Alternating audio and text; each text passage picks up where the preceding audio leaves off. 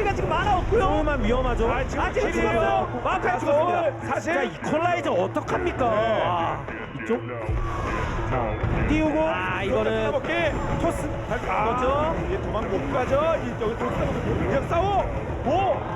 발키가 전면. 엑사이 왔어요.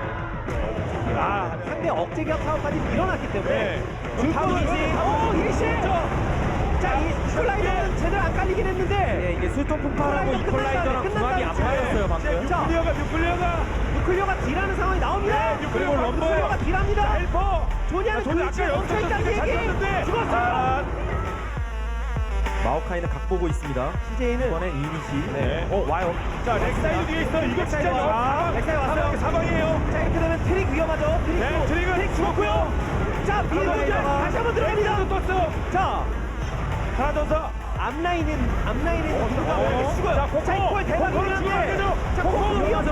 코코 죽었어요. 고전사. 그리고 다시 일하서 왔거든요.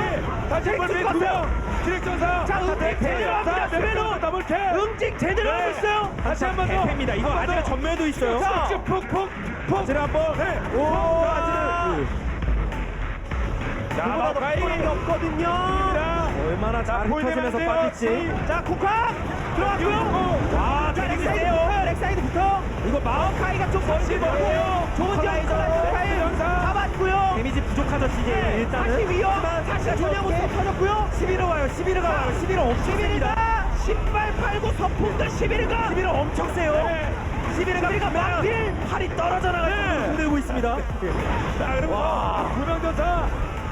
그렇죠. 11을 거의 다 왔어요. 11을 거의 다 왔어요. 수호천사 11이에요. 마오카이도 수호천사 있고요. 네.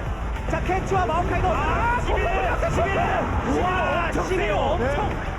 유클리어 지금 데미지 핵폭발입니다 지금. 그리고 물어서 긁어. 11은 프리딜.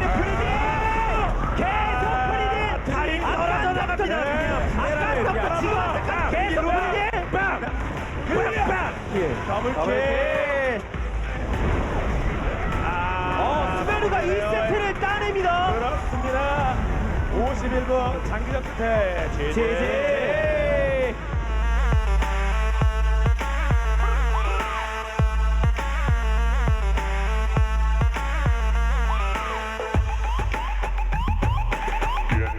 Get low when the whistle goes.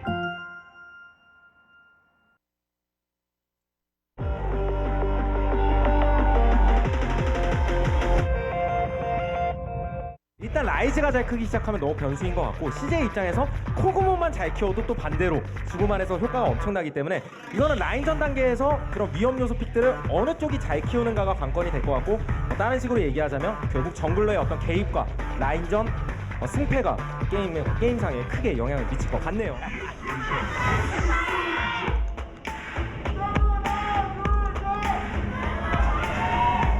렉사이 뒤쪽. 이갱킹 날카로워요. 길게 한번 뚫고 자, 전면은 써. 전면 아끼고 싶어. 하지만 써야겠죠. 체력이 전면. 전면 좋았어요. 더 가까운 목숨이 날아갔습니다. 멀기 때문에 위험하죠. 선전면. 하지만 했나 봅니다. 아까 아끼다가 죽었거든요. 자, 대차. 타고 안으로 들어갔죠?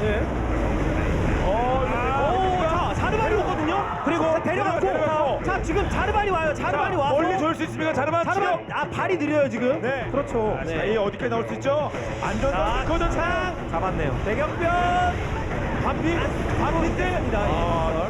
이대로만 계속 가도 시대 입장에서 아쉬울 게 아예 없어요.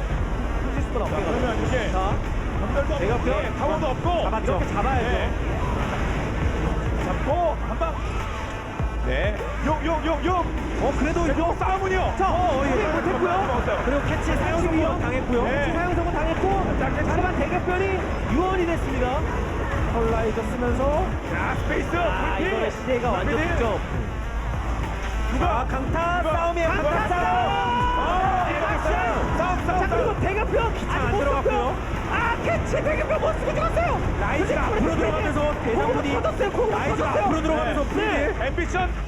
자, 사실 자, 여기서 어떻게 되나요? 네. 여기서 라이즈 오기 전에 여기서 라이즈 라이즈 대장군. 메라는 한번 라이즈가 분노의 라이즈예요 네, 지금. 앰비션 자, 아진 있고요. 네. 분노의 라이즈. 콜키 라이즈 있어요. 뭐 합치면서 일단 예. 타워가 한 번 더 숨을 고르게 주죠. 바텀 1차가 아직도 있어요. 네. 자, 타워 4개 깨졌고요. 순간이동 이니시예요. 싸움.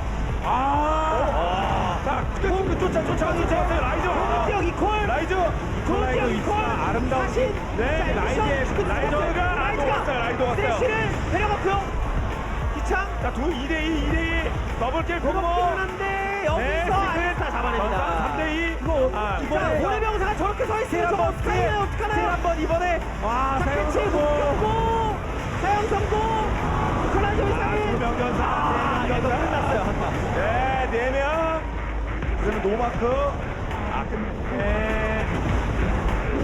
네, 한번 그러긴 하겠습니다만, 못 버티죠. 5명이 때리는데. 어떻게든 한 명씩 나와서 네, 시간 끌기. 네, 번갈아가면서 죽어요. 네, 그러나 네, 이번엔 네, 넥서스를 깨면서 GG.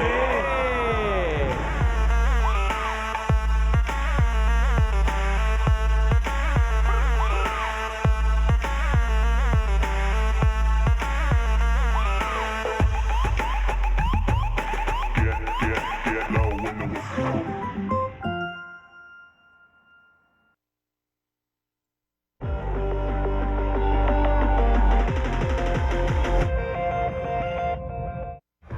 일단 CJ는 미드 이즈리얼 해 우리가 조합으로 확실하게 카운트 칠게 이런 생각으로 첫 2픽 그리고 3, 4픽 막픽까지 이렇게 구성했다라는 생각이 듭니다. 조합 딱 봤을 때 굉장히 위력적이고 이즈리얼이 한번 상대 과감한 돌진에 몰리기 시작하면 할 게 아예 없을 것 같아요.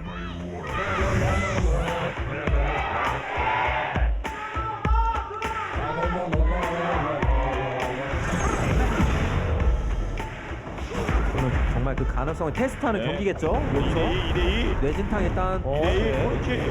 호구모 다 와요. 이거 싸움 커지는데요. 예. 싸움 커져요. 해가 유채학 키고 달려와서 네. 스톱. 하나 잡고. 자 그리고 트리가 안 죽습니다. 하나 더 잡아야죠. 볼카 이것도 죽었어요. 이렇게 되면 안 맞았어요. 그래도 전멸 있어요. 네. 말씀하신 대로 전멸 버티 끝냅니다. 투표까지 다 좋네요. 그러면 드래곤이라도 빨리 가야죠. 렉사이가 그러면 들어가면 소울은 킬. 네.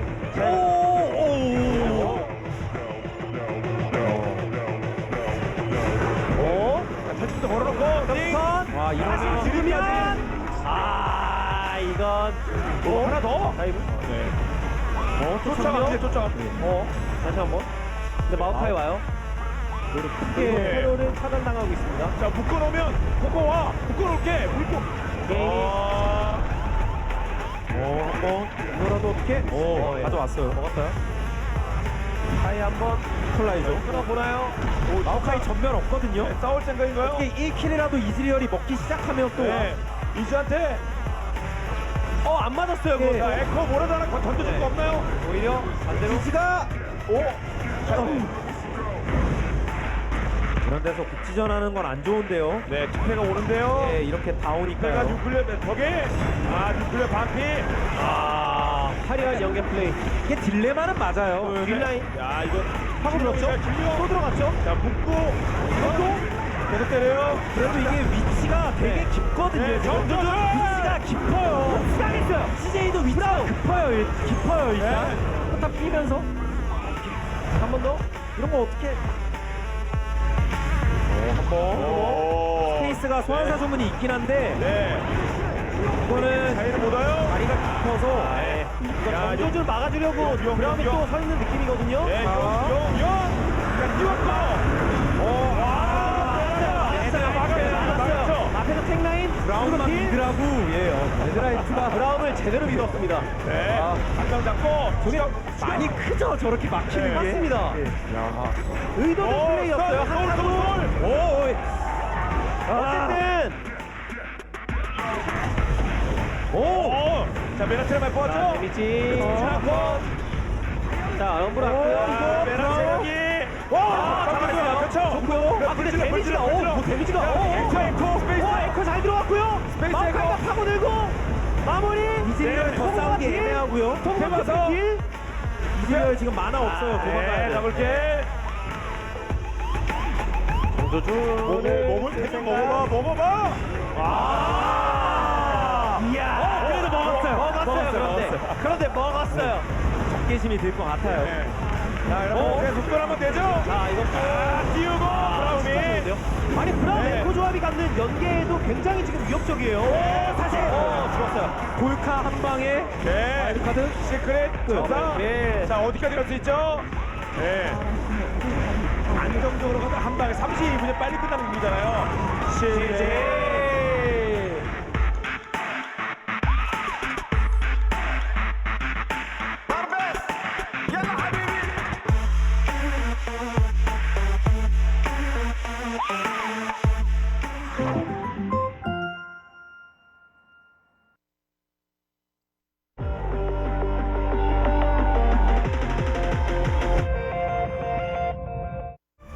KT 로스터나 지네어 그리윙스나 약간 상대를 보고 맞춰가는 느낌이 많이 들었습니다. 핵심이 될 수 있는 밴만 딱 해주고 그리고 나머지 챔프폭 싸움 한번 해보자 이런 생각으로 짜여진 조합인데 KT 로스터가 조금 더 안정감은 떨어지더라도 활용면에서는 앞선다라는 생각이 들긴 하거든요.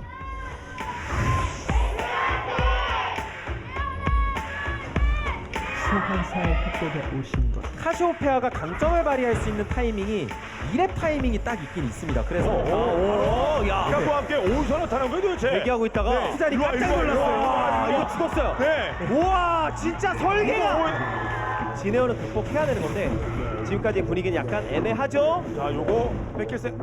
반피. 이게 쪼이고 있죠? 네. 카시가 내려오고 마오카이 올라가고 다시 오고요. 쪼이기 아직 전면 없어요. 앞살 죽었어요. 네. 그런 식으로 가야 될 것 같고 터점을 레턴. 안쪽으로 들어왔어요. 들어왔어요. 수간이도 타고니다. 마음차이가 먼저 없죠. 나는 아직 못 왔고요. 나는 이제 우리 네. 나르가 와서 이제 에로가 뒤로 가기 시작합니다. 운동 왔어요. 네, 에로. 시공간 붕괴하면서 넘어가. 게임이 이거 여기서 대패하면 완전 네. 게임 터질 건데요. 쫓아가면서 나그네 쫓아가면서 자, 스매시간 넘어오면서 사슬 챔집. 제이를 잡았습니다. 세명 전사. 제이들 상대로 스코어. 쓰레시. 왜냐면 타고 오래요. 와, 이거 시공간 붕괴에도 세 명이 때리고 저기는 시간을 돌려도 의미가 없어요. 네. 여기 들어갈 겁니까 KT? 이거 뭐예요? 일단 지금 시공이 패치집 걸렸고요. 네. 또 반격을 에로, 프리즈, 에로, 프리즈. 코그모가 정치를 아까운 데서 프리즈. 네. 그리고 트레이스를 못 끊습니다. 트레이스 위험. 그러면 누가 딜? 에로가 좀더 기다려 내가 간다. 에로. 네. 서포.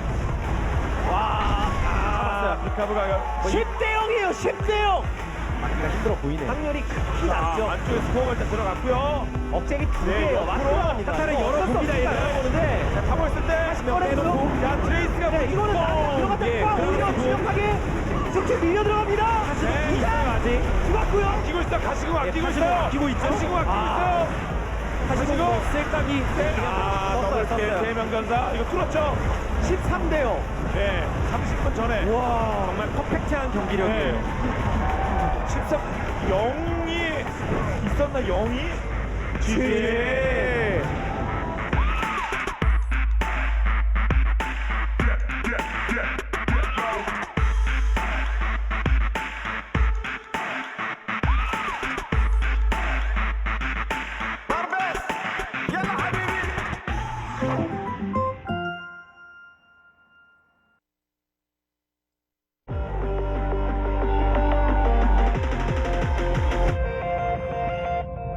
빅토르는 뭐 어디에 들어가도 좋죠. 그런 만큼 지네어 조합은 네. 빅토르를 중심으로 그러니까 다소 싱거운 느낌은 있거든요. 그러니까 너무 무난하고 안정감 잡혀있다. 그 싱거움에 조미료를 쳐야 되는데 그 조미료 역할이 다시 한번 등장한 나르 같은 픽이에요.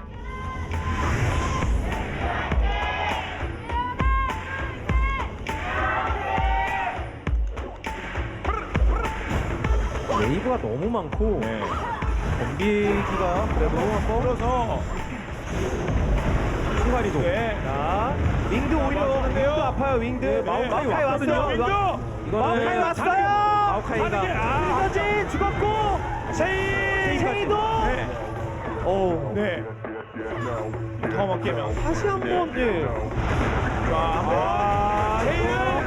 긁어주는 것까지.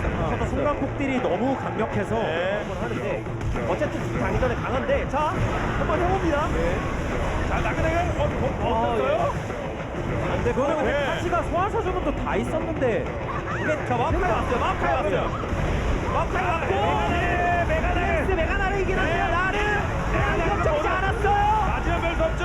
아니 마오카이가 공도 없는데 막 들어가요. 네, 썸데이 공도 살았고요. 없어요 막. 불명전사. 이제 왔어요. 에로 이거 아니다. 예. 자, 윙드 지속적으로 갖고 있죠? 또 달리기 빠르죠. 화영씨. K 위험하죠. 제이. 드래곤 오히려 지금 지려가 돈이 더 많아요. 네. 그리고 싸움은 안 되는데요. 마오카이. 싸움은 안 되는데요. 마오카이가 빅토르 쪽 잘 들어갔고요. 그렇게 격추. 메가나를 벽궁 잘하고 나를 나를 이렇게 에로우가 힘차게 구매를 네. 더블킬. 묘목이 쫓아와요. 네. 불고 세 명 전사. 어떤 거죠? 썸데이. 들어오는 걸 환상적으로 받아쳐야 될 것 같습니다. 네. 벌써 막 반피. 때려요, 벌써 반피. 네. 에디션 보고 있어요. 다시도 윙드. 시공 감독이 빠지로 들어갔어요. 그렇죠. 그 시간이야 비면 적. 아이고. 지레어 완전 네. 멘붕 왔어요. 두 방이 죽었거든요. 네.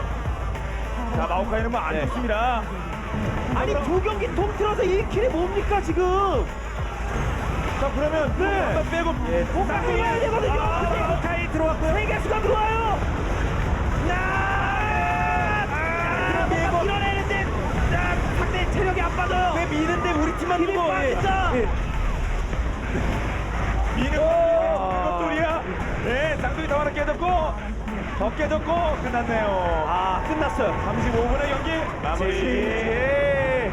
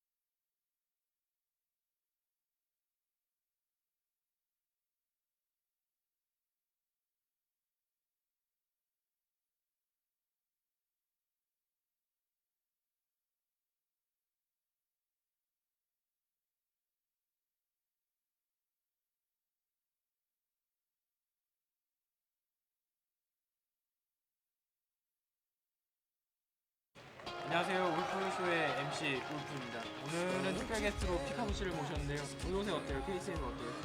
테이스팅이 뭐 다 좋은데 저는 전체적으로 SK랑 비교해보면 밥이 다른 것 같아요. 밥이? 네. 밥이 어떻게? 대회 전날은 무조건 고기. 고기. 아니죠? 찐 야, 거 여기 진짜 좀 나 큰 지금 거 같아. 턱선이 지금 어, 끝났어 좀 그냥. 풀었어. 나 진짜 형처럼 되면은 진짜 조만간이야. 나좀 처음에는 그렇게 될 줄 모르고 먹었어? 오늘이 서프 대결이잖아. 그치. 그런 쪽으로 많이 관심이 있잖아. 이거 지는 사람이 좀 나락으로 떨어질 것 같거든. 그러니까 형이 요새 입지가 좀 나도 없어. 한번 좀 형이 입지가 안 좋아. 너는 지금 나- 떠오르는 태양이잖아. 나 한번 성공해 보고 싶어. 형 한번 무슨 일자? 어디 것까지? 나도 한번 가보자. 안 돼, 형. 아직 지금 3년째야. 안 돼. 잘 봅시다. 아, 뭐해. Today's matchup. SK Telecom T1, KT Roaster. Two Tigers, Anarchy. 2015 Spenu League of Legends Champions Korea Summer.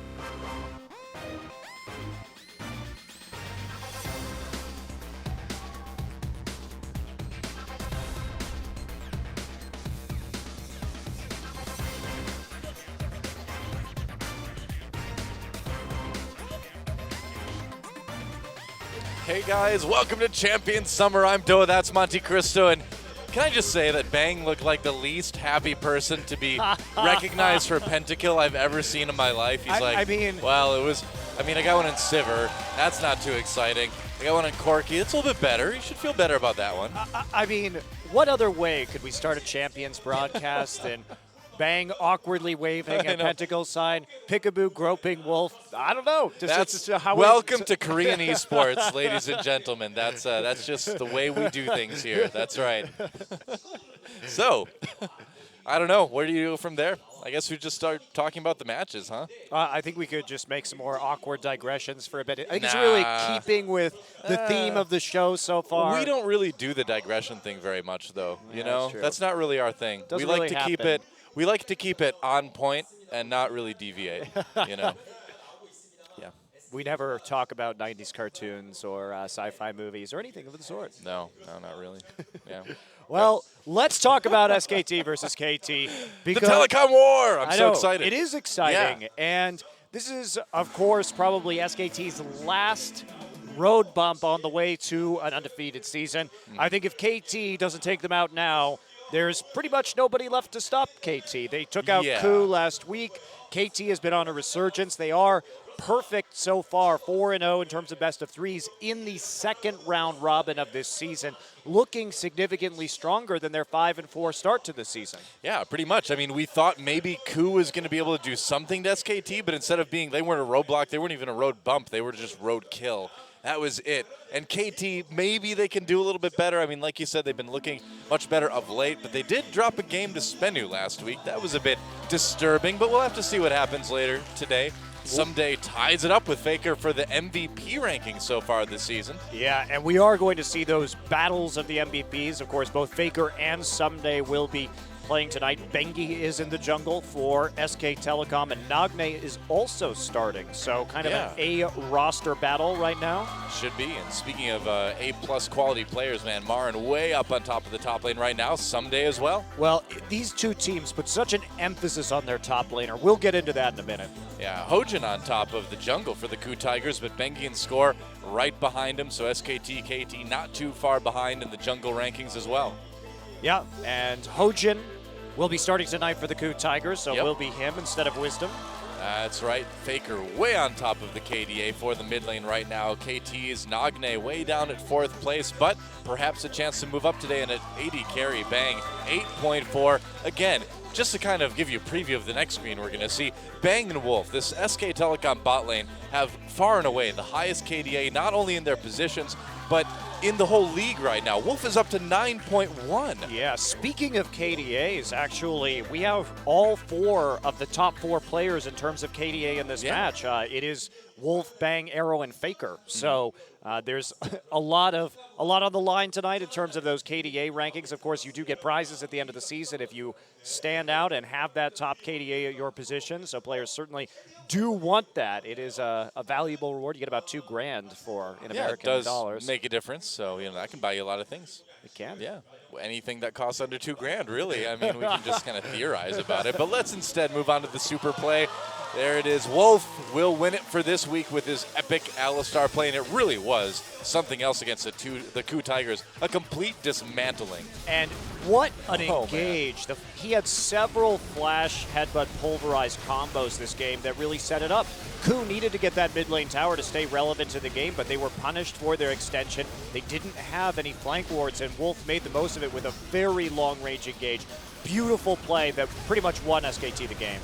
It's actually kind of surprising he didn't get 3 people there. It was like an epic dodge right at the end. But either way, it was devastating. Yeah, and not only that, he had multiple great plays in that game. He won MVP in both games against KOO. Wolf definitely looking like a top player as we take a look at our rankings. That's right. Well, SK Telecom, not much needs to be said about these guys. 13-0 on the season, undefeated, yet KOO and KT right now tied up at 9-4 apiece. If KT can somehow, some way, 2-0 tonight or win it all, they'll move into second place over KOO Tigers. Could make things very interesting going into the gauntlet at the end of the season. Yeah, and KT, part of their 4-0 streak right now has been wins over Jin Air, Najin, and CJ. So they've pretty convincingly taken out all the teams below them in the rankings at this point. And of course, our second match tonight will be the KOO Tigers looking for a little bit of revenge after SKT stopped their 8 best-of-3 win streak. Yeah, and I think Rebels Anarchy is going to be the perfect punching bag for KOO Tigers to take out their aggression after that loss last week. Rebels Anarchy not looking so good. KOO Tigers should have no trouble there, but let's start talking about our teams in our first best-of-3 of the day. There they are, SK Telecom on top of the league, on top of the world. And I don't think they're going to be slowing down anytime soon. Yeah, they're just having such an amazing season. They have 3 players in the top 3 of GPM, FLICKR, Bang, and then Marin. Marin, again, still, I keep saying this, but still ahead of every other AD carry in mid in terms of gold per minute. That's not Bang or FLICKR, his teammates. Yeah. So you can see how much, in terms of resources, gets funneled into Marin.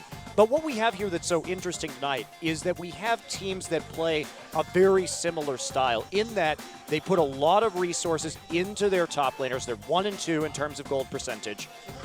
And both teams have a kind of more reserved bottom lane that is basically there just not to die and to supplement damage in the team fights, but more of a reliance on their solo laners to actually carry.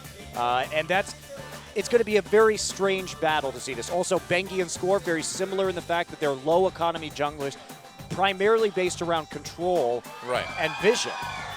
Well, FLICKR up against Nagne today here. Nagne's been playing much better lately, but he's really going to need to step it up if he wants to have any chance to take out FLICKR. Yeah, he will, but at the same time, FLICKR, we talk about his champion pool, 11 different champions this season, but we look at Sunday on the other side, 12 different champions. So we have these 2 very versatile players, not going head-to-head. Yeah. But as you're saying, Nagne, when the last time we saw FLICKR play against Kuro got wrecked.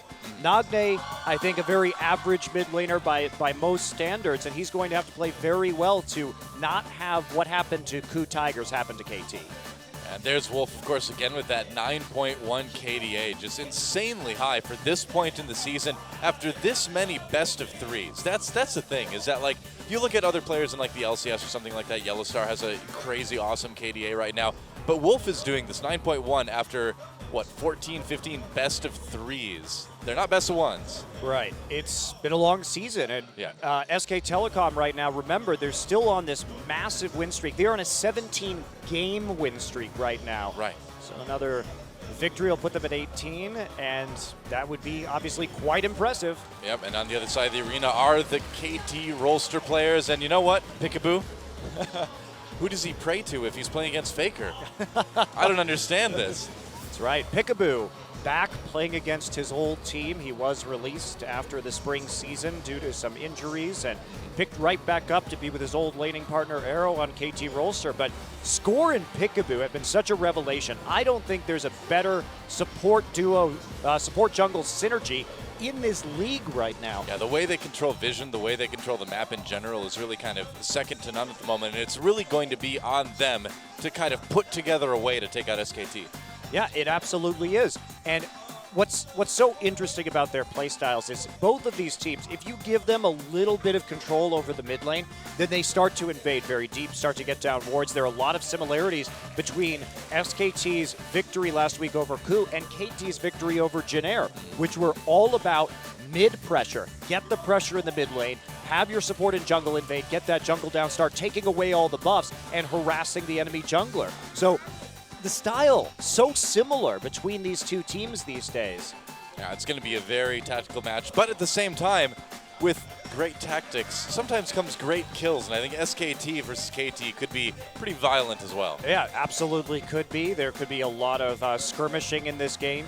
And I think, of course, the real X factor is FLICKR versus Nagne. FLICKR, he actually doesn't get that much of his team's gold.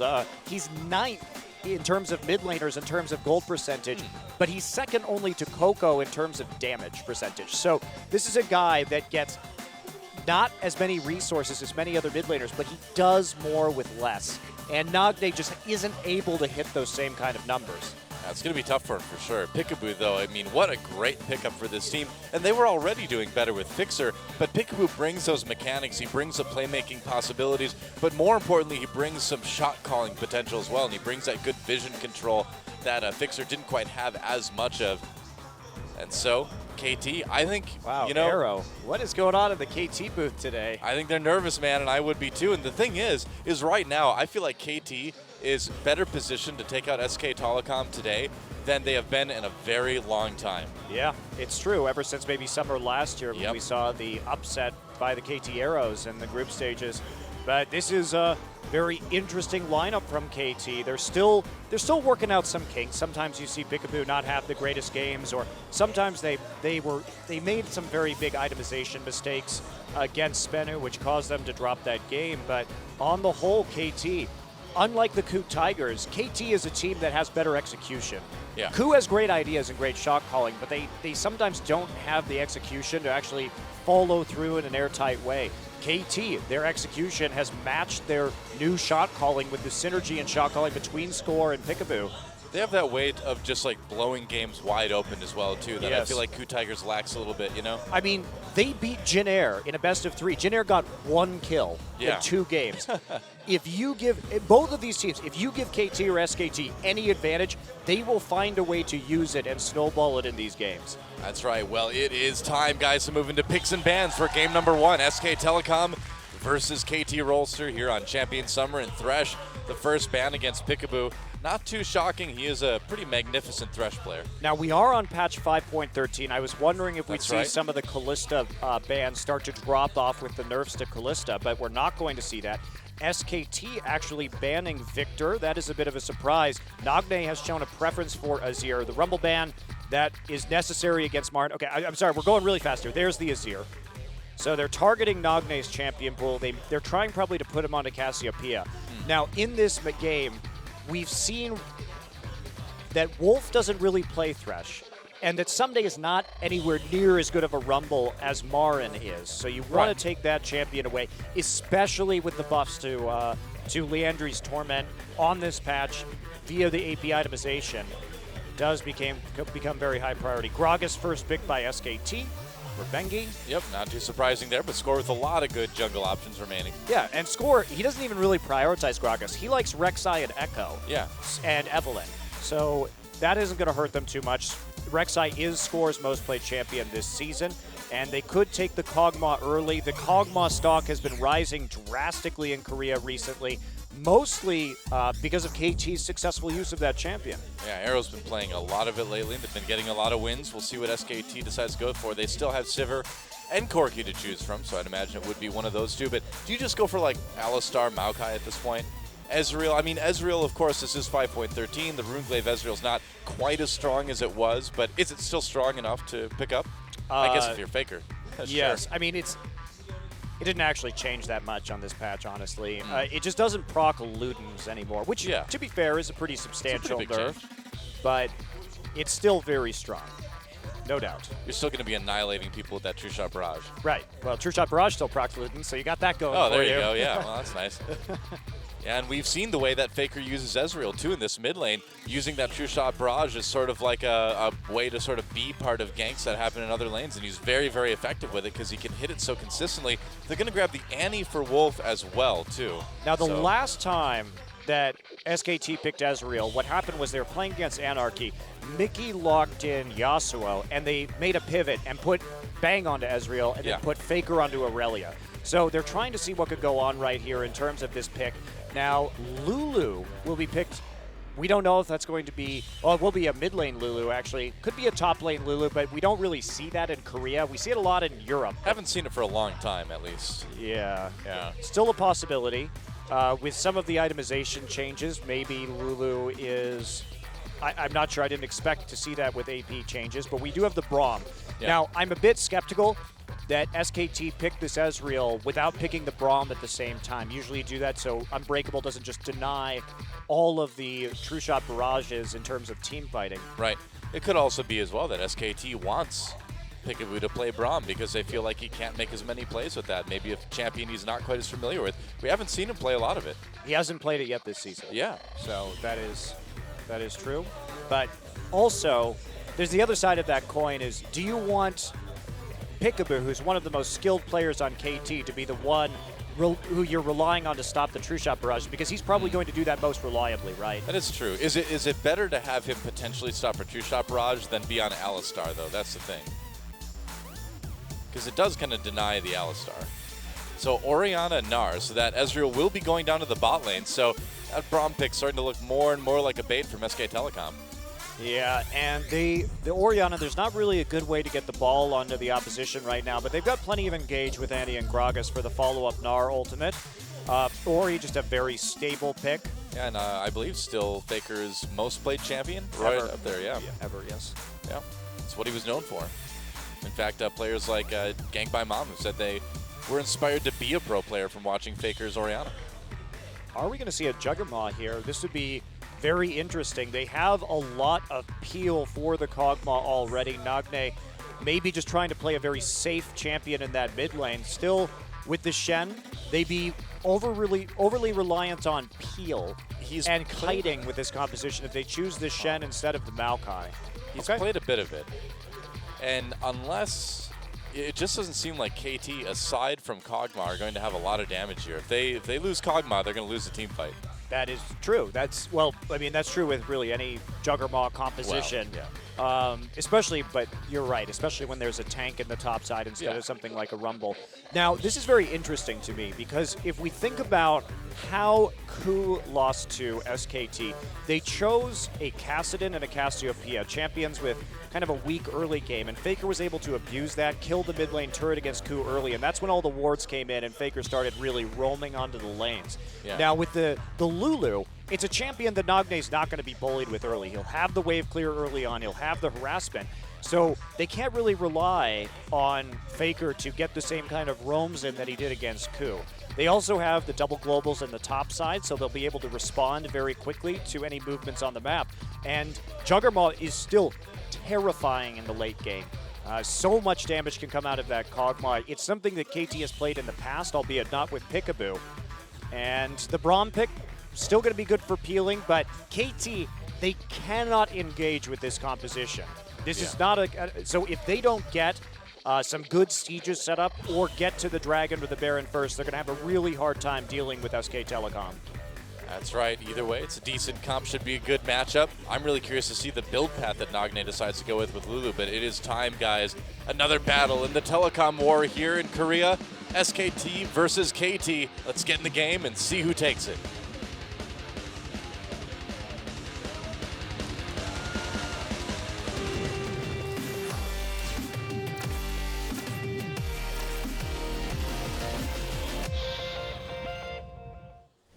All right, welcome to Summoner's Rift.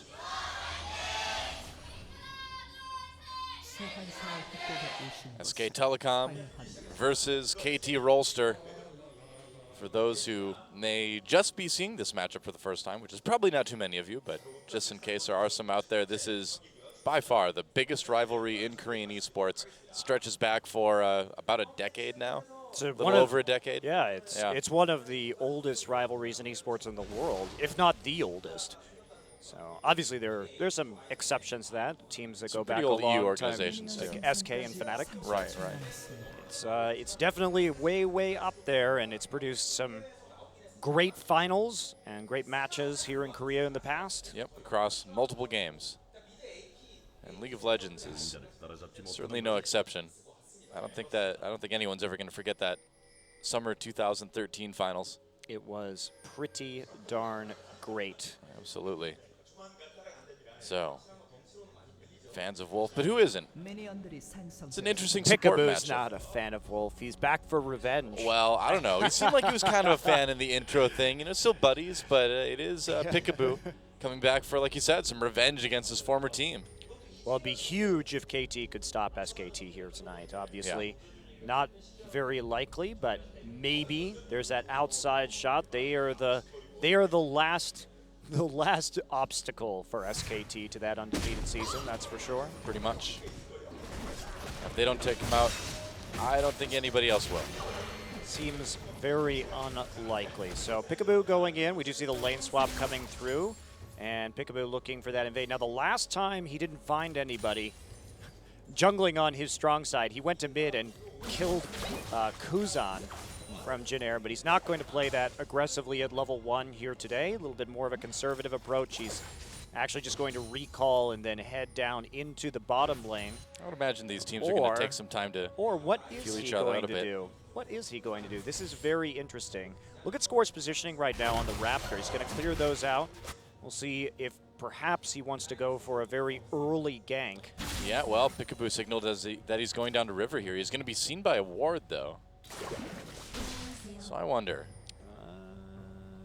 They see that. Okay, so it's pinged out. They see the ward placed down by SKT. So he's going on an early pink ward mission, actually.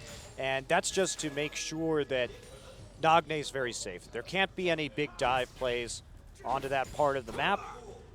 And he will now just help out Sunday, deal with this minion wave in the bottom side. That does help.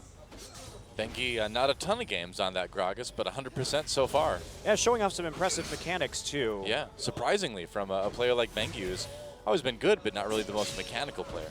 Yeah, his flash body slams have been very good. Now, Score is going to see them with the ward. Add that trinket ward, fortunately, because Wolf and Bengi were not moving, and there was a stun loaded up, so that's not going to be a kill onto this vulnerable Kog'Maw here. In the top side, Arrow just going to be content with the wave pushing back towards him. Peekaboo is going to be pretty helpful for Someday in terms of helping getting him a bit of farm. Oh, nice taunt onto Bang. Peekaboo coming in as well, too. Bang has to Arcane Shift away, loses quite a bit of health, and that was like a max range taunt. You got to be a little bit careful when you go in there. Yeah, I'm wondering what kind of build Bang is going to be going this game, because there's a lot of different choices you can make on Ezreal, clearly. If he's going to go and get greedy for a blue build, try and scale into the late game with a tier, or if he's going to go be doing something with a little bit more immediate impact, because you have to be, SKT does have some nice scaling here. Against a team that's so crazy strong in the late game with that Kog'Maw, though, wouldn't you want to try to get an edge early? Yeah, and also the dive from Ezreal, too. I mean, Someday with this Shen could dive Ezreal if he has a tier early in this game, which might make it a little bit more, even more difficult to play. We'll see what they do. Wolf down to bot lane now to help out Bang. You know, I'm going to be watching Peekaboo this. Uh-oh, Wolf and Bengi on the invade. Peekaboo's there. Score's going to get some damage down. Wolf only level 2. Peekaboo level 3. Nice Q for Peekaboo coming in. There's a knockup from Score as well. This could be first blood. It will be. Goes to Score. And Bengi comes back in again just for a bit of harassing. But Peekaboo, man, max range Q for that slow. Did a lot.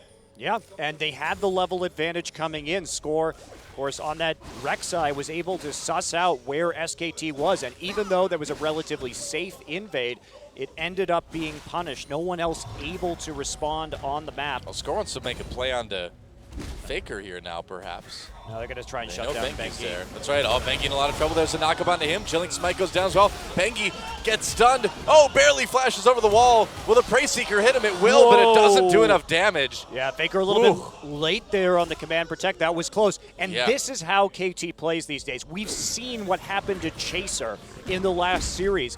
Once they actually got the ball rolling, they became this invasion force that would repeatedly force Chaser off of objectives, force him to blow his summoner spells, and they just absolutely took over the enemy jungle. And in a lane swap, it really enables KT to play this way because Peekaboo and Score can just be everywhere. Wow, well, a great start for KT already. SK Telecom looking a little bit flustered, a little bit shut down. And against a team that Oh, he's going tier. Yeah, this seems really risky. It is. He's going to be pretty inefficient against the Kog'Maw here as they come into lane. He's going to have a long ramp time, and again, the possibility of a dive once Shen hits 6 is very concerning, I would say, for Bang here. He's going to have to play very safely. Now, they have good wave clear, so they can turtle for a while, but how they're going to kill Arrow in this game, it's going to be really difficult to actually finalize the kill onto the Juggernaut. Bengi is basically going to have a great ultimate because Wolves will just be cleansed with a QSS late in the game. So he needs to isolate the Kog'Maw and then collapse on him. Yeah. Well, for now, things quieting down a little bit. Yeah, Phage start here in the top side from Marin, so it looks like he wants to be able to kite out the Shen in the lane and constantly use his range advantage for harass. I just wonder how SKT is going to be able to do as far as the early dragons go. If they're going to be able to contest those as well with that tier start. It's going to be hard.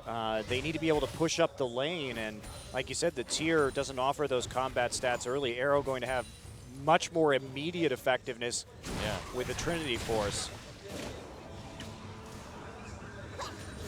Marin pushing all the way up to the turret, which is to be expected. Shen, of course, with not exactly the best wave clear in the game. Wow, Bang taking a lot of damage. Wolf comes in. True Shot Barrage skims across Peekaboo, but doesn't do a whole lot of damage. They tried to go for a kill there on the support, but didn't quite connect. Scores here. He's just going to clear out a ward as his Raptor buff is triggered.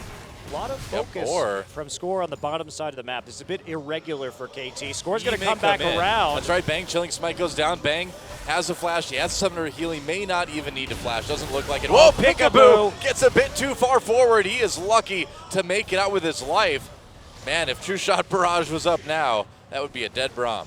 That was incredibly risky from Peekaboo. He's lucky to have lived through that. He also used his flash right there, but they got the Summoner heal and the Ignite out of SKT, so it was a net win on that trade.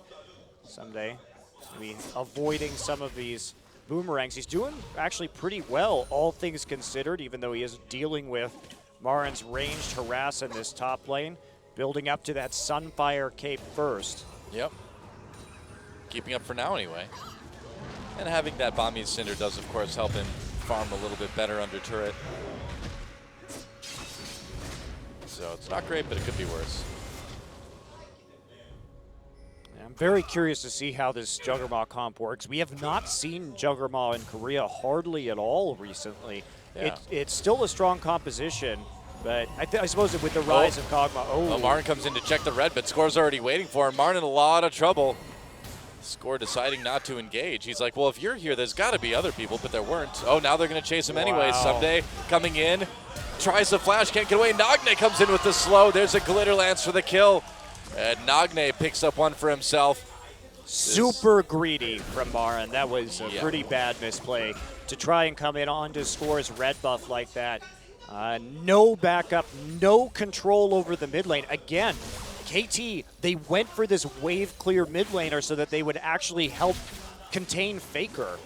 And that is paying off in the fact that Nagne had the faster roam. Peekaboo was also in the mid lane at the time, so pretty big, you don't know where Peekaboo could be. Peekaboo could have been in the enemy jungle, or by the red buff too at that time.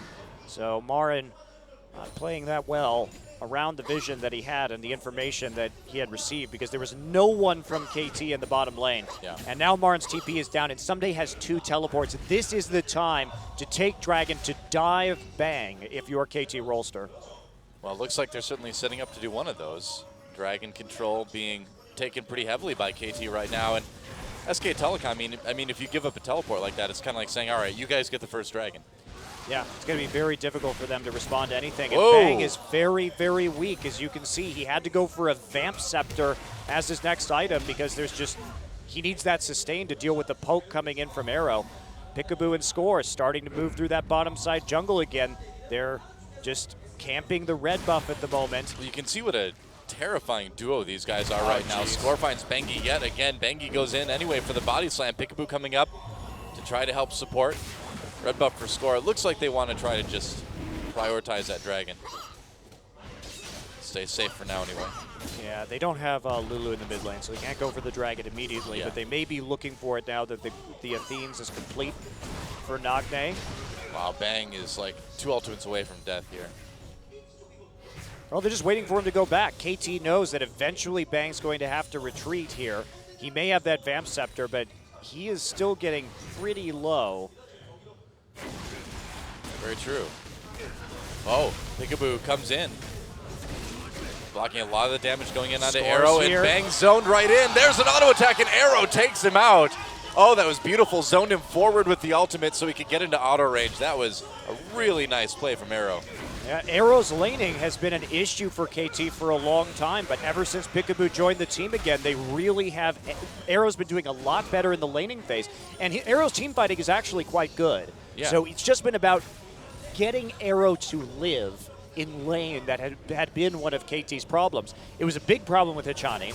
It was then made better with FLICKR, and FLICKR has to flash out of the Chilling Smite. Yeah, makes it out, but does have to burn that summoner.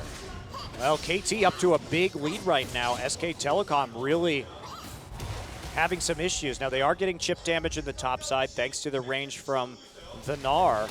I'm a bit surprised that KT hasn't played more aggressively when it comes to the Dragon, but see if they just want to wait this one out. I'm a little bit surprised they just didn't take it after they killed Bang, you know? Oh, looks like they're going in now. Score could be in a little bit of trouble waiting for that shockwave. There's the stun. Score gets out through the tunnel before the stun actually affects him. Yeah, they saw the Glitter Lance go down, and then what they wanted to do is bounce Score into the enemy team, but they draw out his flash and a tunnel in the end. Peekaboo just everywhere on this map. Yeah. He actually used his Glacial Fissure in topside. Huh. Trying to make a plan to Marn, but it looks like it didn't work out. Yeah, KT needs to do something more than this. They've had this teleport advantage. Sure, they've been doing well. They've been getting the invades, but they need to start taking objectives with it. Looks like Peekaboo used his exhaust and Score used his flash. Well, Score used his flash in mid, but it looks like Peekaboo used his exhaust up in top too. Yeah, so Summoner down as well as the ultimate. Remember, KT does not have reliable engage. They have to use flash to engage with either Shen or Rek'Sai or Braum. So they have to have objective priority. They need to be there first so they can kite and force SKT to engage on them. Or they need to set up a siege. Now they could just be waiting for the Trinity Force spike onto Corki or onto Kog'Maw. I'm just so used to saying that with Corki. To do that. But they're in a really good position right now, and they need to be more aggressive. Well, speaking of aggressive, Marn has been able to aggressively poke down that turret quite a bit. Oh, Someday coming in with the taunt, though. Marn needs to be careful here. He's got no Mega Gnar. He may have overextended here. Flash for Someday, and he gets the kill in the 1v1. Marn playing things way too dangerously today. Yeah, he is. Not a good day for Marin so far. Already 2 deaths. He's trying to work up into that Black Cleaver. He's got it now, but that's not really going to help his team as Score comes in onto Bengi. Yeah, who got the red buff. Looks like Score was able to pick it up, I believe. Bengi pops him away with the ultimate, though. Looks like they'll let him go, but that's going to mean potentially a big dive here in bot. Bottom tower's down now. Pings down onto the Dragon. Yeah, here we go. Teleport up for Marin. So we could try to do something here, but I think they're just going to have to give this one over. He's a Black Cleaver Gnar. SKT cannot teamfight this right now because what is he going to do? Bang doesn't have any damage yet, so even if he shreds, there's no synergy early in this game. What SKT is saying, with their Black Cleaver purchase, with their tier purchase, we want a long laning phase. We want to just farm this out. We want to get advantages, but the problem is Marin's already behind because he's been making questionable plays. So this Black Cleaver is going to take forever to do something against Someday. Someday's probably just going to build a Randuin's Omen next and call it a day. Yeah, I mean, that's really all he needs to do against a team like this. And Marin's still continuing to push. If he can get down the turret, that'll help SK Telecom catch up a little bit in the gold at least. The turret is low. Yeah, playing a little bit more safely now. They don't know where a lot of the members of KT are at the moment. I really think that this KT strategy coming against SKT, this is definitely from them a reaction to what happened between Ku and SKT with the Lulu pick. And they tried to ban Nagne out, so if he can make it work, then that might be enough. Oh, nice flash play. body slam. Nagne manages to get out with his own flash, though. It's close. That was actually a really tricky body slam. Came in at like a 90-degree angle. Well, FLICKR would have been able to land the shockwave. That would have been potentially a dead Lulu. And Nagne able to flash out over the wall. Score in the mid lane right now. They're looking for some sort of edge. Actually, they're not. They're playing Nagne instead of edge. Well, maybe that's why they're looking for him. They're like, we've got Nagne. Where's Edge? Where's Edge? I think right now Nagne's a better choice, though.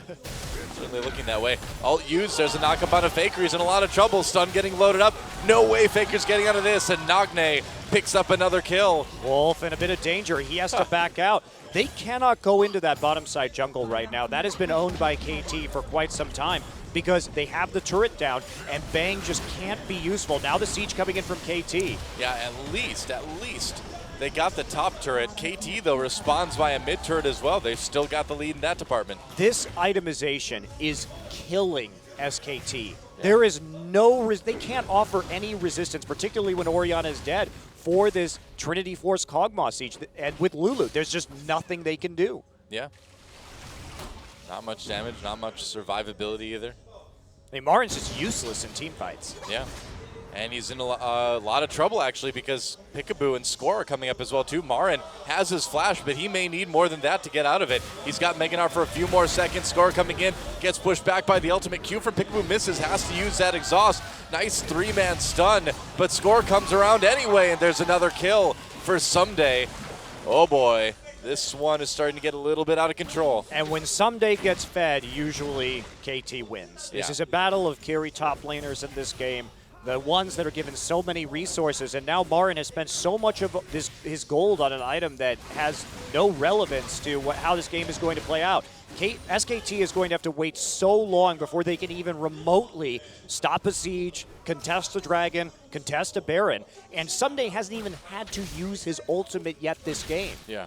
We're nearly 20 minutes in, and that hasn't even been a factor. KT is simply outplaying SKT all over the map. That's pretty impressive stuff. If SKT manages to win this one, it's going to be one of the better comebacks we've seen this season. Well, I mean, they came back in that game against Jinair. Oh, they definitely can. But the difference in that game, Doa, is that game there was a Rise, played by FLICKR, and they had scaling. They had an advantage in terms of scaling. That's arguably, they do have the Orianna, which will do more damage late game than the Lulu. But the Kog'Maw is clearly going to be much more useful than the Ezreal for the foreseeable future, probably for the rest of this game. So it's not so clear-cut that SKT is going to have a major late-game advantage. I'd agree. FLICKR's going to be handed over this blue buff, it looks like. Dragon up in a minute 45, and KT already getting a little bit started with the vision around that. This tier is a big problem. Yep. Starting to get a little bit of damage, but it's still going to be a long time. The Trinity Force may have been the better pickup here. Certainly, I mean, the blue build is strong late, but getting there can be a bit of an issue. And now Nagne just back here for wave clear central. That tower not really taking any damage whatsoever yet. Yeah, pretty much, and SKT has to retreat for now. They were trying to get it because they need some sort of control to actually contest this next dragon, but... Well, speaking of control, all this jungle control has been letting Arrow just push up bot lane really far. Yeah, he knows Peekaboo Peekaboo and Score are there to back him up if he needs it. Bengi. Yep. Oh, Bengi could be in a little bit of trouble here. There's the knockup. Arrow trying to do some damage. Wolf coming down to try to save him, but Arrow still gets the kill with a direct hit ultimate. More damage onto Bang as well, too. Arrow is just already getting so fed. This is pretty much the worst possible eventuality for SKT is that the Juggermaw, the Cogmaw gets super fed in the early game, and they're taking away another buff. KT playing that same level of lights out League of Legends that we saw them go against Jin Air. And the crazy thing is that, for the most part, KT makes very safe moves. They know when they have pressure in the enemy jungle, and it's all Peekaboo and Score who set this up. Marin's still trying to push to this top lane. He's got to do something, but someday pretty powerful at the moment. Taking some decent chip damage, though. All right, so SKT's plan is, okay, well, at least we can win the 1v1 between Gnar and Shen. We can maybe hold on to this, and we may not fight Dragon, but at least we can get a gold, get back even in gold if we start taking some more turrets. Well, speaking of fighting Dragon, it is up right now, and SKT positioning a little bit near the mid lane. They've got to warn the Dragon bit, so they should know when KT starts it. Teleport, though, not up for Marin. Yeah, they just want to draw out, basically they want to draw out a TP from Shen so that they can actually do something about this tier 2, or not. Actually, Marin just walking down into the enemy jungle to take Raptors right now. They know where he is. Wow. Interesting. Well, KT with a good position again around the Dragon Pit. Marin's recalling an award. And SK Telecom, they see that. And they're just going to push up mid lane as well at the same time. Yeah, they really want this mid lane. KT, there we go. Wow, Arrow. Well, very aggressive, man. The Juggermaw is here. I guess so. Has that whimsy on him. Yeah, and that pushes SKT right back, man. KT in a great spot to try for this Dragon now. Yeah, they released Marin from the top lane too. Instead, he just caught a wave in the bottom side and is starting to push that out. So Marin just trying to get gold so he can be tanky enough to deal with the Cogmaw. Good work. I mean, if they can get enough stuns and crowd control onto the Cogmaw to kill him, they can still win this game. And what they need is Marin to be super tanky in order to follow up on an Annie or a Gragas ult. KT Smart. going for their second Dragon. SK Telecom may want to fight this, so they're going to go in. Can they steal it? No, not quite. Arrow takes it with Cogmaw. Bengi in the pit, waiting for his cooldowns. Looks like he'll get the chance. And Baker zoning with the ball, and he'll be okay. KT playing their comp well. Just take the objective. Oh, tower going down in top lane. Marin not quite there in time to stop it from the minion wave. Just don't go for the engage. A lot of other teams would lose their head in this instance. They would say, all right, they're still here. We can have this engage now that we finished the Dragon. But KT knows. They just want to get the objectives in tight. They have no reason to fight SKT. They can keep getting Dragon. If they can keep sieging with the turrets, that's how they win this game. Yeah. Play smart. Force SKT to engage into you. Play your comp properly where you kite with the Juggermaw and don't overcommit. Because if you overcommit, if that Cogmaw gets too far forward, there's enough crowd control at SKT that Cogmaw dies, and then everyone on KT dies. Well, that's dangerous. That the later this game goes, as they try to go in on Marin, the later this game goes, the higher SKT's chances of coming back are, because all they need to do at that point is win one big team fight.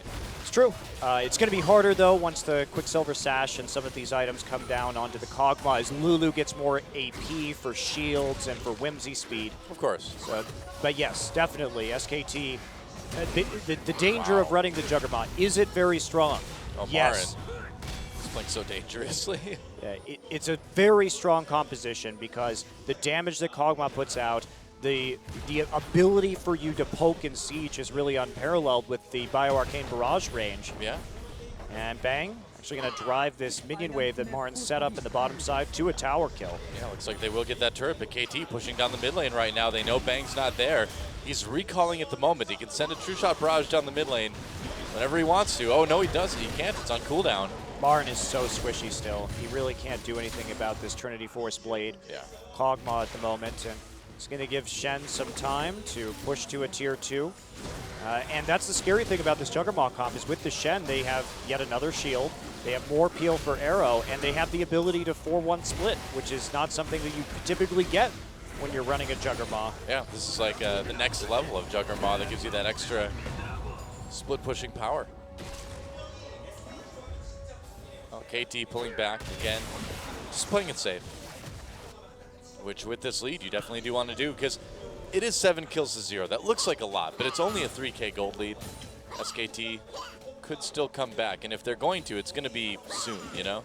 It's the Dragons that SKT really has to be concerned about right now, because KT will just play a very patient game around the Dragon for as long as SKT allows them to do so. I mean, now that Bengi has the Aegis, you know, now that FLICKR has a Seraph's Embrace, Bang has a Muramana, you know, they're finally maybe getting some items to contest this.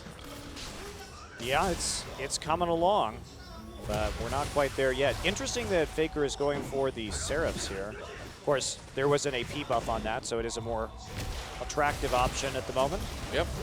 Just has a ton of mana on this Orianna, but again, it's another stacking item. SKT, their decision here. Oh, on to Bang. Bang, Arcane Shift over the wall. Bengi body slams. Peekaboo goes through, tries to make a play with that ultimate. Takes a lot of damage in return, though. Oh, but look at all the damage coming in on Bang. True Shot Barrage does nothing in return. And they're just going to go onto this red buff. I think this is really interesting from SKT. They picked double tiers as soon as they started losing this game because, of course, FLICKR went Chalice first. And their answer is, we just need to hold long enough to scale. We're going to pick a bunch of big scaling items. Yeah. Or we're going to try and keep you split up with this Black Cleaver in the top side. And we just need to wait you out. If we can get to 45 minutes, we're going to have all these scaling items. We're going to be in a better position to deal damage. Can they hold out? They're doing a pretty good job so far. Yeah, they're doing about as good as you could be expected. I mean, I think we'd see a lot of other teams in this situation kind of crumble at this point. And the needle hasn't really moved on that gold lead No. that KT has. It's still at about 3 to 4K. It's not insurmountable by any means. It's just the Dragon. That is the big question mark right now, because if SKT can't get a Dragon or two, they're still going to be staring down the barrel of that 5 Dragon stack. And that is extremely dangerous. Even this next Dragon is very important. KT needs that movement speed for their kite comp. This next one is definitely one SKT wants to take. They've sent Bang up to the top lane, though, to try to handle this Shen and push back the wave for now. QSS is done. Yep. Oh, going in onto Bengi again. Stun on the score from Wolf. So they're going to avoid the gank there, but that's going to give KT a chance to come in and clear the pink ward, get a little bit more vision down. And with a minute left, Bang's going to have to push this lane quickly and then get back into position for this Dragon. Interesting distortion enchant on this someday instead of home guard. That, well, he'll have his flash up for more reliable engages to tie up the back line if he needs to, but that is... Makes sense. Yeah, that's a bit different. Well, you don't see a lot of home guard Shen engages with teleport, do you? No, you pretty much just want to hit your stand united. Crab walking as fast as he can, you know? So I think you do have some flexibility there. Well, Peekaboo going for the Righteous Glory on Braum too. That's going to give them just another option. So even though their composition doesn't allow for a lot of primary engage, some of these item decisions from KT are going to affect that. Now, Righteous Glory was nerfed in 5.13. Yep, longer cooldown. Yep, less health. Less health. Less health not as important on a support, but the cooldown does make a big difference. Yeah, you do have to be a little bit more judicious when you use it. Oh, Wolf may be caught here. Yeah, well, he's got the stun. He has to use it. That's going to mean maybe a kill here. Peekaboo trying to get away. Jumps over to Nagne. Takes a lot of damage. Has to burn that out. There's a shockwave. Can SKT get him the first kill for SK Telecom? And it goes to Wolf. Why didn't Someday ult him? I do not know. That's an excellent question. Maybe they just thought people weren't close enough. Maybe they thought they needed him for the Dragon. But SKT, if there was ever a time for a power play, it is now. Yeah, they need this tower down to help them get control over the Dragon again. Someday still not using his ult this game. Nice dodge from Marin on that taunt. They're not going to be able to get much damage out. Marin is low. SKT just left him. Marin having to flash. FLICKR puts a command protect on him. Is it enough? Doesn't look like it will be. Arrow with another kill. And now KT, are they going to turn and fight? They've taken some damage. SKT in the run. Nice two-man taunt coming in from Someday, and that means potentially more kills for KT. Bang running for his life, but Someday is all over him. Someday with a kill on the Bang, and now they're going to be able to track down Wolf, presumably take this Dragon. Disaster for SK Telecom. Marin's positioning has been a really big issue this game. He was trying to get that harassment down, but he really is playing with fire. Yeah. And it keeps on burning him. He's trying to stay just out of range of KT, and sometimes it looks impressive, but did misjudge that a bit, and the rest of his team had already started to fade down into the bottom side of the map, and he was still trying to harass. So a lot of overcommitments this game from Marin. Yeah, well, you know what they say. If you play with Sunfire Cape, you're going to get burned. That's exactly what he's doing this game. Yeah, they were all going for the Dragon, down to the Dragon Pit right there to try and get control. Everybody turns around to try and help Marin out, but Marin was nowhere near to being Mega Gnar, having that survivability. Some bizarre miscommunication for SKT this game. It's not something that we see a whole lot. Well, that really hurts. KT gets that third Dragon. That's pretty much what they needed to prevent. And the Dragon stacking continues 9-1. Finally, SKT picks up a kill. It is on to Peekaboo. Not exactly who you want the kills on right now, unless you're me. But it's something. Well, Last Whisper going to be coming in soon. Marin still with only that one armor item, no other armor items to speak of, so it hasn't really slowed Arrow down to go third item QSS this game. Yeah. Wolf still waiting on his own righteous glory because Peekaboo is just a whole hell of a lot richer than him. Yeah, those assists will do that. Seraphs is done on to Faker now. So is the Death Cap. So this Orianna really starting to ramp up. Meanwhile, Nagne opting for the Death Cap into Luden's Echo for some more poke damage. But otherwise, pretty standard builds here. A little bit surprised by the tier build on Faker, but I think under the circumstances, it is somewhat warranted. I'm really curious about how much damage this Lulu is going to be able to do in the late game, because Death Cap does give you more percentage AP now. Even if the needlessly large rod does a little bit less AP overall. Yeah, I think that's. We'll see how it goes. I think it's more damage from the Death Cap than before, though. Well, obviously, it just depends on how many other AP items you have. But yes, at this point, it can be. So, well, looks like KT really want to maintain some presence as they push down. Look at this coordination. As soon as Arrow hits the turret, that's when Peekaboo and Score move in to cut off that entryway in front of the turret so that they get some free auto attacks down. KT just incredibly well coordinated. Yeah. If they get into trouble in the jungle, Arrow can just walk in easily and vice versa. They can protect him very quickly if they need to as well. And is it time to start baiting Baron, I wonder? They've got the vision right now. Absolutely, and they're Juggernaut. They can take it very quickly. Here we go. There, the ult's going to come in. Arrow. Going after Bang. Bang taking a lot of damage. Wow, they forced TP. That's huge. Had to flash out of it, too. Yeah, Marin teleporting down. Two-shot barrage comes through. Doesn't do a lot. SKT still lose that turret. Yep, and they just use the wild growth, make sure that Marin, who is coming in with nearly a full Gnar bar and doesn't have that opportunity to get onto them, no point in holding on to it. And now they have TP advantage. Does somebody know that Shen has an ultimate? I don't know, man. It doesn't seem like he really feels the need to use it ever. I mean, he's only really had one opportunity. Yeah, it's true. They haven't had to use Shen ult because Arrow has never been under threat. Yeah. So it's definitely smart to keep that cooldown up because if the Kog'Maw dies, you will lose the game. Yeah, exactly. I mean, I suppose it is better to lose Peekaboo like that. Trying to be cute there with Winter's Bite, but it's not going to work. Yep. And here we are. 5K gold lead. Really hasn't been increased by that much for KT, though. Well, it's gone up 2K, which is not a lot. So SK Telecom way down, but still hanging in there for now anyway. But it's kind of on the edge of being a little bit too late.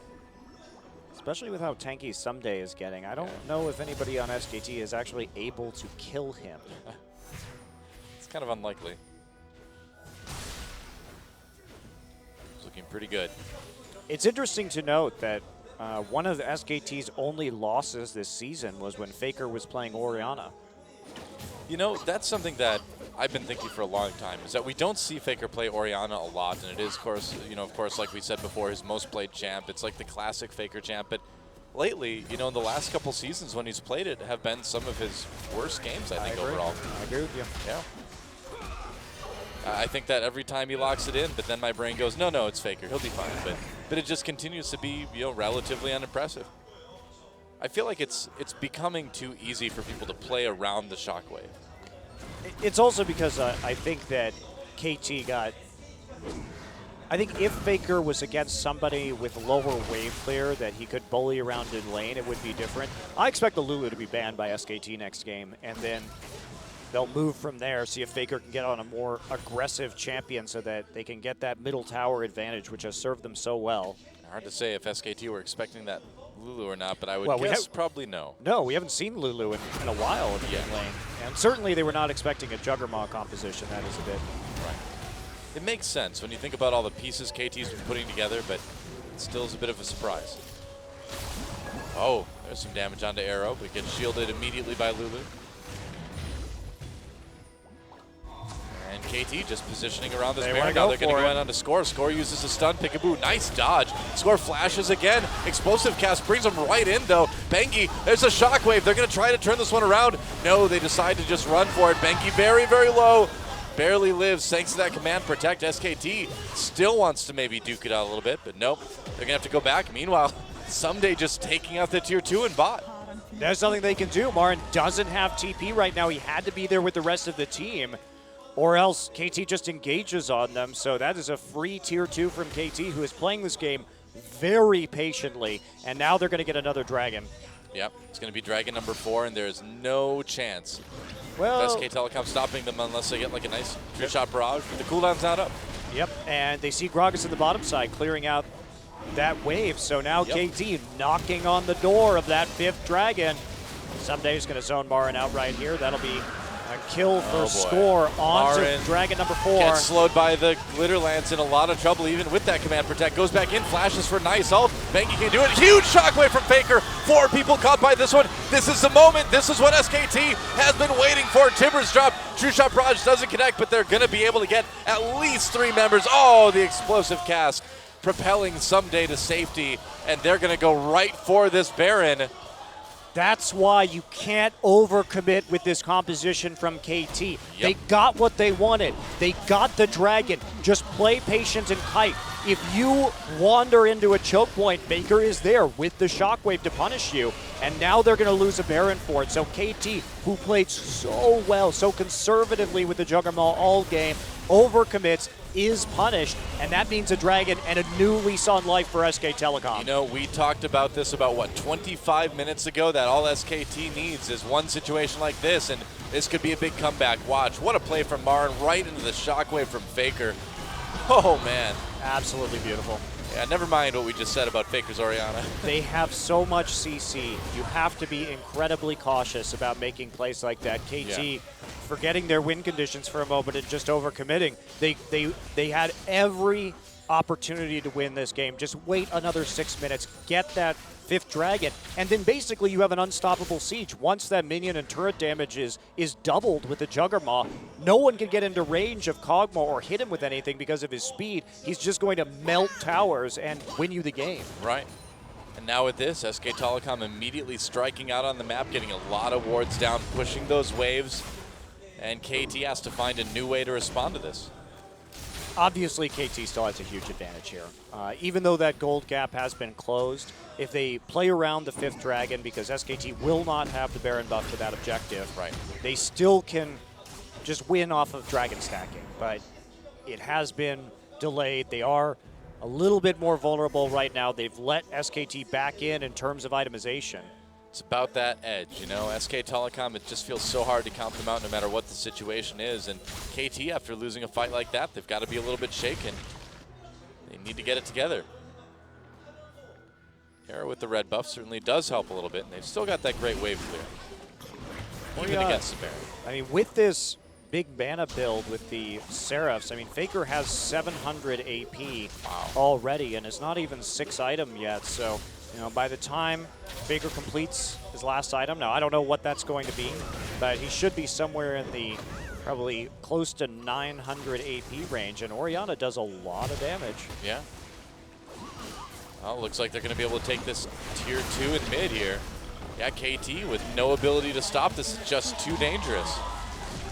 Wow, and SK Telecom really coming back, only 1 turret behind now, only 1,000 gold behind as well. I'm honestly surprised. I really thought it was over. Well, it could have been, Doa. It was very close to being over. It could have been, but very, very, very small mistake from KT. You have to admire the poise from SK Telecom, though, to just say, okay, to gracefully lose that early game and just say we need to just lengthen this game out. Yeah. We need to just build some big stacking items and try and use wave clear and split push pressure with the Black Cleaver to not just straight up die here. But I think KT could have also played it more aggressively. I think they didn't really use the Shen ult to its fullest potential. I think KT is a bit nervous, a bit scared to be playing against SKT, so they did not snowball perhaps as hard as they could have. So FLICKR picks up the needlessly large rod. I do wonder what that's going to be turned into. There's some interesting new options with 513. Oh, taunt onto Marin. And they're going to try to make a play out of this. Marin just hopping away and not going to be a catch, it looks like. Dragon up in 1:45. It is so crucial that SKT takes this Dragon. They cannot let KT get the 5th. Yep, but Baron buff is down, so they don't really have any good way to push into these towers at this stage. Score is there, just trying to stick by the tier 2, at least for the minute. Well, KT did a very good job of warding up their bottom jungle as they were pushed back as well, too. So they're pretty well situated to contest this Dragon as well. They have the vision control, that's true. And so they're not going to be afraid of Bengi, for example. Oh, got to be careful. Oh, he popped back over that wall. Ooh, that was a dangerous glitch. situation, yeah. Hate it when we see that one. I haven't seen that one for a while. I haven't seen that since MSI. Yeah, that's the last time I remember. Fortunately, Bengi didn't die. Yeah, it was a very close call. SKT going to push this bottom tier 2. Score's going to come from the side for a flank. And can they stop it? Looks like they can for now. Arrow is so terrifying at the moment. And he's so damn fast, too. Has Alacrity enchant on the boots. Yeah. So Marin is here someday, locked underneath his turret. Marin really just wants to get some of this tower HP down, but someday is insanely tanky. Dragon in 30 seconds now. This is the big moment of the game. SKT, if they don't stop KT from getting this Dragon, it is over. No way they can stop them. Shockwave brings in a couple people. There's a commitment. SKT comes in. Wolf gets knocked up. Score very, very low. Peekaboo has to flash away. And SKT backing off. Teleport coming down for Marin. Someday used his ultimate to join the fight.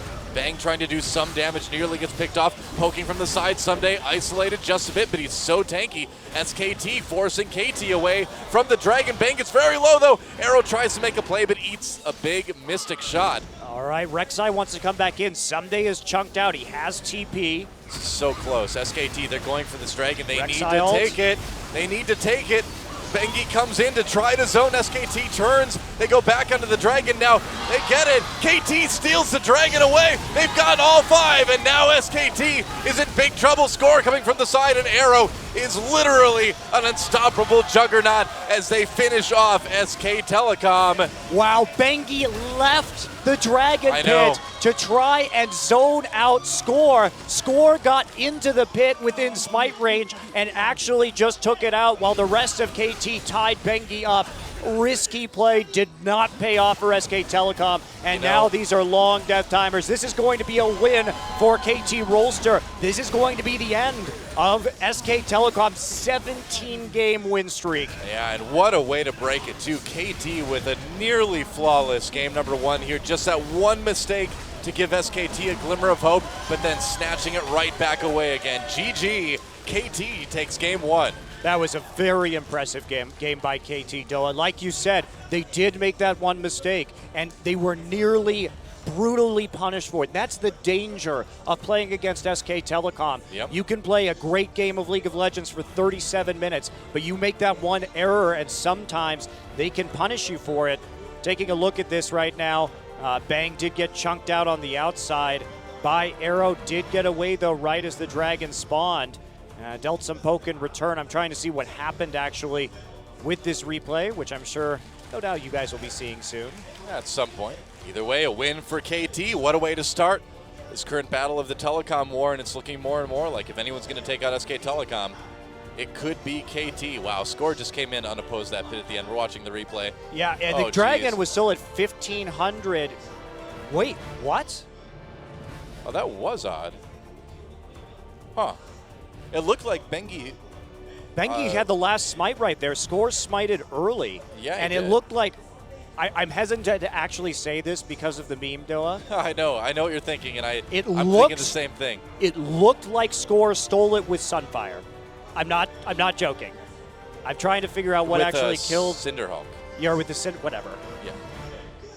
It's so meme worthy. Well, I'm when gonna we want to come see back, that replay again. it really did look like that. We're going to watch it on the break, guys. Don't go anywhere. We'll be back with Game 2 right after this.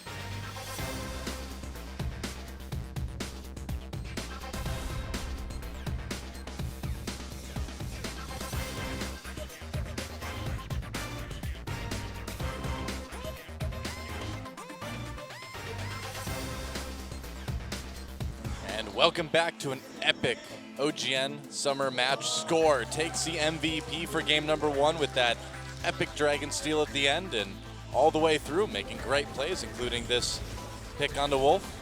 Yep. Very nice early play by Peekaboo and Score, and then getting onto FLICKR right here. Peekaboo with the nice flash play. That was really set up that kill. The Peekaboo Score combo. We talked about it before the game, but it is so good It's right now. ridiculous. Yeah, in terms of plays they can make, control they get over the map, really something else. Yeah, and unfortunately, Score actually did get it with Smite. It wasn't Sunfire. The Cream is dead. Oh. That's okay. It was just a little hard to tell on the first. See right there, I thought the second Smite didn't come through all the way, but it did. I thought I saw him And do that it was earlier, absolutely beautiful, by the way. The 3-man taunt from Sunday with the flash. I Yeah. didn't even see that the first time. Got Bang and FLICKR, and then Giant Kog'Maw comes and eats you alive. Yeah, so KT manages to stack their way to Dragon number 5. And we talked about that going into this game, that was the Dragon stacking, the priority on that objective was absolutely crucial to running this comp with very limited engage. They got it. SKT fell behind early. Marin was very questionable in that last game, made some really bad plays, honestly. Yeah. And so you wonder what's going to happen going into game number 2. You know, obviously SK Telecom is going to do something to prevent that Juggernaut from being played again by KT. You would think that Marin would play a little bit more intelligently. And we'll see if SKT can tie things up. SKT really wants this perfect season. Of course. They have won 20 consecutive regular season best of 3s, dating all the way back to the second round robin of the spring season. It's amazing. It's absolutely incredible. Now, their game win streak has now been stopped at 17. Will their best of 3 win streak be snapped here tonight, too? It would be incredible if KT could come in here and 2-0 them. Yep. Oh, Koma in the booth trying to pep up his team a little bit. An odd position for SK Telecom to be in, down a game in a match. It's also worth noting that this season, this is only their 3rd game loss, but it is their first loss in the first game of a series. That's when they right. lost against Samsung and they lost against Anarchy, one could say maybe they took their foot off the gas a little bit because they were already up 1-0. They had that safety net. Well, there's no net now, Doa. That's right. It is win or have that streak that has gone on for months broken.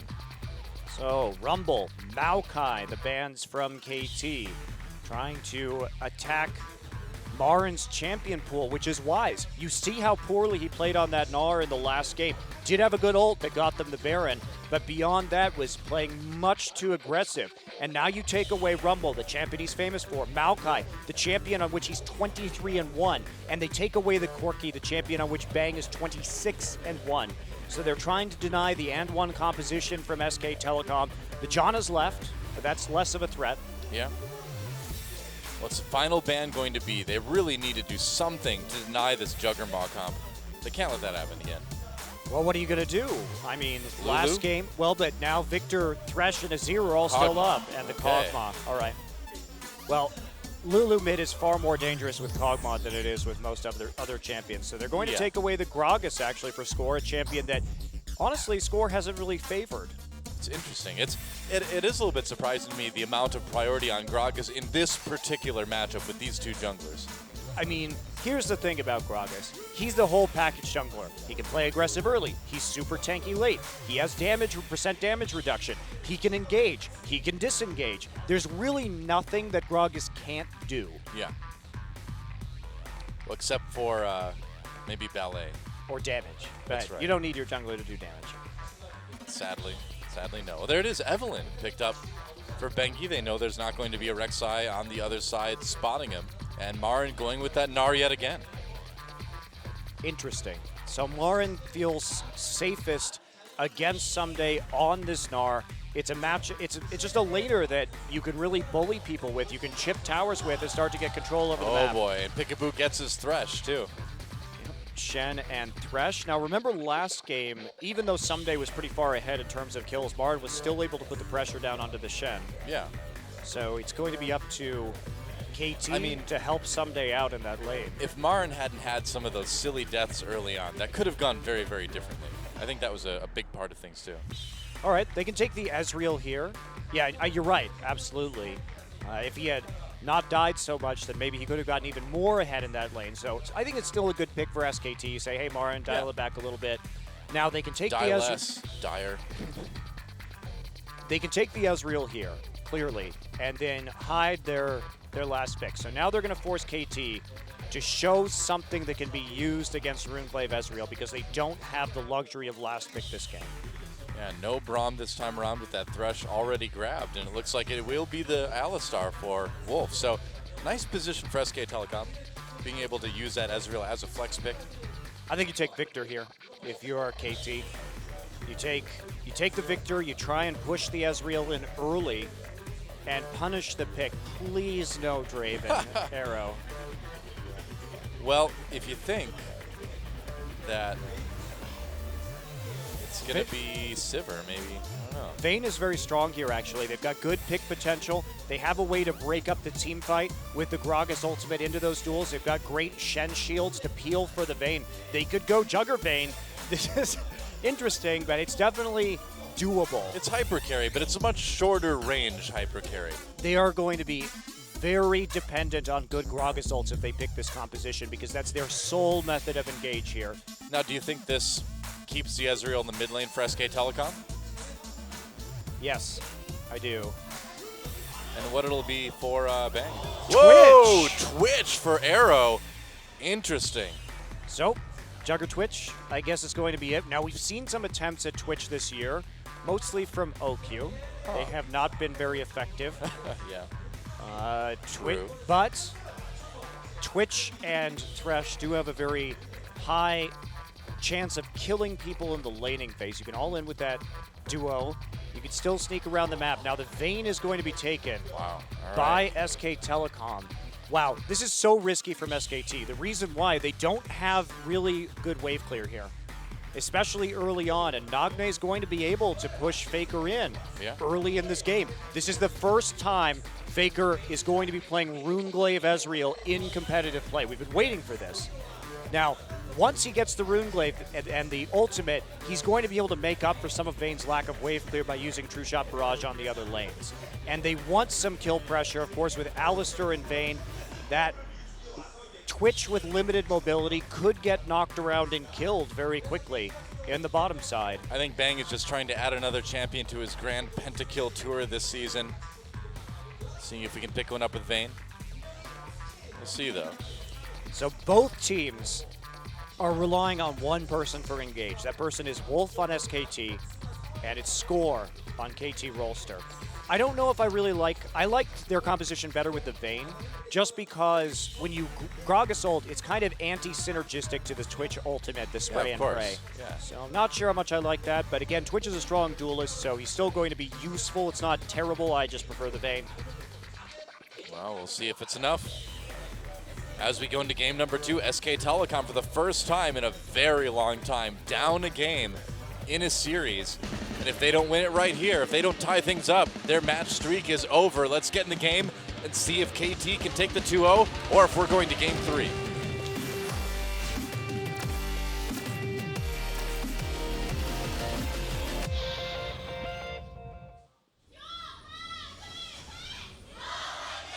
SK Telecom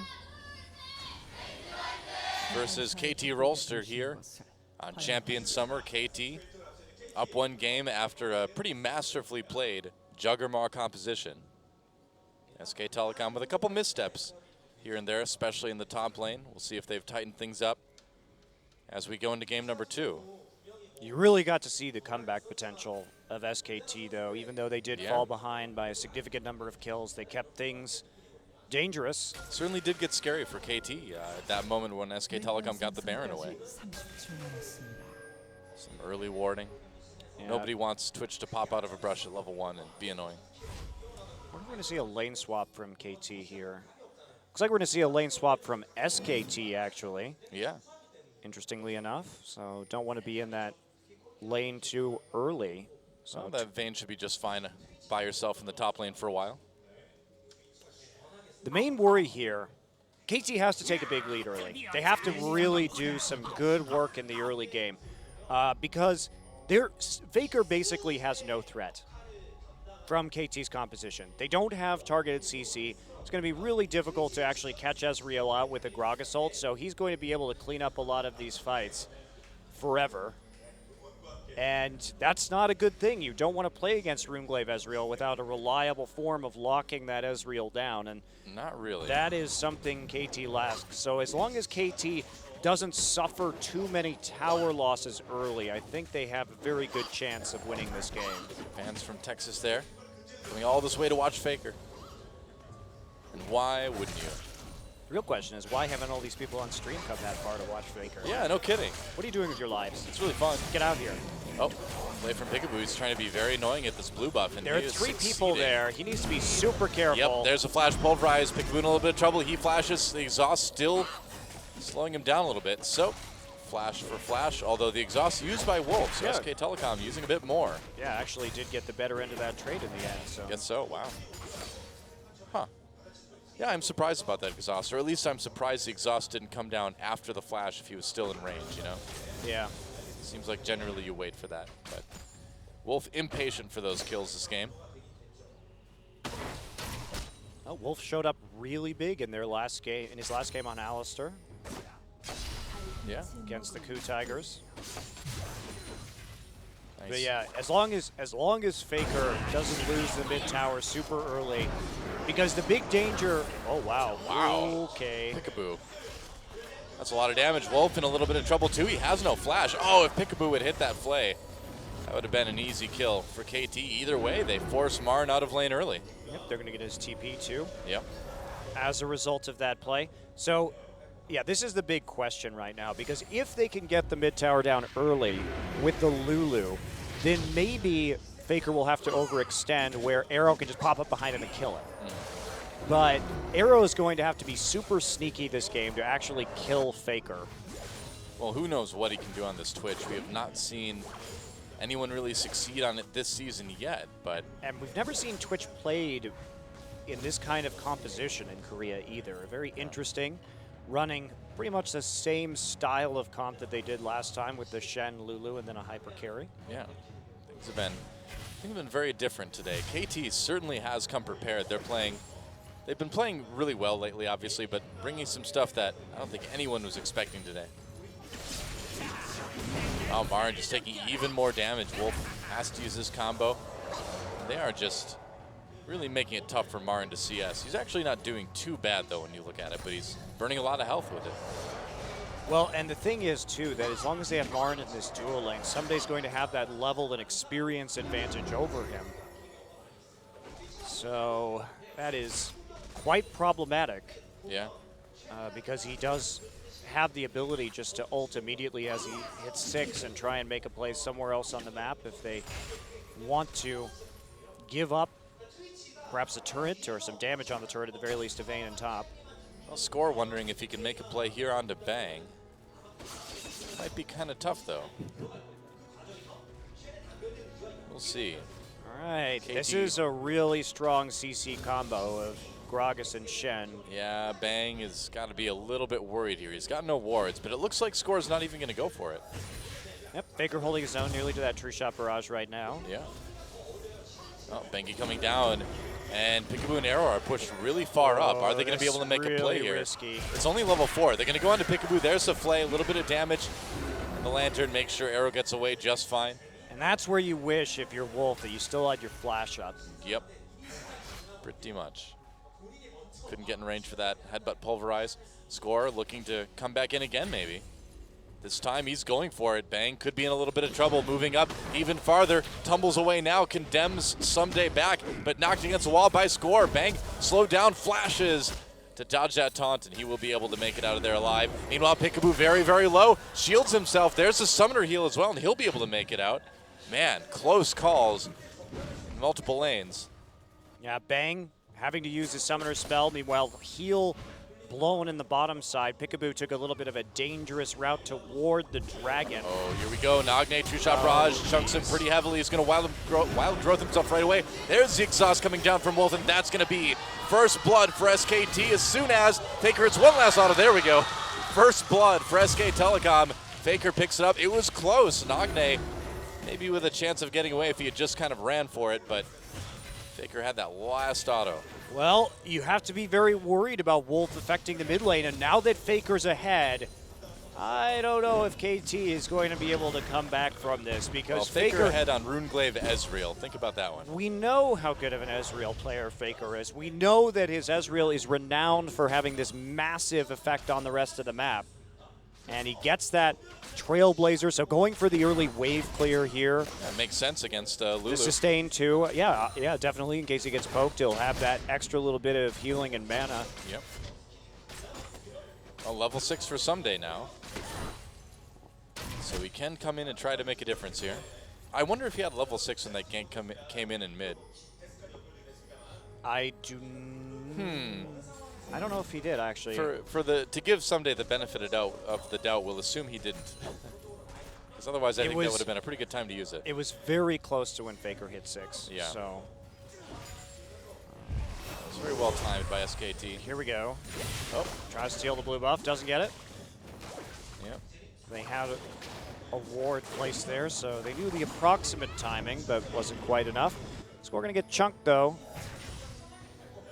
And FLICKR just happily sitting in the mid lane. Bengi going to come by. They want to get some wards into the bottom side jungle, and FLICKR just playing to that side of the map right now, so they can. Oh, no wards going down, just peeking in. Yeah, interesting. Oh, well, no wards for Bengi or Wolf really at this point. Got to go back and buy. Trying to use that Essence Flux as some harass over the minion wave. Yep.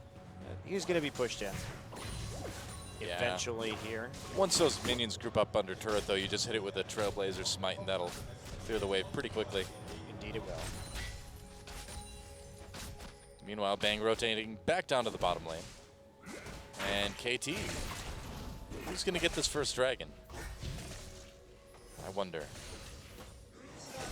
Well, the longer it gets delayed for SKT, the happier they're going to be. Yeah. Don't fight with this Ezreal early. They don't have a lot of combat stats between the two Trailblazers from SK Telecom right now. Two-shot barrage. Score just cannot avoid being hit by that two-shot barrage. Nice check, though, onto the brush. Yep. And now they know that Score is there, so that's some very valuable information about where the enemy jungler is for the lanes. Marin, a little bit behind now that we're seeing them swap back into standard lanes, but Not by a lot yet. yeah, still doing some nice harass onto Someday. Someday fortunate that he was able to pick up some armor before he actually got into the 1v1. Bang lands the stun onto Peekaboo, but there is no follow-up. Yeah, knew that poison was coming in from Arrow, so he was able to sidestep that without too much trouble. FLICKR lurking in the brush. Nice CS lead over Nagne as well, too. Well, Nagne hasn't been able to have that same effect this game. Yep. Amar needs to be careful here. He has no flash. Backing away, taking a lot of damage from this Shen already. Marin did die 1v1 to Someday Shen last game.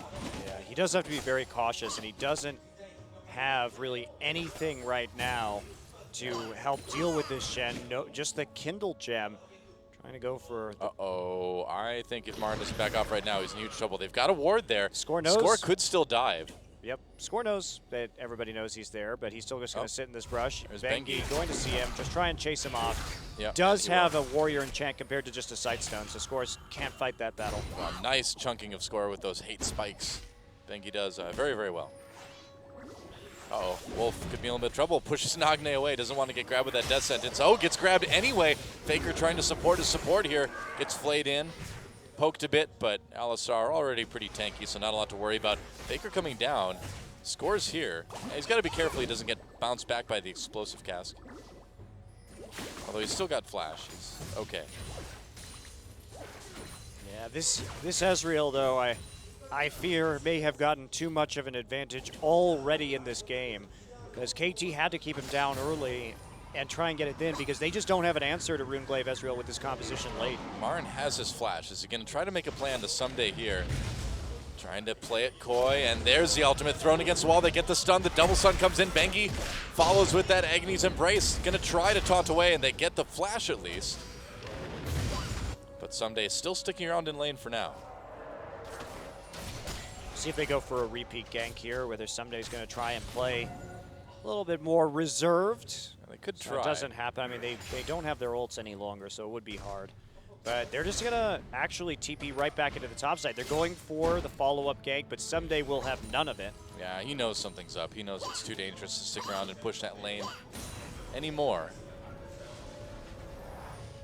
Bang & Wolf pushing up bot pretty hard. It's Black Cleaver again. Now, in this game, I think that's very much a good idea. You really just want to extend the laning phase to get this Ezreal online, but KT finds an opportunity to take the mid lane turret. This is exactly what they need. Wow, and so that wave clear, that pushing power from Nagne's Lulu is enough. Flash, explosive cast onto FLICKR, but he gets back into turret. Bengi is right there. Score and Nagne need to be a little bit careful, but nobody else from SK Telecom is around. All right, but they got FLICKR's flash too, so definitely worth using your jungler's flash on that. And here we go. Shen coming down, Bang already on the disengage. Wolf slowing him up. There's a flash flay from Peekaboo. Bang still there, walks right through the box, tumbling around, exhausted, getting very, very low. Someday dives for it, gets the kill for Arrow, and they're gonna get him out on the lantern. KT with a successful gank in bot, but in response, Marin takes that top lane turret. Right, that was a big investment on that. Now KT can make another play because since they use Shen ult, they still have teleport advantage here. So if they want to do something else, they absolutely can. Nice play onto the bottom side, but it comes with a price. Arrow, the old submarine. That's right. Shen, invisible Shen coming in for once a sneaky ninja. Nice flash play from Peekaboo as well as with that box. Bang accidentally tumbling through the corner of that, it looked like. Yeah, and this is why, for the rest of the game, SKT has to be very on point with their pink warding to prevent that from happening, because if that happens on FLICKR, it's going to be a really rough team fight afterwards. So, KT get a kill, they get that mid lane turret, but they lose something in response, and now the Black Cleaver is going to be doing work as SKT make their way down to the bottom side. There's no vision from KT Rolster. They had to back off after that kill, so a free dragon for SK Telecom. That's really big too, because after getting exactly 0 dragons in game number 1, getting the first one here is certainly nice. It's a morale boost anyway. So now they're going to use Nara on the bottom side, since that's the closest tower, to see if they can actually get some decent damage down onto that objective. Someday pushing up, SKT looking to respond, but there are a million wards in their top side. Now that bottom turret's going to take a lot of damage before Arrow gets there too. Marin getting some serious work done. So the question is, for KT, now we have the timing where Arrow has the Blade of the Ruin King. This is where he can really start to affect the map. FLICKR has to play super far forward now that his tower's down. Can Arrow get a kill onto FLICKR? Maybe. FLICKR still no flash. Score coming in, takes some turret hits. They're going to try to slow him. FLICKR just arcane shifts away. Oh, the Agnes Embrace comes out. Peekaboo gets picked off by that true shot barrage. Nice bait, actually, bringing him right into the clutches of Bengi and SKT. Not done quite yet. Here comes Marin up from the bottom lane. FLICKR with more damage onto Nagne. Nice headbutt pulverize. Another kill for FLICKR, and SKT has really got the ball rolling now. And KT, they had the right idea there, but the execution was off. FLICKR able to easily get out of that gank. Yeah. And because KT committed so far down that lane, they were trying to cut FLICKR off from behind. They just couldn't finish the kill. And frankly, you need Arrow to help with that. He is the one who needs to be getting those kills onto FLICKR early. He's got the CC and the damage to do it. Wow, and are they going to get this mid lane turret right here? It doesn't look like it. Peekaboo narrowly missing another death sentence there. Good job of clearing out those wards immediately, but SKT is going to take quite a vision edge. So Bengi can actually gank very efficiently for Marin right now. That Black Cleaver going to help out this Evelynn a lot with the Warrior enchant. So they actually have a lot of kill pressure, surprisingly. So I wonder what FLICKR's first item after Runeglaive is going to be, with that Luden's not proccing off of the Q anymore. Bengi trying to defend his pink ward for now. I mean, it's still good. Yeah. Yeah, there are many other ways to proc it, like W. True shot barrage or W, yeah. True. And FLICKR's poke is starting to get a little bit crazy already. Yeah, I don't know if KT can really do much. They caught a break by taking down that tier 1 in the mid lane, but then they misplayed it because Arrow just has to be there in the mid game to actually make picks. Yeah. He can't just sit in lane right now. He needs to get kills. Well, this turret in a lot of trouble. Wolf actually getting grabbed, played in as well with score there in the box. They might be able to grab something nice. Explosive cask brings them right into a pulverize zone. Marin here to defend, and man, Alistar's a pretty tanky champion, man. He is, but they get him off the tower. It's only going to be worth blowing all those ultimates if they can actually kill the turret afterward. It looks like they can. I don't think there's another wave for a while, and that turret with no health. Marin about to go Meganar, but not quite soon enough to save the bottom tier 1. It's another one of those situations, though, where you wonder if Someday had ulted, would they have been able to dive far enough to secure that kill? I mean, yeah, Someday's only used like one Shen ult in this series so far. They probably didn't know where Evelyn was, which is what I would enough. suspect is the reason why they didn't want to go for that. It is going to be a Ludens. Okay. Purple Rain, you know how it is. That's right. Hey, man. It's Prince's I lived in favorite Minnesota item. for a long time. I know all about Prince. Do you know all about Purple Rain? I haven't seen the movie, though. Oh, Nagne, Wild Growth himself.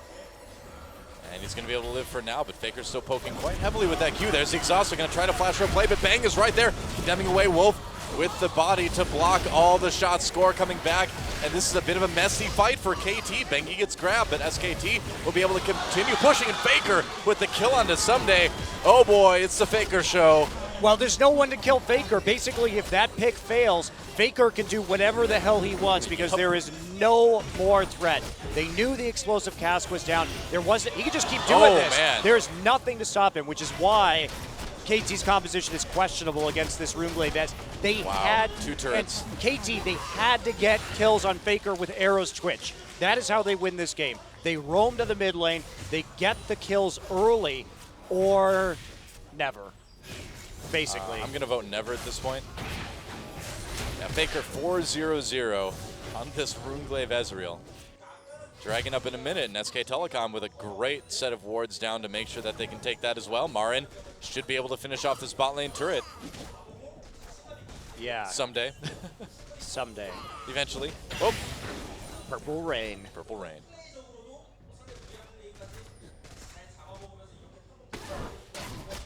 All I remember about that movie, a little bit of it I saw is Prince riding a motorcycle.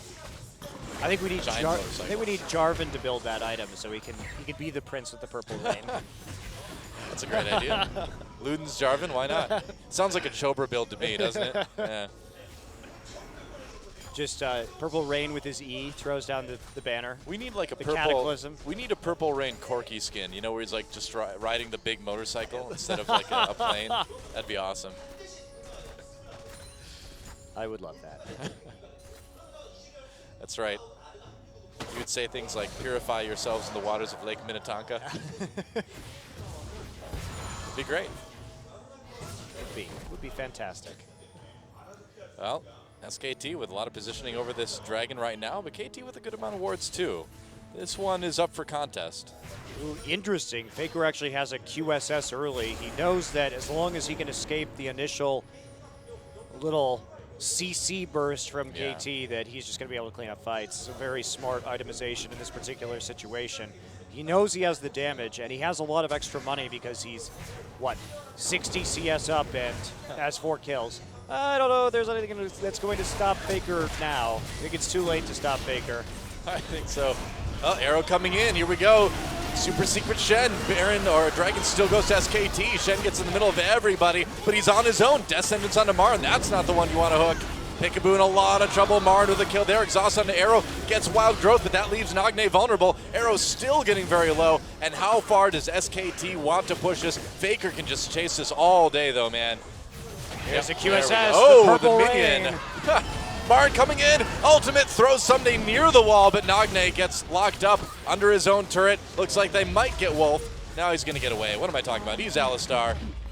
There's another kill. So SKT, let's recap. Bunch of kills, Dragon, turret, things going pretty well. Red SK buff. Telecom. Red buff. The game. Yeah, with this kind of lead, with the Runeblade Ezreal, this is one of the reasons why, in the current meta, on blue side, you have to draft or ban you have to draft against or ban the Runeblade Ezreal. So Bang gets caught out right here, but Arrow can't do enough damage, is condemned into the wall. Marin eats the hook for FLICKR, and now it's not even hard for FLICKR to do anything right now because no one can actually kill him. He just keeps on Arcane shifting forward, getting those Runeglaive procs off, uses his QSS to clear the slow, and then just walks on through the turret.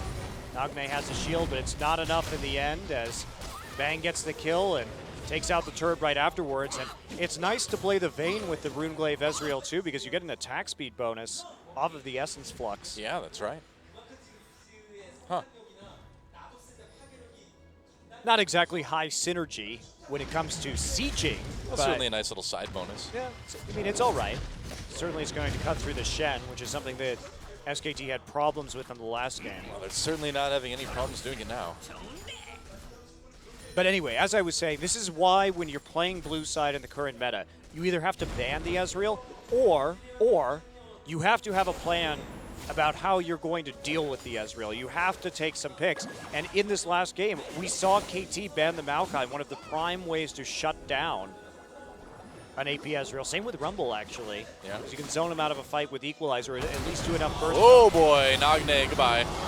Wow, that lantern just illuminated his death. Wolf's mechanics with the Flash Pulverize Headbutt, or Flash Headbutt Pulverize combo have been so on point. That is a combo that if you mess up, you invest 5-minute cooldown timers in, and you have to be on point and nail it, and he has the last couple of weeks. He just does not miss this stuff. All right, they're going to go for Baron. They're going to turn on to Someday.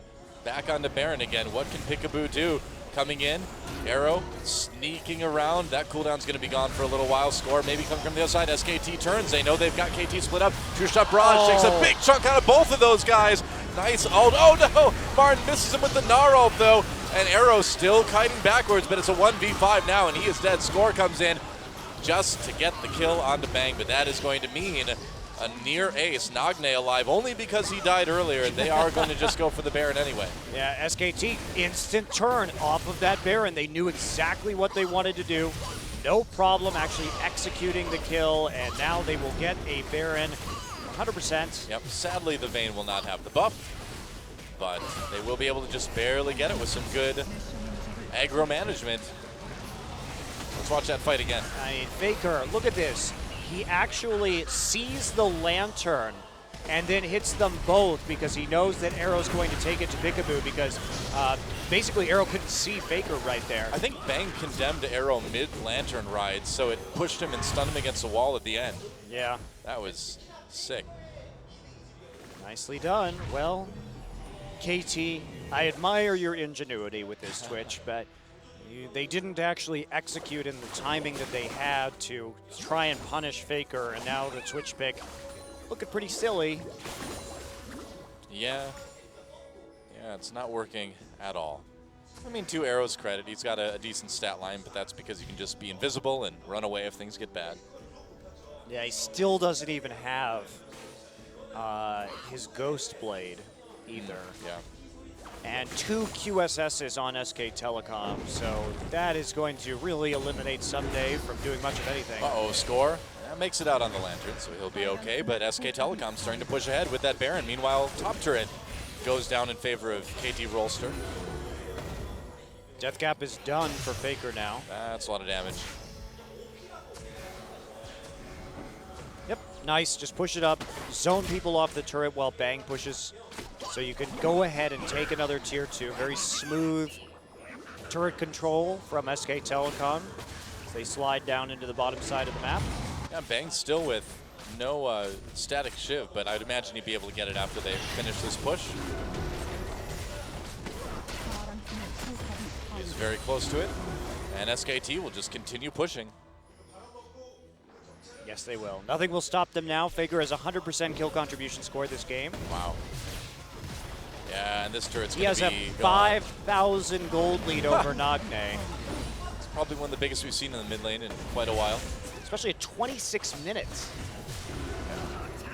FLICKR got a lot of kills. Well fed. There go the minions, and they're going to try to keep pushing for this inhibitor. And it looks like they're going to get it. No problems at all, and at this point, if you're KT, you know, what do? There's not much. Well, their draft wasn't quite as clever this game as it was last game, Doa. I mean, even at their worst, SK Telecom was only about 5,000 gold down, and you compare that to now a 13,000 gold lead for SKT over KT in game number 2 here. Yep, easily going to get the third dragon too, which is only going to belabor KT's problems, considering that they already can't kill FLICKR because he's too slippery, Yep. and they don't have the tools to do so. Pretty much. And now it should be all cleanup for SK Telecom here in game 2. Yep, they have all of the outer turrets and the inner turrets, and now with that inhibitor down, they can go ahead and wait this game out. There's no pressure for them to finish in a timely fashion. Yep, that's right. Any more kills are just icing on the cake at this point. Icing on the stat cake. The old stat cake, my favorite. That's right. Cake of statistics. FLICKR can't be bothered to take one jungle camp at a time. Got to go for all of them simultaneously. That's right. It's good to go for the Gromp, but if you go for so much more. Oh, Bang with a 2K gold lead over Arrow too, so it's pretty big. 2K gold lead for Marin up in top, who's had a much better, much less dying-filled game too. Yes, he has. Marin got his head on straight and actually was able to control the tempo of the top lane with that Black Cleaver this game. Yep.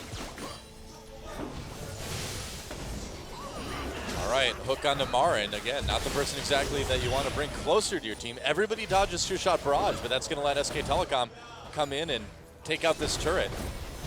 Wow, and Nagne getting very, very low. Marin comes in, doesn't use the ultimate. They're going to try something. Peekaboo. Whoa, he tried to make a play or something. I'm not sure. And now Arrow, very, very low as well. FLICKR manages to QSS that grab. That could have been dangerous, but a double kill for Bang already. Scoring a lot of trouble. Bang comes in, or Bengi comes in for that kill. And this one, guys, is over. Yeah, super minions in the bottom side. Gonna hit those Nexus turrets very soon. Yep. So SK Telecom rebounds one lopsided game, but they decisively take this one in under 30 minutes. Wow, yeah, and at 29 minutes, nearly exactly, SKT takes a resounding Game 2 win. We are all tied up. GG. Much better played by SK Telecom this game. KT gave them a few troubles early, but I think they didn't execute with the Twitch properly. It was a risky pick that needed a very small timing window to be successful to work. Didn't work. FLICKR got super fed on Runeblade Ezreal, and that's about all you can ask for on that champion. Yeah, well, some creative plans again, from KT coming in game number 2. Yeah. You wonder what they have in store for game 3. I like that they tried something different and interesting while they were a game up. It could have worked really well. Standard play certainly has not been working against SKT for anybody else so far, so you got to try something. We'll see if KT, maybe they'll try and play a more meta composition in the next game. Maybe they'll ban that Ezreal if they want to try a comp like that again. Yep, I think you got to make sure FLICKR doesn't get that Ezreal after that last game. Holy cow. 7-0-8. Huge game for FLICKR. 100% kill contribution. That's right. And when we come back, SKT tries to keep their perfect match streak alive and take down KT Rolster 2-1. But KT, again, probably with one of the better chances we've seen to end that streak of SK Telecoms. When we come back, we'll see who succeeds in their mission in our first best of 3 of the night. So do not go anywhere. We'll be back right after this.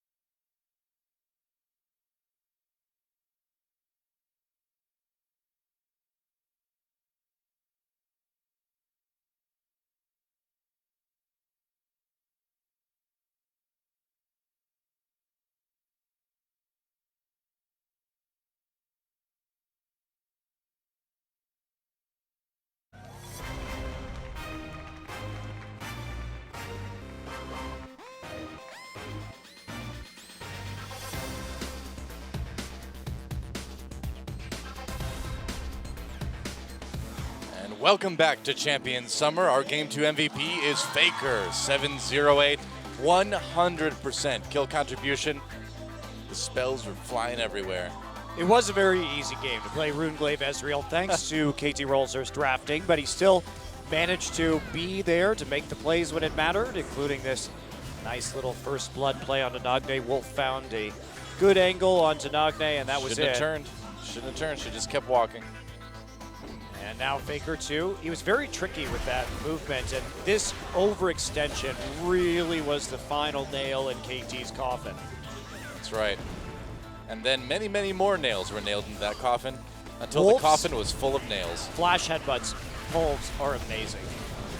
He does it so consistently. And he's like out of there before the people even land too. Goodbye someday. Purple rain. Purple pain.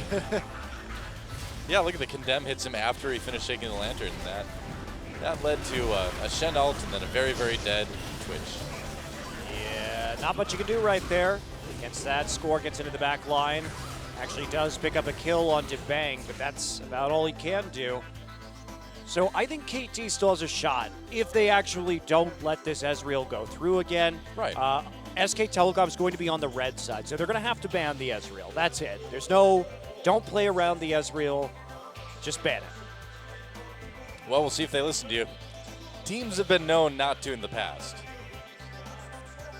I think giving FLICKR Runeglaive Ezreal is one of the worst ideas because FLICKR was already a godly mid Ezreal. Yeah. He's had an amazing win record on it this year. He's only lost one game on that champion ever. And then Runeglaive is just like a gift that Riot made. They wrapped this gift and they said, here, SKT, would you like FLICKR to play Runeglaive Ezreal? And SKT says, why yes, Riot. Why yes, this patch was built for us. The puzzling thing is when the other teams were like, you're right, it is good if FLICKR plays Runeglaive Ezreal. We're going to allow it. We'll see what happens. Bad idea. Well, picks and bans for our final game and our first best of 3 of the night. KT over on the blue side, SKT on the red side, as we mentioned, and Rumble and Rise going to be the first 2 bans. So, similar bans to last game. The Rumble, not so much of a surprise. There's the Ezreal. Yeah. He's taking it out for the Maokai. I think that's smart. Or the Corki. Something they had banned out on the blue side last game. Callista. Now, will the last ban for SK Telecom be Kog'Maw? Yeah, I wonder. I still feel like you need to avoid the Juggernaut. You can't let KT have that again. I think you ban the Kog'Maw. I think if you're KT, you ban the Maokai instead of the Corki. And then we move from there. Ooh, Alistar, well, interesting. Wolf did make a lot of plays as he usually does on that champion. Alistar fell all the way through picks and bans in the first match. And there's a Kog'Maw ban from SKT, so just playing it safe. And it'll be that Corki first pick. That's a bit of a risk, to say the least. Arrow is also just not a good Corki player. That's just true.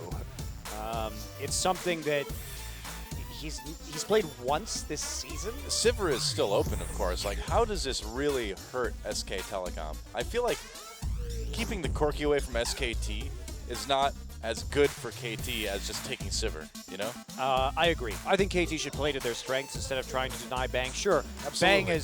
Bang has an insane Corki win rate. He's 23-1 in his career, but to put that in perspective, Arrow is 9-14 on Corki for a less than 40% win rate. Yeah. Not sure this is when you bring out the Corki if you're KT Rolster. Is it where you bring out the Lucian if you're SKT, though? It's going to be the Rek'Sai, and yeah, they're going to lock in the Lucian as well. So Lucian Rek'Sai, of course, we've seen Bang hard carry games on the Lucian, and he just wants a favorable 2v2 matchup against the Corki, which I think is very smart. We know Arrow's not a good Corki player. If Arrow gets dominated in lane by a Lucian, I don't think there's a way that Arrow really comes back on this Corki, a champion that he's not very good on to begin with. Yeah. Well, it's going to be Gragas and Thresh for KT. So at least Peekaboo still gets that champion. Did make some plays with it, yes, last game, even if it was leading into a loss. Will they take the Shen away from Someday? Honestly, the Shen has not seemed like a gigantic threat. It was good in game 1, not so great in game 2. Can you just keep playing the Nari here, maybe? Well, what's interesting is how far Maokai has fallen down.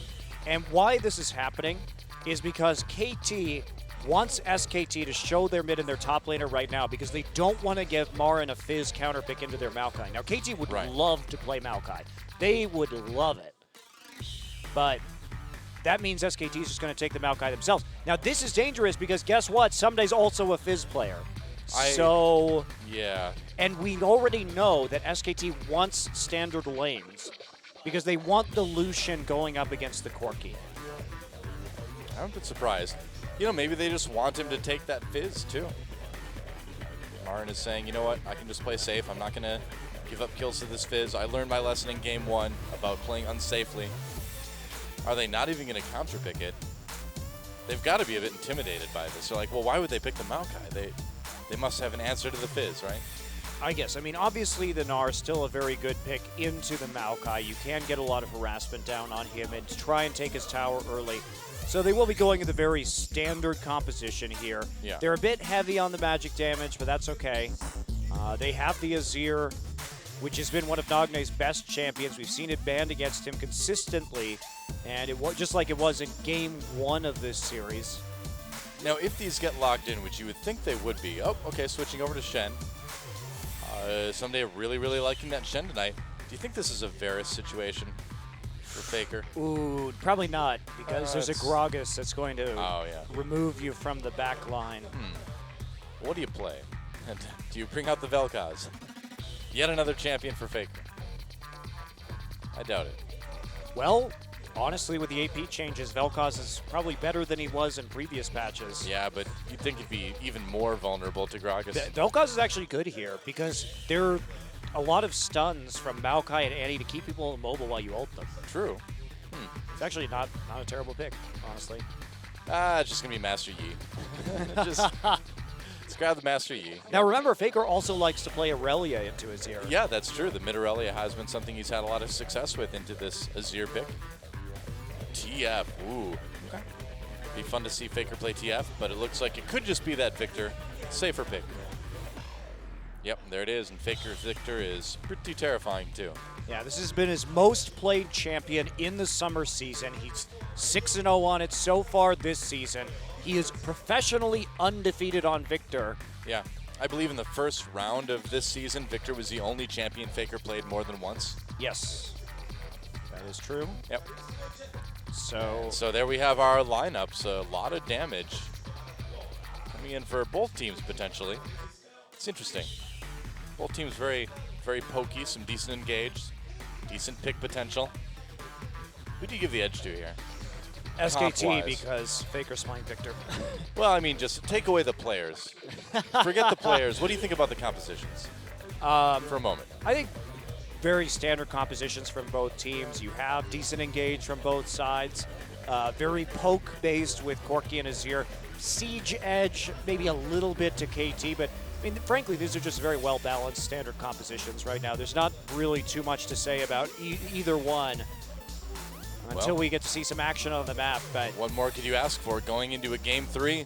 yeah, but this is the thing about FLICKR's Victor, is we see how early he can get towers down, and his roaming on this champion. Basically, he can take over an entire game by bullying the other mid laner out, taking their turrets, shoving them up to tier 2, and then free wards in the enemy jungle. Oh, we'll see if he can do it again. Here it is, KT versus SKT.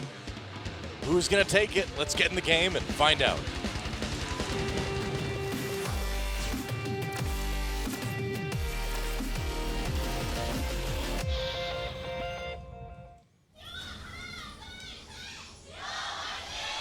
SK Telecom fans and KT squaring off in the audience as KT and SKT square off on Summoner's Rift. Game number 3. I'm glad it went to game 3. Great game 1 by KT. Fantastic game 2 by SK Telecom. And now we have this. Aw, we love you too. Yes, that's right. Nothing but love for anyone who comes all the way to Seoul, South Korea. There's a stun onto Peekaboo. Wow, that's a lot of damage early. They get the flash from Peekaboo. Well, Bang was cutting him off there, so There's He a was- wave goodbye with the flay. Now, Peekaboo had the same positioning at level 1 in the last game, so actually they just reacted to it. They thought Peekaboo would be in that same forward brush, and they were able to surprise him with the stacked Annie W. So that's something that most likely Coma let them know about in between games, and told them to run that level 1. That's a good point. Actually, they saw the ward go down into that brush in the last game too, but that's a nice adaptation. I mean, free flash for the Ignite, you'll take that for sure. Yeah, definitely. In the meantime, Ooh, standard lanes. Shen really far up in the enemy jungle right now. Someday kind of hanging out. He's just trying to disrupt sapling stacking, which he did successfully. Might pay for it a bit. See if FLICKR wants to use the mana on the death ray. He does. Yep. It's going to make it a little bit annoying for Someday, but shouldn't cause too much trouble. Yeah, it's nice. So- So they're just going to start lane even for all intents and purposes as the top laners head up there, making sure that there's not an XP advantage for the Maokai. Yep.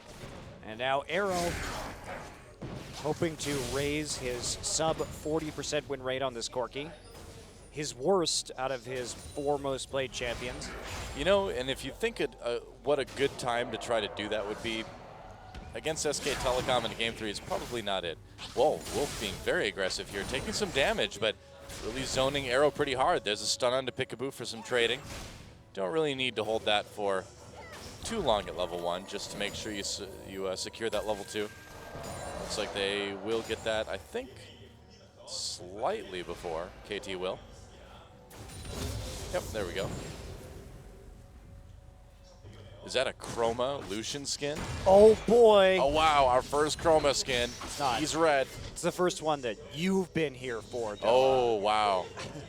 I feel owned right now.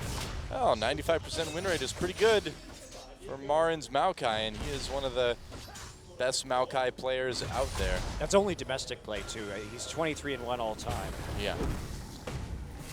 Well, Score being very irritated by Bengi here in the jungle. Bengi stealing some of the smaller minions at the red camp. It's just weird to me. I mean, this is actually, it's not weird to me. This is just the conundrum that SKT presents, right? So you want to take the Maokai. Wow, he gives it up. Oh. Well, what is he going to do? FLICKR's going to run in there. Yeah. So is Wolf. This is what happens when you have this lane dominance on the bottom side. You open up the map, so they actually have to give up the red buff. Score still has an opportunity to perhaps contest this. I mean, Bang is alone, so he takes the worst end of a trade. Gets that little XP advantage, Oh, though. they're going to go for it. Yeah, oh, that's right. risky. Score coming in. FLICKR. Oh, there's a stun onto Wolf. Wolf exhausted. First blood, though, goes to Wolf as he manages to take out Score. SKT chasing. Nagne can be in a little bit of trouble here. The knock-up onto Nagne. And there's a kill for FLICKR to start things off. Bengi pulled nearly under turret, but it looks like they'll be fine. Oh, there's the anti-stun onto Peekaboo, and Marn picks up a kill. Oh, man, it is absolutely calamitous for KT here in the early part of this game. I don't think I've ever used the word calamitous in a broadcast before, but I'm glad I got to use it once, and I think that was a good time to use it. It was a great time to use it. KT, they thought maybe they could turn that around, but unfortunately SKT was already there in advance by the time Score tried to make that body slam play, and Nagne just didn't have the follow-up. But against a Victor and an Annie, fighting in some of these jungle chokes is a terrible play on early on. Yep. And that is exactly why. So KT, they got a little too big for their britches. Now they're 2K in the hole. FLICKR is 1-0-2 on this Victor, where he just shows absolutely no mercy with an advantage on this champion. He will just take over the game by himself. Yeah, this is exactly the opposite of what KT needed to have happen in this game. This is a nightmare. I mean, I understand why they would try and make that play, but their coordination just wasn't good enough to pull it off against the already grouped up SKT. And the fact that there were just 2 stuns sitting there in a choke point between Annie and the gravity field from Victor, you just don't have that level of control. We can also point to the fact that Someday TP'd super late. tried to get away without TPing, but then had to use it onto the turret. He was afraid that the dive was coming through. Speaking of dives, I thought Bengi was maybe going to try for something with Nagne's flash down in the mid lane, but he may just decide to do it after he takes Wolves. Oh no, this is the point where if you're SKT, all you do is start deep warding with Bengi. You know you have an advantage over Score, and this means FLICKR can just wave clear very aggressively, start to auto the turrets, and you want that chip damage so that FLICKR can start roaming. Well, mission accomplished so far. Nagne keeping up on CS, of course. Not too surprising. Giving Marin that kill in the top lane as well, too, is going to be very nice for SKT. Just picks up that second ring, and there's just nothing Someday can do with that low wave clear against a Marin that's ahead of him in lane already. Yeah, and especially this Shen, too. How is he going to get back in the lead? I think that Someday has been overly hesitant in this best of 3 to use Stand United to make aggressive plays or to dive. If you have that shield, you might as well go for Peekaboo. Grab onto Wolf. Score. This could be a bit of a trouble. They're going to bring Score in as well. Nagne coming from the side. Yep, I think Wolf is in big, big trouble. Score picks up a kill. And Wolf learns the danger of warding, the danger of walking through your own jungle. Well, I mean, Peekaboo somehow got behind him. You can't reasonably expect, I think, a Thresh to be sitting there waiting for you. That just happens, man. It was a clever play by Peekaboo, and Score was there to back him up so that at least they get a kill. They're still staring that 1,500 gold deficit in the face, though. Yep. So Sightstone for Peekaboo, which is going to be very nice to have at this point. Bang will just push the wave with the culling. And looks like FLICKR's going to get his blue buff. No problem. So who will get that first dragon, though? That's the question. With a 1.5 gold lead, 1.5k gold lead so far, you'd think it'd be SKT again this time around. Yeah, you really would, especially since they have this Lucian and they have that pressure. In addition to now having the advantage in the mid lane, they can really dictate when this dragon is taken. Pretty much. Score there just to try to protect Nagne a little bit. He'll be okay. Marin just going down, getting another deep ward. Bengi pretty free to do whatever he wants right now. He can try and clear out this pit, perhaps, once his lens comes back up. They could just try and solo the dragon. It might be a bit dangerous without some vision control first. Oh, we missed the hook. They're going to go in, and Arrow in a little bit of trouble here. Gets exhausted. They're going to throw the exhaust onto Bengi as well from Peekaboo. Wolf trying to do something. Someday not hesitant to teleport in there. Another knockup. Peekaboo trying to escape it. Here comes FLICKR fighting in a choke again. Bengi going to barely live, and that's another kill for FLICKR. Wolf trying to power up that stun, but he's not going to find it on Arrow. You just can't fight in those narrow spaces against a Victor, and FLICKR made it down there so fast. He gets down there extremely quickly, like you said, Doa, because he has the pressure on the mid wave. And Someday committed to that, really, for the first time we've seen in this game. It was a near kill. Unfortunately, Arrow was just out of mana. And now the teleport has to be used back into the top side. Marin has TP advantage, so this should be a dragon for SK Telecom. Yeah, with that bottom lane pushed up by Bang's ultimate, they can probably go and take it pretty much whenever they want to. Everybody grouping up now. Well, SKT may want to actually back first and pick up some items for Bang before they do this, but I guess they're not going to do that. Bang faking the recall, but Arrow actually taking that bait, recalling himself, gets a Sheen and some parts of a Phage. And SKT looking to set this up. Well, they really want to clear out all these wards, but it's going to be tough to. Ah, nice, avoiding that grab. That was a good bait from Peekaboo, actually. A lot of times you can do that, is throw the ward down to get him to come closer to take it. Nice try. SKT spending some time getting the vision down, but they're going to wait a little bit for that dragon, it looks like. Here comes Someday. Trying to get behind FLICKR. FLICKR knows that distance very well, though, so can't find that angle, and Nagne didn't want to commit with the flash. Of course, Someday wasn't anywhere close enough to be able to follow up on that. Well, it's so risky to try a play like that when you know Dragon is still up and your opponent's team has just gotten vision over it too. It's a bit dangerous. I'm a bit surprised about that recall timing. Seems like SKT, if Bang had left a little bit earlier, would have had the opportunity just to go straight for the Dragon. Seems like they're playing it exceptionally cautiously this game. I mean, look at this. They're just trying to bait them. They keep denying the vision. Here comes Score. He's going to have to check it with the barrel. But he doesn't see that that Dragon is going down. And Bengi now just sitting on top of his red buff. Score has no idea he's there. Doesn't look that way. Yes, the patience of the Bengi. Wait for it, wait for it. Oh, time for Dragon. Never mind. Yep, well, we know it's going down now. FLICKR is seen by a ward in the river.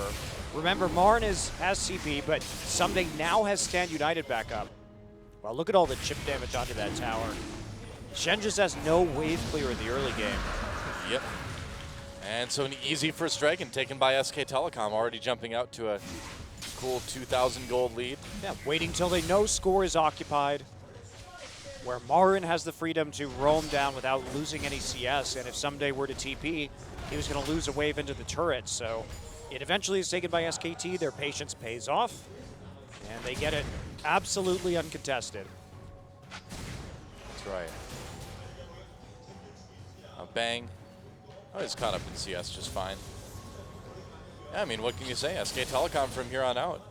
Probably just going to play it fairly safely, fairly slowly, and take the fights that kind of come to them out of desperation from KT.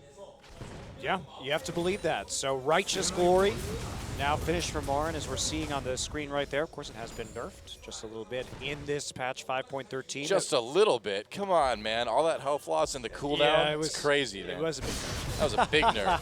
Just a little bit. You called me out. It's true. Huge nerf. Sounds like the words of a jungle main to me. Yeah.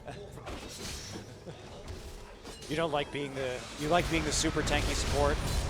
That's right. Enjoyed it. Talisman gets me where I need to be, though. It's fine. Now I can just have more of an excuse to build damage. More AP all the time. Yep, that's right. Kill those suckers who try and build the nerfed Righteous Glory, because they don't have any HP anymore, so it makes your AP items that much more effective from the support position. Dude, just get Rylai's. As a support now. A little bit of tankiness, and you get to slow people a ton. It's great. In fact, if I read the patch notes right, Tibbers' AoE damage would actually slow because it says your pet's activated too now. So. Yep.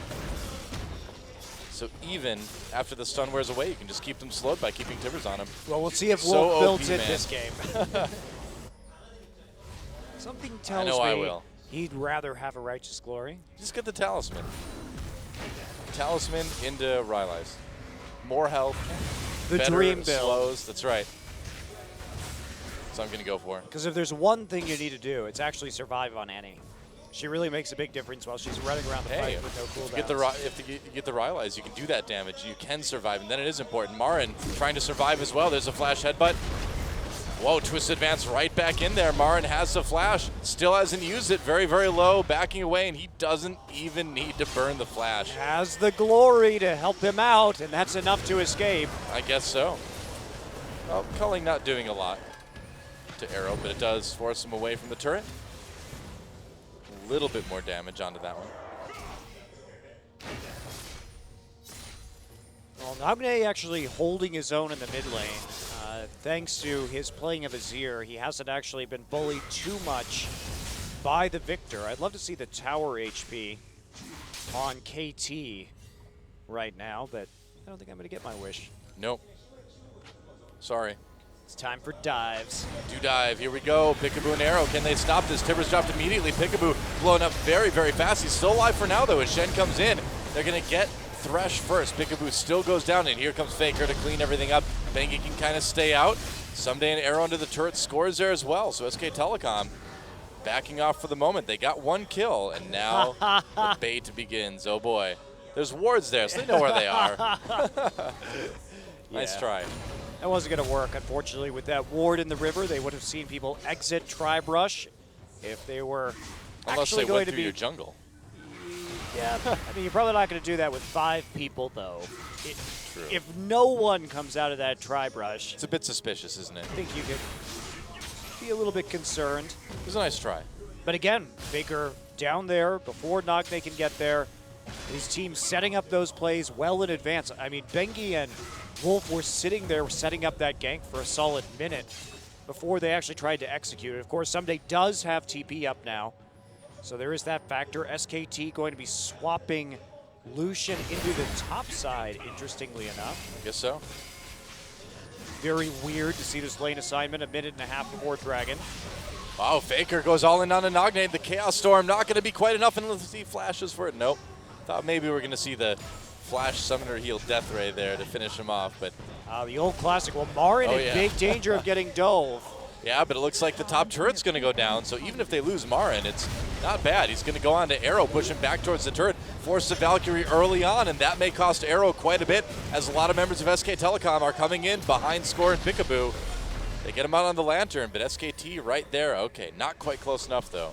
FLICKR's just going to take the opportunity to do a lot of damage to that mid turret. So the lane assignment of Lucian into top was so that he could get some more gold, get the tower down, because they knew they had a wave building up there right before the Dragon was going to spawn. So actually very nicely played by SKT, pick up some more advantages, and they don't have to sacrifice anything at all when it comes to this Dragon. It had already been chipped out so heavily by Marin.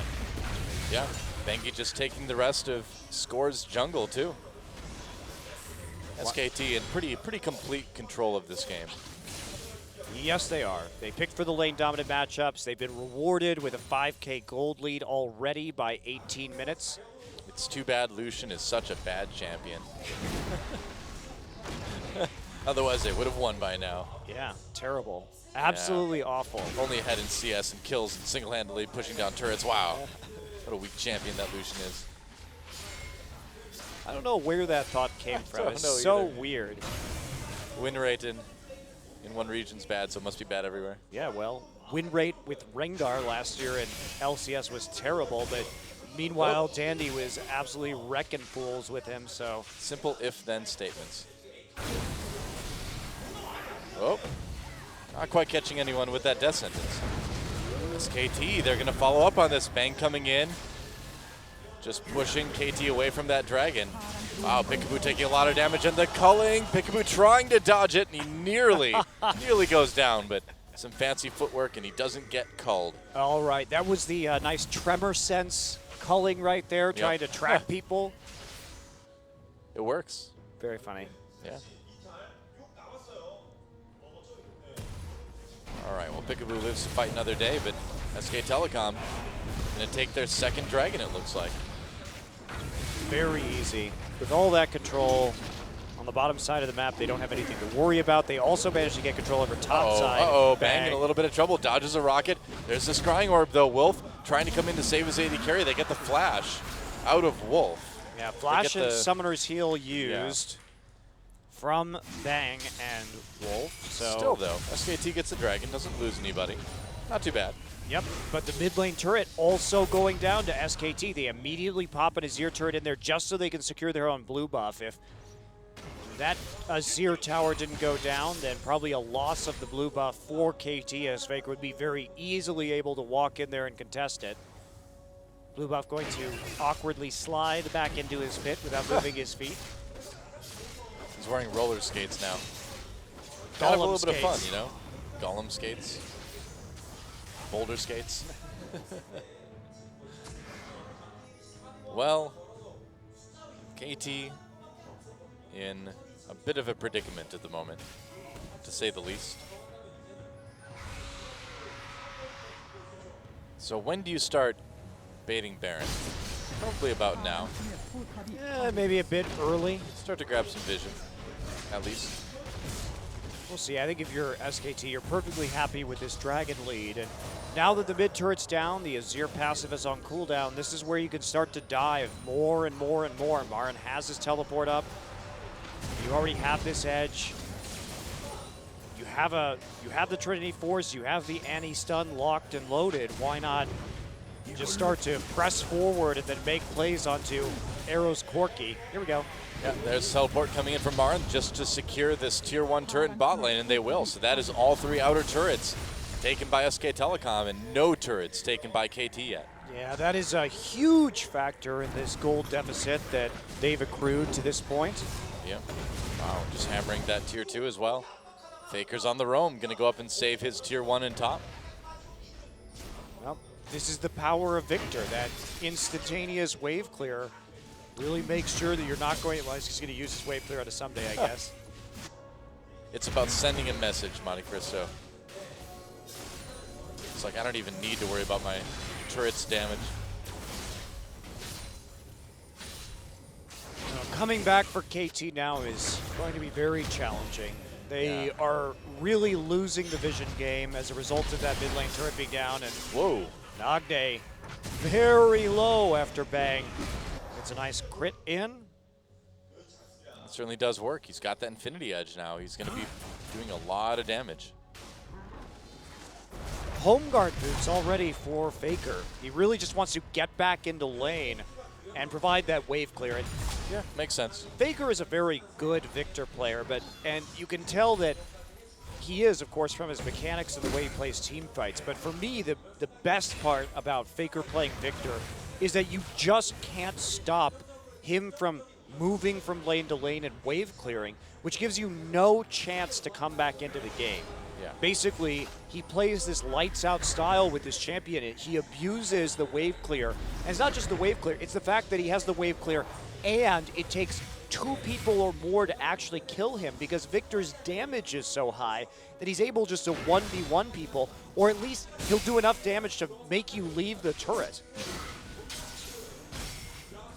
That's pretty dangerous. And then he just autos it. It becomes very simple.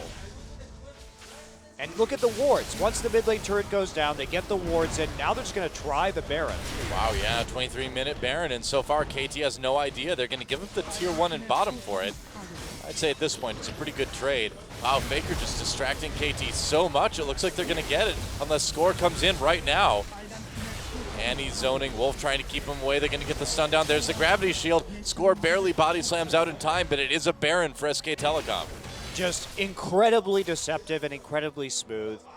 You have Lucian, he just got the static shift. You've got enough damage, and you have the tankiness with the Maokai to take that objective. So go ahead and do it. While FLICKR even chips away the tier 2. SK Telecom coming in with some very impressive macro play, and this is why you just can't let FLICKR have Victor, because you just can't get him off your towers. It seems like every game, though, at some point we say, this is just why you can't let FLICKR have X champion. And, like, at what point, what do you do? Other than just kind of roll over and die. It's tough. I mean, Nagne held on longer than a lot of other players have to that mid lane tower, but certainly, yeah.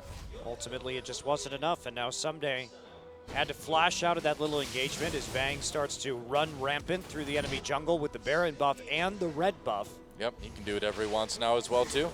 They've got so much wave clear. They can push all of these lanes so fast. Yep. Varn pushing bottom as well. It's not really great wave clear from this Shen, so as long as they execute a 1-3-1, not going to be very problematic. Yeah. And Arrow's Corky's just been non-existent this game, too. A lot of damage onto that tier 2. And Marin, Someday just can't stop him. There goes the turret. Wow. He's got some magic resist now. He's able to withstand Shen. Yeah, you can't just ignore him. Whoa, trying to go in. Chaos Storm drop, Peekaboo in a lot of trouble. Exhaust onto Marin. Arrow goes deep, gets brought in actually. FLICKR with a kill there. I don't know what Corky was doing in that situation. And SKT gonna catch somebody right on the edge of the base, but not quite kill him. They'll take out the tier 2. Whoa, FLICKR manages to pick off Nagne before being moved over by the explosive cast. Now they're gonna go in onto Score. Prey Seeker hits him, but it's gonna be an inhibitor for SK Telecom. Yeah, 25 minutes into this one, inhibitor already going down. SKT just making the most out of this Baron buff. Wow. Bang, not really threatened, even though there's armor on Shen, has gone for the QSS. No taunting. from Shen onto him will be successful, and FLICKR just gobbling up more of the map right now easily. Well, we talked about this happening right after FLICKR got that first kill of the game. I mean, if you let him get ahead, this is what he will do on this champion. Oh, they're going to try and TP play onto him. Yeah, Wolf and FLICKR there, though. Wolf should have the stun fairly soon. Someday trying to make a kill there. There's the stun for Wolf. He can use it whenever he needs to. They might not even need to, though. They're just going to back away. Yeah, he's got the movement speed from the Q, so there's no need to dump it. Yeah. Maybe they can dive this, actually. Wolf doesn't have Tibbers. Powered Recall is going to get him out of there so fast. Well, also, Bengi just void rushed into that side of the jungle, so that Yeah. made a dive attempt significantly less attractive. And if you're KT, you have to make some kind of play right now. And also, that's a good time to do it, because you know that even though there's a huge cold lead for SKT, they haven't actually spent a lot of that money because of how many turrets they just recently knocked down. True. So in terms of amount of money actually contained within items that has been used and turned into statistics, wasn't that bad, but It is now. it is now. Yep. Yes, it is. Yeah, and that's a 12,000 gold lead. So SKT even farther ahead this game than they were last game. That was it. Marin might as well just start tossing saplings into the goal on his head. Kind of hanging out. Just scoring against himself. Guess so.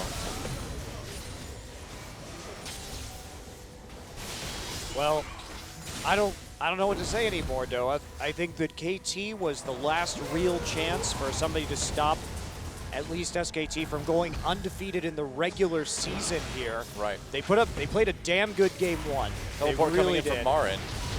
Unless SKT gets really lazy in these coming matches, they are going to go undefeated in the regular season. They're going to go right on to score, completely catching him. Pretty tanky, though, so he's going to make it out for now. Someday burns his ult, though, to do that. And that's going to be another inhibitor down in favor of SK Telecom. And KT just can't engage. So much damage coming in from, like, basically everybody on SK Telecom. Yep, and they're just methodically shutting this game down. KT only able to get that single kill this game. Yeah. And they've just fallen so far behind. And SKT just really got the ball rolling with that fight in the enemy jungle. They did an intelligent invade, one that KT really wasn't able to contest. KT overcommitted to a fight that they didn't really have much hope of winning. Whoa, Marin really on his own here, and everybody's going to jump onto him. Box used a lot of ultimates burned for this. Bengi going to come in to try to save them. Fairly tanky, though. Marin is still alive. His health is not moving anymore. Wow, okay. Bengi just backs away. Marin's like, yeah, man, I was fine. Thanks for coming, but I didn't need you. Meanwhile, Bang and FLICKR on the bottom Whoa! side. FLICKR, Bang gets pushed in by Nogne's ultimate. They actually get the kill on him, but Chaos Storm doing a lot of damage to Nogne, nearly taking him down. They got Bang. SKT getting a little bit greedy. They're trying just to distract people on the top side while they take the bottom, but Nogne makes a play. Didn't even have to use Flash. Was down, it was on cooldown at the time, but he still manages to get Bang into his turret. Yeah, a bit of an error there. But they've certainly got room for error at this point.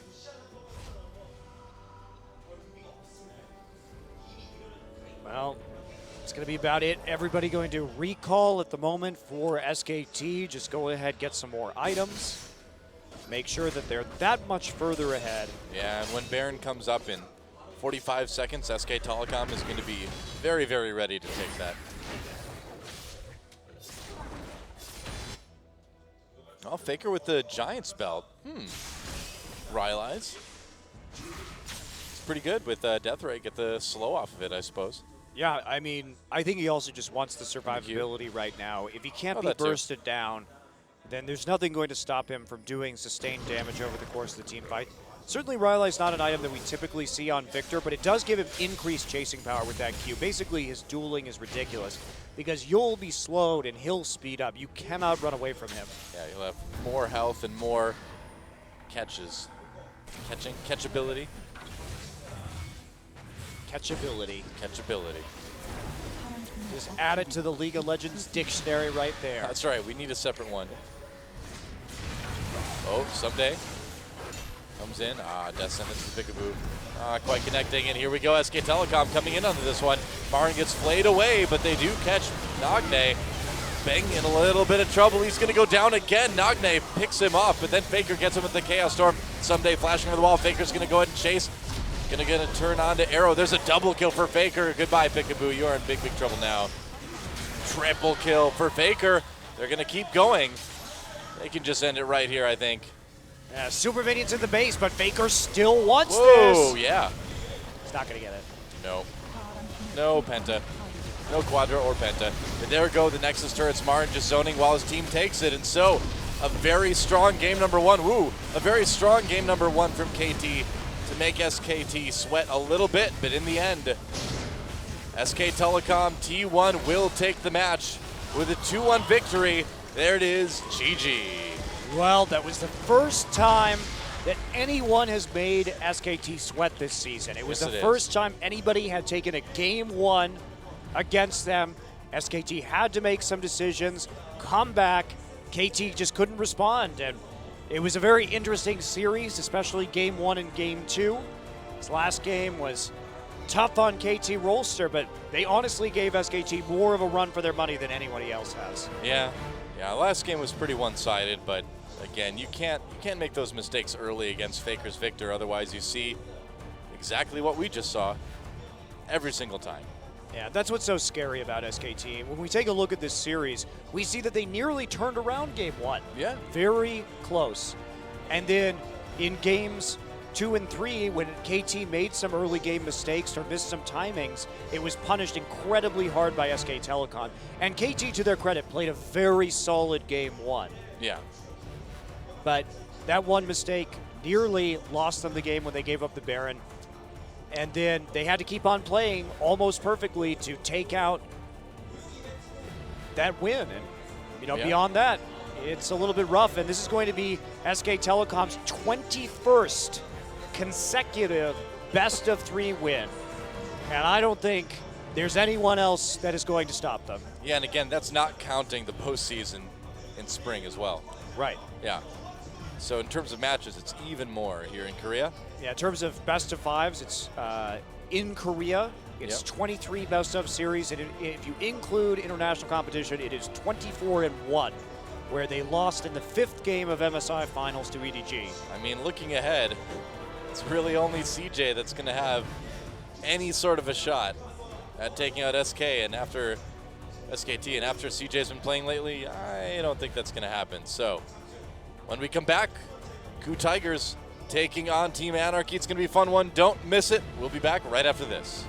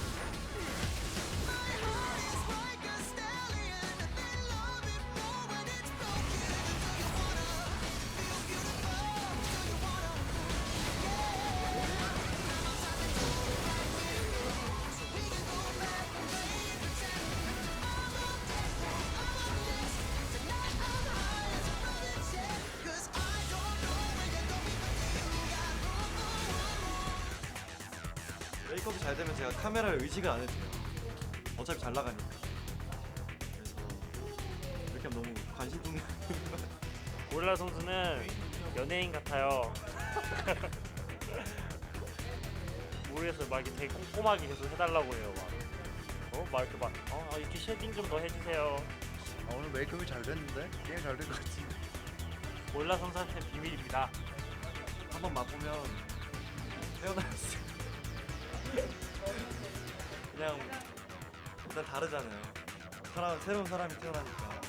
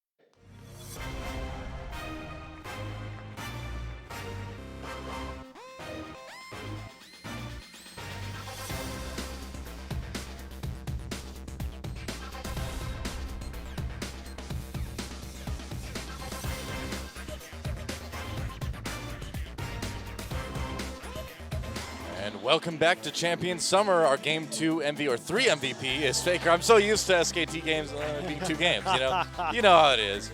But FLICKR gets the MVP both times, 702 on that victor, completely dismantling KT Rolster, and he is once again well on top of the MVP rankings. Was tied with Someday going into this one, not so much anymore.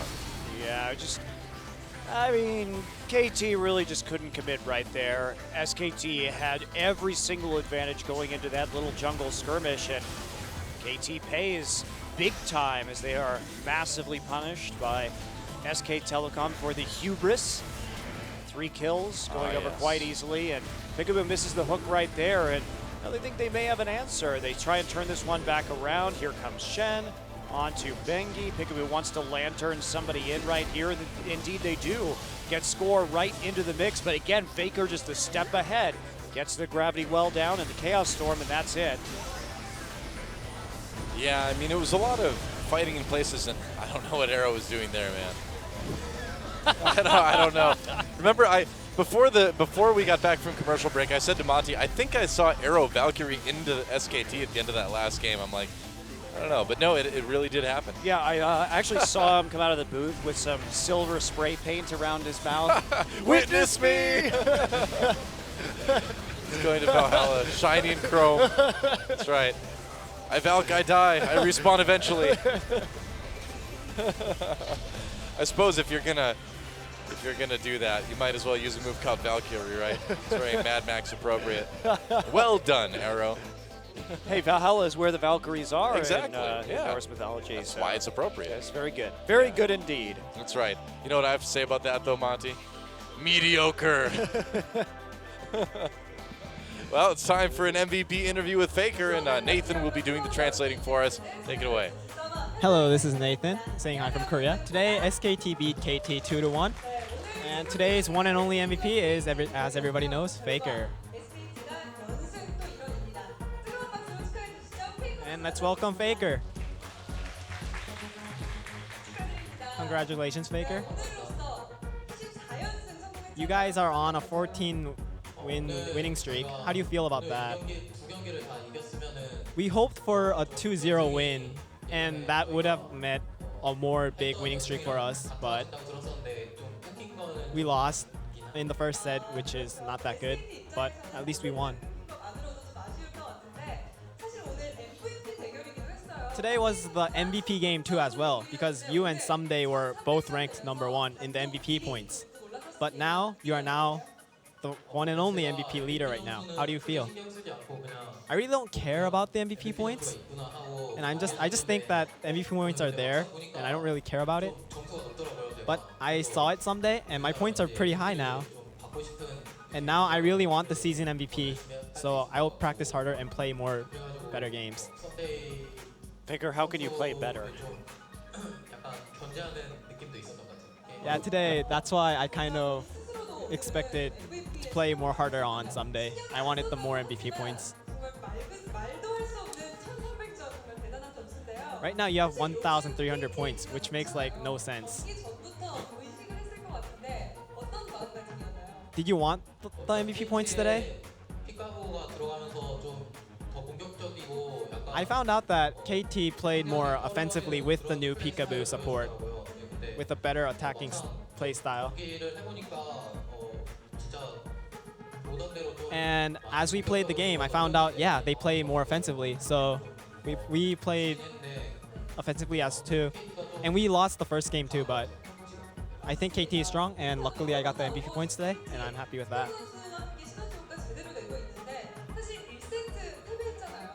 You guys lost the first set. How do you carry your mental and get back on time? Our coach and head coach told us that even if we lose, we could do better on the next games, and he cared for us after the first game's lost. And he told us that even if we lose the first game, we should play as if the second game is the first game again. So we did so, and we won the second and third game. As Israel got on track as mid-Israel, most people said that FLICKR is going to be the first one using it. But today you used it. Why is that? Why did you play it so late?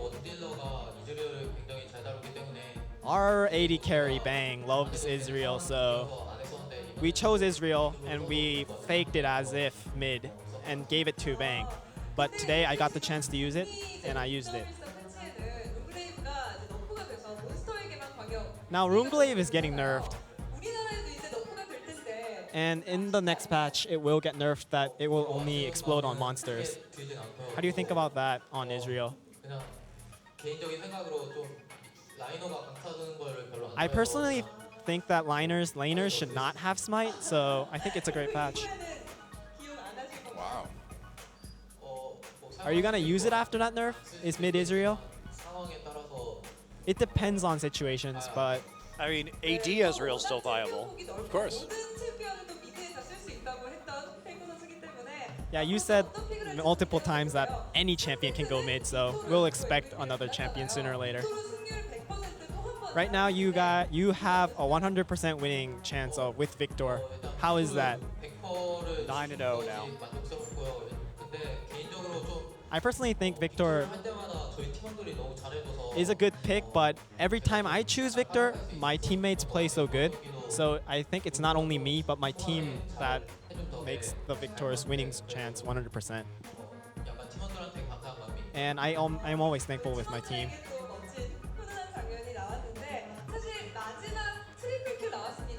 And on the last part of the game 3, you got a triple kill.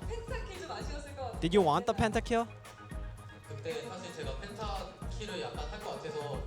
I kind of expected a pentakill, and I told my teammates I wanted the pentakill. But the situation turned out to be that I couldn't get that pentakill, so... What a failure. Yeah, I don't think he likes it. He wanted that pentakill. And your next game is CJ. So if you beat CJ and get the finals, you could go straightly to the World Championships. How do you feel? In the last season, we didn't get a chance to go in the World Championships, so I really want to play this season. So I will prepare for the next games. And it's not because the next game is CJ that I will practice. I want to go to the LOL World Championships, so that's the reason why I'm practicing for the next games. And congratulations, FLICKR, and I'll hand it back to you guys. All right, thanks for the translating, Nathan. And FLICKR, wanting to go to Worlds, it's a pretty good idea. Yeah, let me explain that real quick. So why SKT qualifies for the World Championship if they win their next matches? They will be number 1 100%. They cannot lose number 1. Yeah. Because even after that point, if KU won all their matches and SKT lost theirs, they would end up with a tied record. And because SKT beat KU both times this season, they own the head-to-head tiebreaker. Then from there, they're guaranteed top 2. And even if KU were to win this season, they would go in terms of circuit points. And if they were to win this season, they would just go as the winner of Summer. Right. So at that point, one more best of 3 is all SKT needs. It doesn't even have to be CJ. It could be literally anybody in the next 4 matches, and they lock in a World seed. So be afraid. Be very afraid. That's right. And on that note, time to go to our second best of 3 of the night. KU versus Anarchy.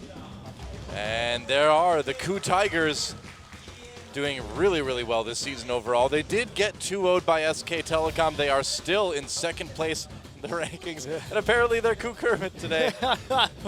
Why not?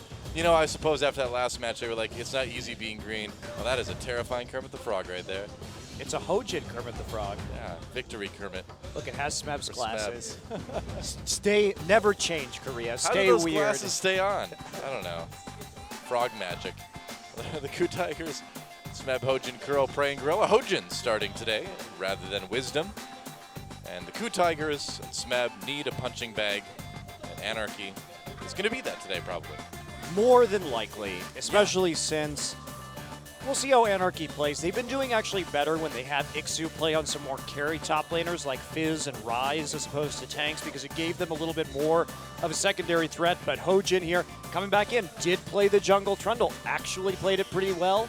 He's the king of off-meta jungles in Korea? Yeah, why not? Kuro, of course, picking up the Cassiopeia, the victor in their last match out.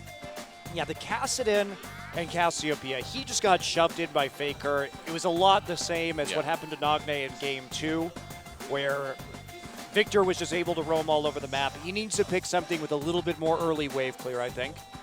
All right. And Prey, pretty standard stuff from him across the board so far. A little bit of Vayne sprinkled in there here and there, but largely Sivir Corky, and he's been getting a lot of kills with it too. 5 KDA is pretty good. Yeah, and the question is, what does he have besides Sivir Corky? Because he hasn't shown anything in a while. We could, of course, see KOO Tigers return to the Juggernaut that was very successful in our last best of 3. Well, we did just see a Twitch in our last game. If anyone else is going to start picking it up again, it's going to be Prey.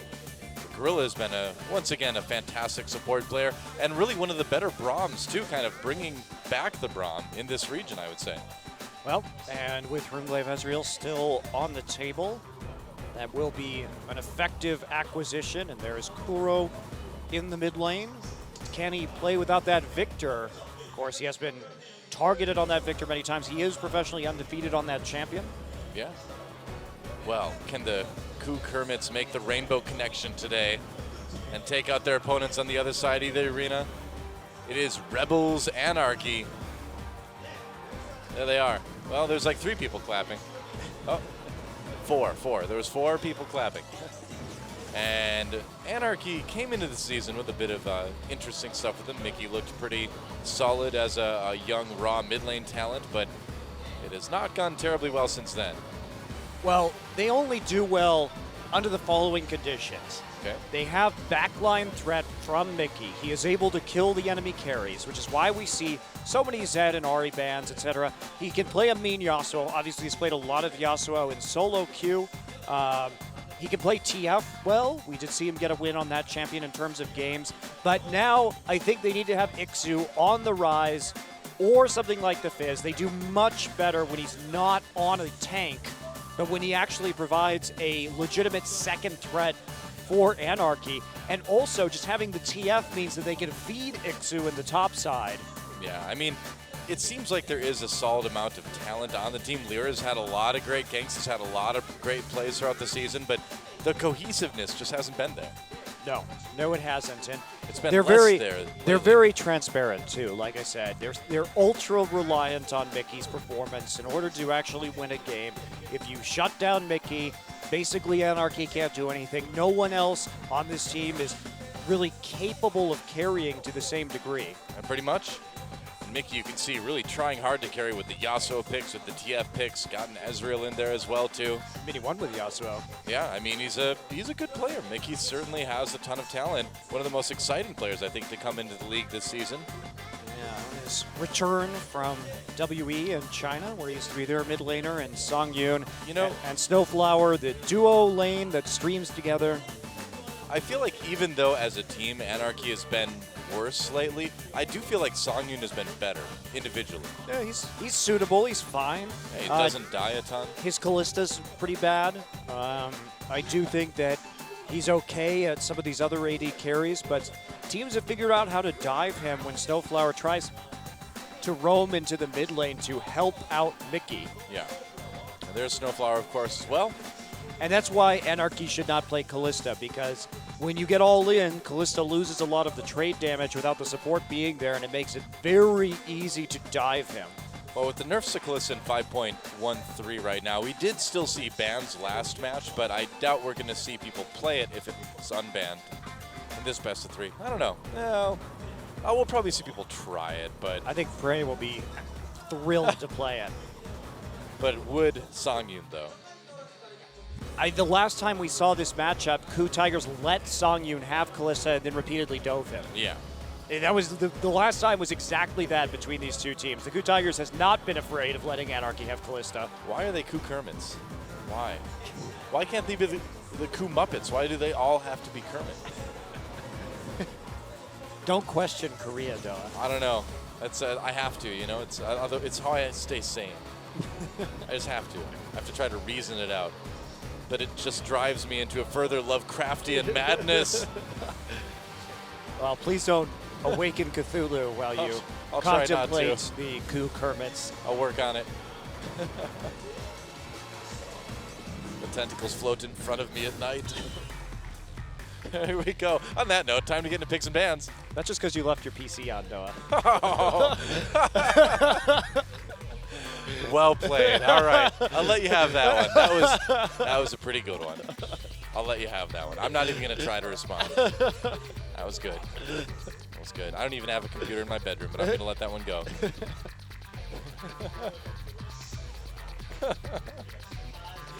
Subtle. Grog is banned after that Zed ban against Mickey. Yeah, no surprise. I assume we're going to see an Ari ban too at some point in here, especially on blue side. You have the bans to use just to prevent him from going nuts on that champion. And it looks like we may be seeing some jungle bans because Hojin undoubtedly has something crazy to show us. Oh, good. I can't wait. It better be something crazy and not just like Nautilus or something, you know? There's Rise. Banned out. Pretty standard stuff here. And so what's the final ban going to be? What is Ku going to try to take or try to pick up for Anarchy? Ban the Ari. Don't deal with it if you don't have to. That's my idea. And Mickey Zari has been one of his better champions for sure. That's the new Ku coach, standing in the booth now, by the way, the one they picked up to work more on micro play. Yeah, mechanics coach. Yeah. So Kog'Maw, be the final ban. Interesting. The Juggernaut team banning the Kog'Maw. Okay, whatever. Well, you know, Song Yun has played a decent amount of Kog'Maw lately, and the thing is when he plays, he just doesn't seem to die a lot, even if they lose, which is most of the time. He has a pretty good stat line. So if you don't want to deal with it, there's a Kalista ban. And what is the plan for Ku Tigers? We may see them style a bit. Victor pick. Yeah. Of course, you take that. It's Kuro's best champion. Yep. You know, it's very weird to see in Korea that it's Kog'Maw instead of Ma. Kog'Maw. Yeah. It's Mo. And I have a theory about this. You ready? What? Because Kog'Maw is sweet potato in Korean, and I think that it would be it would sound like sweet potato. Yeah, that's if true. they actually spelled it ma instead that's of true. Mo. It's a different consonant at the beginning. But it would be even more similar. It would be similar. That's true. I'm just gonna call Kog'Maw sweet potato from now on. That's my plan. So Alistar Sivir would be a solid set of champions for Anarchy to select. Better than the Corki, I think. IMO. Yeah, go ahead and take that Corki away from Prey. He's something like 37 and 13 all time on that champion. It is his most played in his competitive career, and he's built up a pretty impressive win rate on it. And now they're going to choose an Ezreal, actually, which is another old Prey classic if they don't want to use it in the mid lane. Yeah. Which they're going to just take it for 80 carries. So they're going to deny the Ezreal pick from Mickey and just say, all right, we're just going to use it as 80 carry.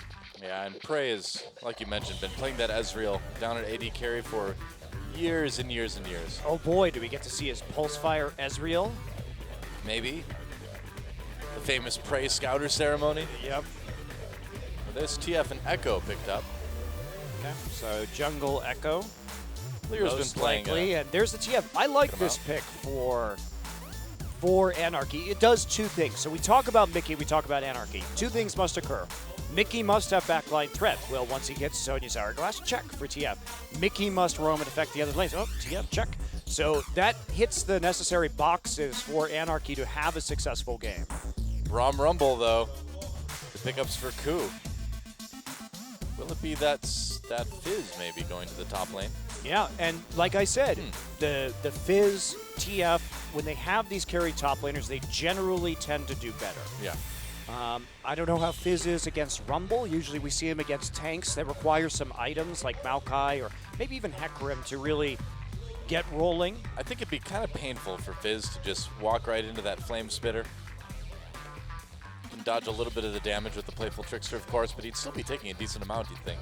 Yeah, and I agree with you. And Rumble very strong on this patch, too. Yeah. Getting that really a major beneficiary of the Liandry's buffs and going for the Maokai. Makes a bit more sense. Not having that carry threat, but they do have very reliable ganks between Maokai and TF. Yeah. Well, even Echo helping a little bit with that too. Oh yeah, Maokai Echo is another very strong gank because basically if you time it right, you just wait for the parallel convergence to come down. Maokai roots them in there, Echo phase dives in, there's an extended stun. So Smeb's gonna have to be super careful on this Rumble. I just noticed Praise Kermit illustrations doing the Scouter thing from Dragon Ball Z. That's great. He is very famous, and I think it was this patch that Pulsefire Ezreal's animations were updated, so he doesn't feel quite so clunky. It was, yeah. They tightened up the animations a little bit. So if Prey decides to go with that skin, he will be better situated than ever to bring the pain. Yeah, and Coot Tigers here got a great mid-game composition, got some solid engage from the flanks, and Coot Tigers are a team that flank very well with Evelynn. Yep. Anarchy has a strong front line here for Mickey and Sungyun to do some work in the back. They don't even have to have Mickey build the Zonias if he doesn't want to. And we'll see how they can hold up against the Tigers. Can they take Kuro's professional undefeated streak on Victor and give him that first loss? That'll be pretty amazing. Rebels Anarchy has gotten some upsets before, but Ku Tigers seem to be on quite the roll aside from the misstep against SK Telecom. We'll see if they can take out that anger against Rebels Anarchy here in game number 1. It's time to get in the game and find out.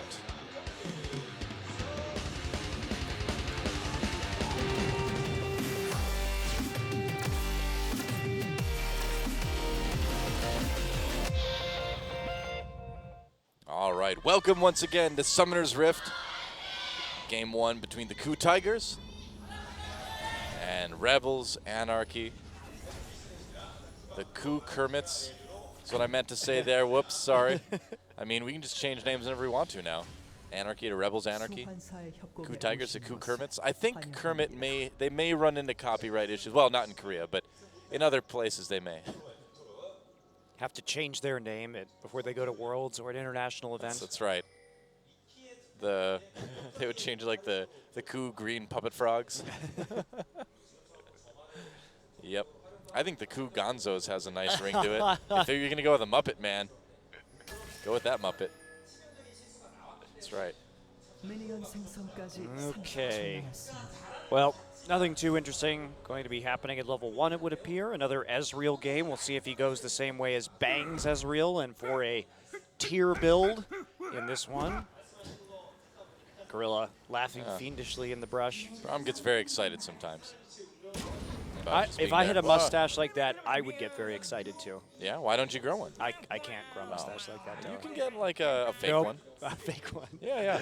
Mustache implant. Or implants. I mean, they've got to have like some plastic surgeon that does mustache implants here in Seoul. They've got everything else. One can only assume. Yeah. Oh boy, it's not Super Galaxy Rumble. I love it. No, it's the Island Coconut Pineapple Rumble skin or something.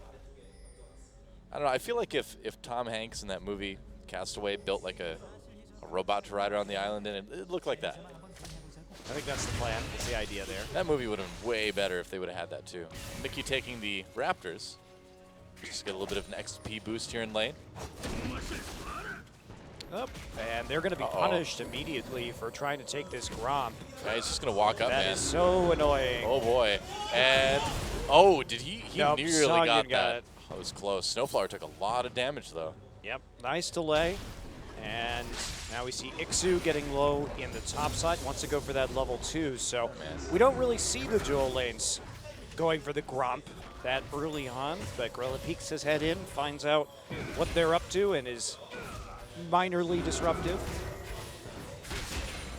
The hope of every support player to be minorly disruptive. It's about all the power they have, Noah. Sadly. You know, until Riot lets us start being damage supports. Someday, maybe. I hope so. You know, Doa, you just need to change your role to carry. There's no such thing as a damage support. It's called a carry. There is. There is, man. There is definitely a damage support. Yep. Wow. Nice poke from Kuro onto Mickey, and you got to imagine it's going to be a little bit difficult early on. Yeah. Kuro is 12-0 all time on this champion. Yep. Oh, hi. Just got to delay the recall. Oh, he senses danger. He's Mickey sense with tingling. That's right. That's why he had his hand up to his forehead. He's like, I sense danger. I'm still sensing danger. Hojin is trying to figure out if he's recalling or not. Suspicious. Yeah. Oh, He's here to pop out with the blue card. why not? Just getting a bit more XP, letting himself passively regenerate some health. There you have it. It says 11 right there, but he actually had to win an MSI too, and this doesn't include international statistics. So that's why it is a bit different. Makes sense. But the carry rating. The damage per game. Hojin getting poked a little bit early by Lyra as he tries to take the Raptor camp. Uh-oh. Busy time winding. Oh, Mickey. Here comes Smeb. They get the slow. That's a lot of damage. Mickey flashes, flash in for Kuro, and first blood. It goes over to Smeb.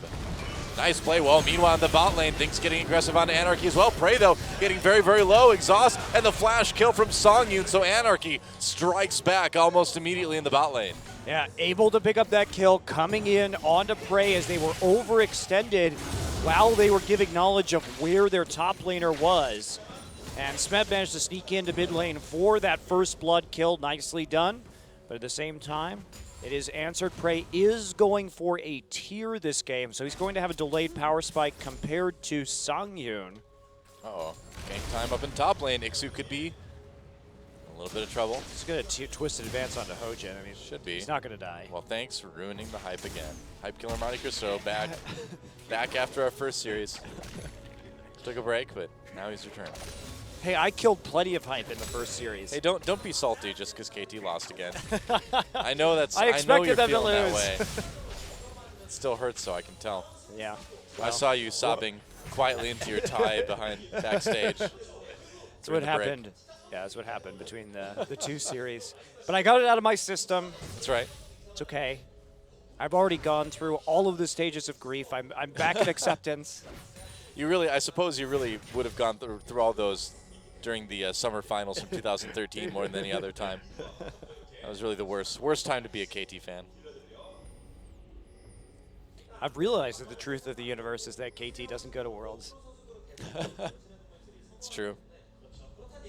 Somehow Najin's going to make it again and then like lose immediately. And they're like, oh no. Why? Oh. Want to make a play on to Mickey again. He's got no flash this time, but he's playing much, much safer. That's that only happens to Najin though, because Watch actually made a wish on a cursed monkey paw, and he was like, I want to be the best jungler in the world. And then the curse is that he can only be the best jungler in the world for the month immediately prior to Worlds. Yep. That's why you don't make wishes on cursed monkey paws. That's true. That's right. It's dangerous stuff, man.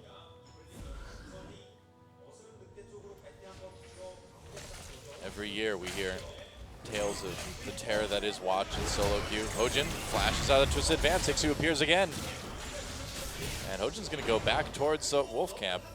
Yeah, they're going to chase him. They're going to slow down Lyra. Kuro coming in as well, too. Lyra could be in trouble. That's a lot of damage. And Hojin helps Kuro pick up that kill with the Chaos Storm. Yeah, nice job just boxing him in right there, making sure that they weren't going to be able to have an effect. There's an equalizer going down. They get a flash for it. Nice trade. Flash for Ixu. Not really sure that flash was necessary from Ixu. Kuro had no mana there, so I don't know if there was enough damage to really follow that up, but apparently Ixu, a little bit concerned, but they are doing a good job of controlling Anarchy. That was a bit of a overly aggressive invade coming in from Lyra. Is trying to push the advantage that he had found against Hojin from earlier, especially since, oh boy, he's going Runeglaive Echo. That is new, and I don't think that good.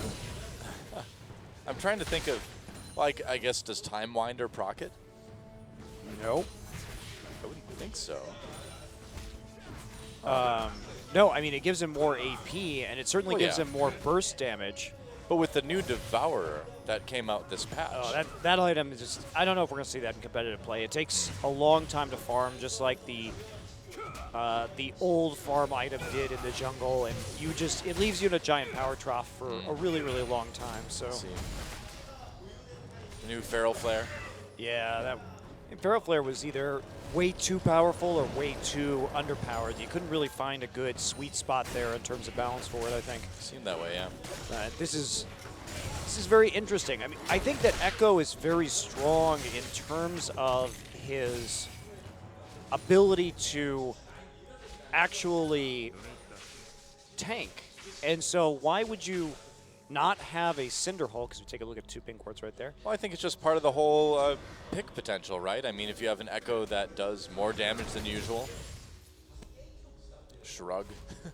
But he's also just going to be okay, let's talk about Echo for a second. When he gets really tanky, the advantage that Echo has is that he can constantly stand in the front of team fights, which means that you can just slap your parallel convergence down in the front line, and you don't have to be fancy about phase diving into it or anything like that. You just put it on top of yourself, and your carries stand behind you, and you stand there and take some poke, and then they can't get back to the carries.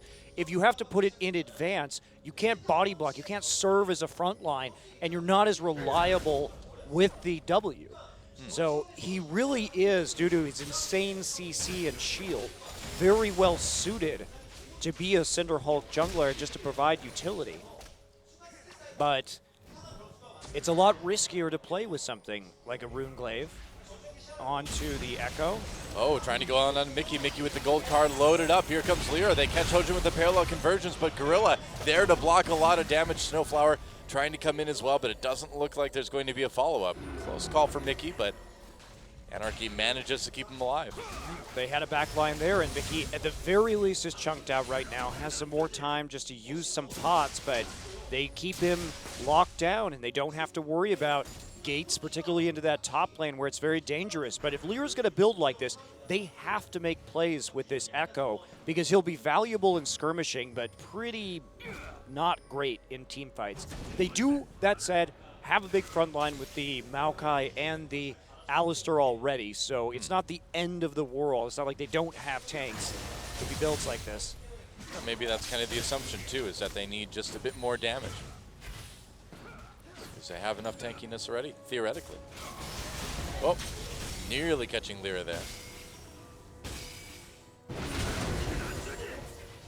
And so, things a bit calm for the moment anyway. We'll see who takes the first dragon. Yeah, well, Tiger's happy that things are calm, though. They want to just sit here with his Ezreal, have no threat, allow him to get farmed up and into the late game. Yep. Very true. And that mid lane turret's already taking a lot of damage, too. So when that gets poked down, that's going to be kind of an easy time to grab Dragon. Yeah, Mickey also having to go for those home guard chance to make sure, like you're saying, that it doesn't go down. Yep. Needs to get back in lane as fast as he can. Interesting that he's running Ignite here instead of that Ghost. I really just prefer Ghost. I think it's more reliable in most situations. So Lyra will get chased off a pink ward. And that's about it. Not too exciting. Not too much, no. Looks like Rune Glaive was finished for Lyra. So he's got that going for him anyway. Yeah, it's also that, I mean, Echo was nerfed in terms of his AP damage. Yeah. Makes it even less appealing. Well, we'll see what he can do with it a little bit later. He has been able to grab a kill so far anyway. But this is going to be maybe a little bit of a farming game for a while here. Yes. Yep. Yes, it will be. Well, like you said, because who would like to dictate that? Yep. And also, even Anarchy, they haven't been able to make plays with the Twisted Fate, thanks to Kuro owning the laning phase. And then they're waiting for Corki to get Trinity Force. It's like Mickey will be going for the Lich Bane first, so they're going to start setting up a split push, which is basically all Anarchy does is 1-3-1 or split push with Mickey. That is pretty much their only strategy. They went very heavily for it in their last best of 3 against Samsung. They didn't actually end up winning that game. Samsung had some decent shot calling to all in the Baron and other objectives to prevent them from putting down too much pressure. It's very hard to play 1-3-1 in the current meta because you so rarely will be able to actually crack the base with a split push. Right. Now Lear's just going to take out this Rift Sculler, so it does look like Anarchy's trying to set something up for maybe a dragon here, but it's just going to be so difficult. They can push up the bot lane. Not the greatest amount of wave clear for Ku in the duo lane, but can they transition that into a dragon? Kind of doubtful. Yeah, I mean, there's no reason for them to go for a dragon immediately. They're going to clear out the pink ward, get a ward down of his own, but he's too late to actually do anything about stealing a buff. And Mickey still hasn't had a port. I mean, there's just nothing he's actually been able to do effectively so far this game. Yeah. Blue buff's going to go over to Mickey. You know, it'd be really annoying to be Echo and have that, like, ghost time spirit thing following you around, you know? Like if you're like late for a meeting and everyone's like, you know, really quiet because they're trying to listen on like the teleconference thing, you open the door really loudly and you come in, you sit down and it's like, oh, sorry guys, and then like 5 seconds later you're like time self comes in and does it again. Everyone's like, oh, Echo, why can't you just be on time? Ironic. Well, and Kuro tries to make a play, but here comes Lyra. Can he get another kill? He can, but he may pay for it. No, gets out with the ult. Right on time that time. Yeah, and Mickey actually makes that ignite work. The all-in from Kuro fails. He actually was able to cleanse the gold card, but Lyra had enough follow-up damage. Likely thanks to the Rune Blade, but here we go. Equalizer, a lot of damage on the Mickey, on the Lyra. Lyra trying to go in onto Hojin. There's a kill, though, for Smeb. Trying to get to Mickey, but Ixu teleports down as well, too. Oh, here comes Gorilla. Misses his Q, and with the gold card, Mickey will get out despite the ignite. Barely living there, health potion ticking away, and that means that the Ku Tigers at least equalize that kill, and not only that, but they get a TP advantage too. Yep. So Spray with no true shot barrage was on cooldown. Sad times, could have finished Mickey off. Yep, that's right.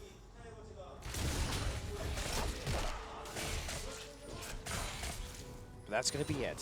No more shenanigans for the moment. Lyra looks like he's going to be building tanky after the Runeglaive, so going for an Aegis. So just a bit more burst via the Sheen, I suppose. Yeah, so at least he's building tanky after that. That will help quite a bit. Sungyun not quite going to be able to poke at that tower. Does have that Trinity Force. Ray completes his Blade of the Ruined King, so he will be a bit stronger in that dueling department if he has to deal with somebody getting into the back line. Seems like a pretty quick blade, but considering he started tier, but I suppose it is about on time with the CS. Yep. Feels quick. Pretty normal timing here. Now Lyra coming into the top side. Big gank on the top. There's a gold card onto Smeb. Ixu trying to make a play as well. Smeb turning around, and he seems very tanky already, but he's still going to get taken out. Mickey grabs a kill there. Equalizer burned at the last moment, but not make a big difference. Kuro's going to take mid lane turret, and the rest of Ku are going to take Dragon, though. Yeah, and not worth it. You have to anticipate that gank if you're Smeb. But I mean, he has TP up right now. He's not going to lose any CS because he's going to lose one wave maybe. Yeah. He was pushed pretty far forward, and Ku just very punishing. They get an ult out of Mickey, and they get a turret, and they get a dragon, all for the price of Smeb. Now, Smeb playing it a bit risky, pushing that far forward, but at the same time, Anarchy has such a great team composition for ganking him, in particular in the top lane, that you kind of have to expect that he's going to die at least once in the laning phase. Yeah, it's not too surprising. Still able to pick up that Leandries fairly quickly, which is a little bit stronger than it was before because of all the AP item changes. Yep, got a little bit more AP there. Yep. So Rumble, who loves to build that Leandries anyway, is going to be quite happy with that item. Oh, yeah. And with the high base damage that Rumble has to begin with, it's pretty good. Uh-oh, he may need all of it, though. Trying to get away. Oh, Headbutt Pulverize missed, though. Smeb makes it out. I felt like they maybe could have chased a bit longer, but with Hojin coming up, that hurts, man. To miss your combo, ouch. Miss the combo does happen from time to time, but in that case, they invested so many people into the top side to try and make that gank work, and that was a lot of time and energy. And now Ku just, again, reasserting their control of the map right now, pushing up that mid wave, and this is starting to get scary because Kuro has been unleashed. He can get kills onto the side lanes now if he wants to, grabs that blue buff, and TF at his tier 2 is at his worst. He needed to get into a side lane as fast as possible to split push with this Lich Bane, and that's just not going to happen. Yeah, I mean, he got a couple kills, but it seems like he was right on the edge of being able to have enough. But he can't threaten anybody now because his ult isn't long enough to really effectively deal with side lane ganks as long as he is pushed up to his tier 2. Loses a lot of freedom when it comes to using Destiny and Gate. Pretty much. And now they're going to try to catch Mickey again. Gold card, though, onto Hojin. Keeps Mickey safe. No real follow-up from Kuro. Interesting decision to use the ult there. I think he thought Kuro was closer, so a bit of a miscommunication there, I think, on the Ku side. Since there's no dragon to really push Mickey back to base for or anything like that. Just go back to lane. Your Ku, you already got the first dragon. You're still going to have some very insane scaling with Victor, and blue build Ezreal isn't a slouch in terms of late game damage either. Of course.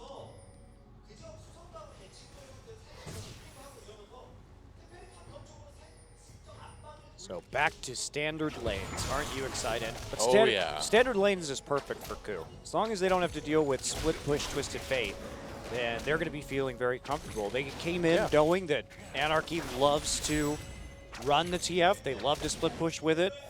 It's served them well in certain situations, and don't give it to them in a manner which they're going to be able to execute their game plan.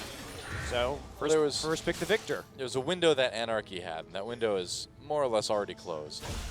Well, Ku yeah. can just kind of play patiently now. There weren't any early ganks really by the TF, and when the ganks came, they gave up so much just for a kill onto Smeb, which is absolutely not worth it in any sensibility. Still trying to gain a little bit more vision on the map, and man, Prey's kept this turtle alive for a long time, but now he's gonna have to try to keep himself alive. Yes, the gank is coming. He saw a ward go down there at the Krugs. Now he knows that there are a bunch of people in his tri-brush, so this may be it. Although he does have True Shot Barrage to clear out the minion wave, and now gonna threat the top side. Oh yeah, that's right. Smeb could be in trouble yet again. Drops the equalizer. It really doesn't hit anybody, and Mickey going for another kill. Ixu manages to grab that one. And so they found an opportunity at a time when the Ku Tigers really couldn't take anything in response. Yep. Well, and they got deep wards into the bottom side simultaneously, so nice job by Anarchy to wrest a little bit more control of this game away from the Ku Tigers. But that said, again, very easy lane to gank. Maybe Smeb is playing a bit too aggressively right now, a bit too far up. And Ixu could take a top lane turret. That would be very nice for Anarchy. Yeah, looks like he'll get it. And Anarchy jumps out to a little bit of a gold lead even here. Uh-oh. Well, the Tigers are very good at playing from behind, so. Yeah. Uh-oh. Hojin getting very far back right now. Basically, Mickey has to abandon his own jungle for fear of getting trapped there. 50 seconds until this dragon goes down. Ku starting to set up around the objective. They've already got all the vision they'll need directly around the Baron pit anyway. It's just a couple of the deep wards in their own jungle that they need to kind of worry about. And you'd imagine they know that there's some in there. Oh, yeah. I'm sure they're aware. Now, the question is, do they care, though? Because Muramana is finished for Prey already. So he's in a pretty nice power spike right now compared to the Corki, who's still working on the Bloodthirster. Yeah. Well, Snowflower zoning out Ku just a bit as Anarchy tries to go for their first dragon of the game. Smeb's going to get a lot of damage done to this turret, too. Yeah, they just want to delay it as long as they can. Yeah. See if they can get a turret and it still be there for the dragon fight. Pings down onto the tier 1. Ku has to move down into the bottom side right now. Oh, here we go. Ixu pops that ultimate. Still very tanky. They got the tower, though. That was nice from Anarchy. They did. Yeah, up in turrets, too. And now Mickey can do more damage in mid, too. I mean, I guess Ku responds with the top lane turret, but Anarchy seems to be doing a pretty good job of maneuvering around the map and taking turrets because of Yeah, it. they are. And that Lich Bane just did a lot of work onto the mid lane tower. You can't leave Twisted Fate alone with your turrets for very long. Not too much damage with the Death Ray yet. Yeah, very true. Oh, they catch Mickey. Mickey tries to get out. True Shot Barrage goes through, doesn't hit him. Grill a little bit low. Here comes Maokai on top of everyone. Nice knockup from Snowflower. Ku needs to play this so carefully. Equalizer comes down, traps a lot of Anarchy members, and Hojin just hammering away, gets the kill onto Ixu for Prey. Kuro walking ahead with that Chaos Storm, and here comes Gorilla blocking some damage, allowing Ku to advance onto the Dragon, and Kuro picks up another one onto Song Yoon, and Mickey on the run now. Ku Tiger's going to get their second Dragon. And Anarchy wanted to go for that, but the zone control for the Ku Tigers was so well played. Smeb held onto his equalizer for the right amount of time, so once Maokai committed in through that choke, the Ku Tigers just kept abilities in the choke the entire time, and Kuro was constantly threatening from the flank. If they tried to get their damage close enough, that Victor would just blow them up. Yep. So very good team fighting from the Ku Tigers. They fought exactly where they wanted to, and now they're going to reap some major rewards. Get another outer turret. Smeb there just holding on. And just like that, going from about 2K down to about 1K up now over Anarchy. So catching up and then some, as Smeb defends this mid lane turret for now. Yeah, it looks like he is going to, Mickey, that is going to back off, so they don't want to just overextend. Anarchy, though, again, great warding. We see this team, they play well around vision, that is true. They constantly are getting the wards that they need. They just don't have the execution around that vision or the right decisions all the time. Yeah. Well, and Mickey getting that quick Zonias too. I mean, they're really doing everything they can to position themselves to make some sort of a comeback anyway. And it is still a very close game. Yeah, the problem is that even if Mickey gets into the back line, how much can he realistically get done? Yeah, I mean, Kuro can just blow him up. Prey can get away. Yeah, that's about it. Has to try to hope for a pick. Missile Scepter for Smeb now. That's a very efficient item against Anarchy. There's not really much that can not be blocked by having that magic resist this game against Anarchy's composition. The only thing you're actually worried about is Sangyu. And even he is playing from a little bit behind right now without that Bloodthirster. So compared to Prey, who is already working on that last Whisper. Yeah, Ku looking pretty good at the moment. Oh, that was not the right button. So, yep, he had his Zonias in the wrong place. He was trying to ward right there. It was style warding. I guess so. The fanciest ward ever put down. How did our observer hit that? He misses nothing. Yeah, Zonias will be up fairly soon, but we'll see if it's we'll see if that ends up being a problem for them. Likely won't. I don't think we're going to see a fight here, or that Zonia's Hourglass can come back up. So you're warding totems on 4. How do you accidentally hit 1? Well, you assume that they don't have custom hotkeys, though. Yeah, probably. Gotta be changing it. Yeah, I mean, you're probably right. Yeah. Most pro players don't play with standard hotkeys. I mean, everybody changes up a little bit, but. Huh.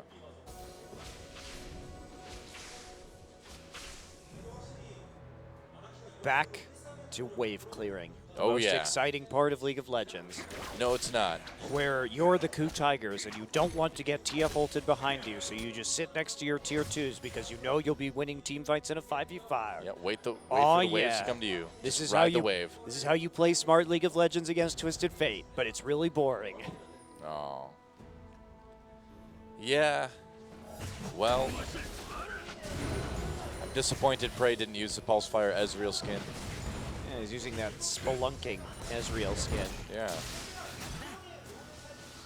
don't know if that's actually the name or not. Spelunking Ezreal? Spelunking Ezreal. I think it's some Spelunking. underground explorer Ezreal. Something like that. They started with caveman, but that didn't actually have the right connotation. Well, he doesn't look like a caveman at all. He looks like a man who could be in a cave. I don't know what you're talking about. Man in cave, Ezreal. Well, here comes Anarchy trying to take this turret down, but the big shield from Gorilla is going to prevent a lot of damage from coming in. It's so annoying to have to deal with that. Braum just there, taking all that damage from the turret. Yep. Mickey finally finds himself in a split push situation, but it's not going to be that effective because right now, due to the fact that the outer ring of turrets has not been completely killed and Ku still holds the center of the map, it's harder for them to get deep wards in against the Ku Tigers for him to actually deal damage to a tier 2. Well, yeah, you can see Kuro just coming right down. Yeah, as long as Ku control the center of the map, there's a limited amount of split pushing that Anarchy can do safely. Wow, clean. Snowflower taking a lot of damage, has to pop that ultimate. Lyra trying to get in the back lines. Teleport coming in. Wow, they get the kill on the Lyra very quickly. Two-shot barrage not doing a whole lot. That's a big equalizer, though, coming in for Smep. And Hojin just pounding people with those hate spikes. Gorilla manages to pick up the kill on the Snowflower. It's supportal combat, and Ku want to follow it up. Prey flashing ahead. Oh, Gorilla with the double kill. Nice.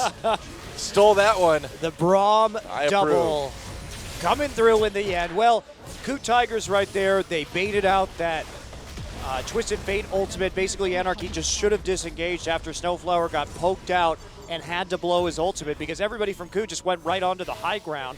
You take a look at this. I mean, they're just out of position. And then we see the Twisted Fate. That is so easy for everybody to get out of. Again, Ku fighting around this exact same choke point.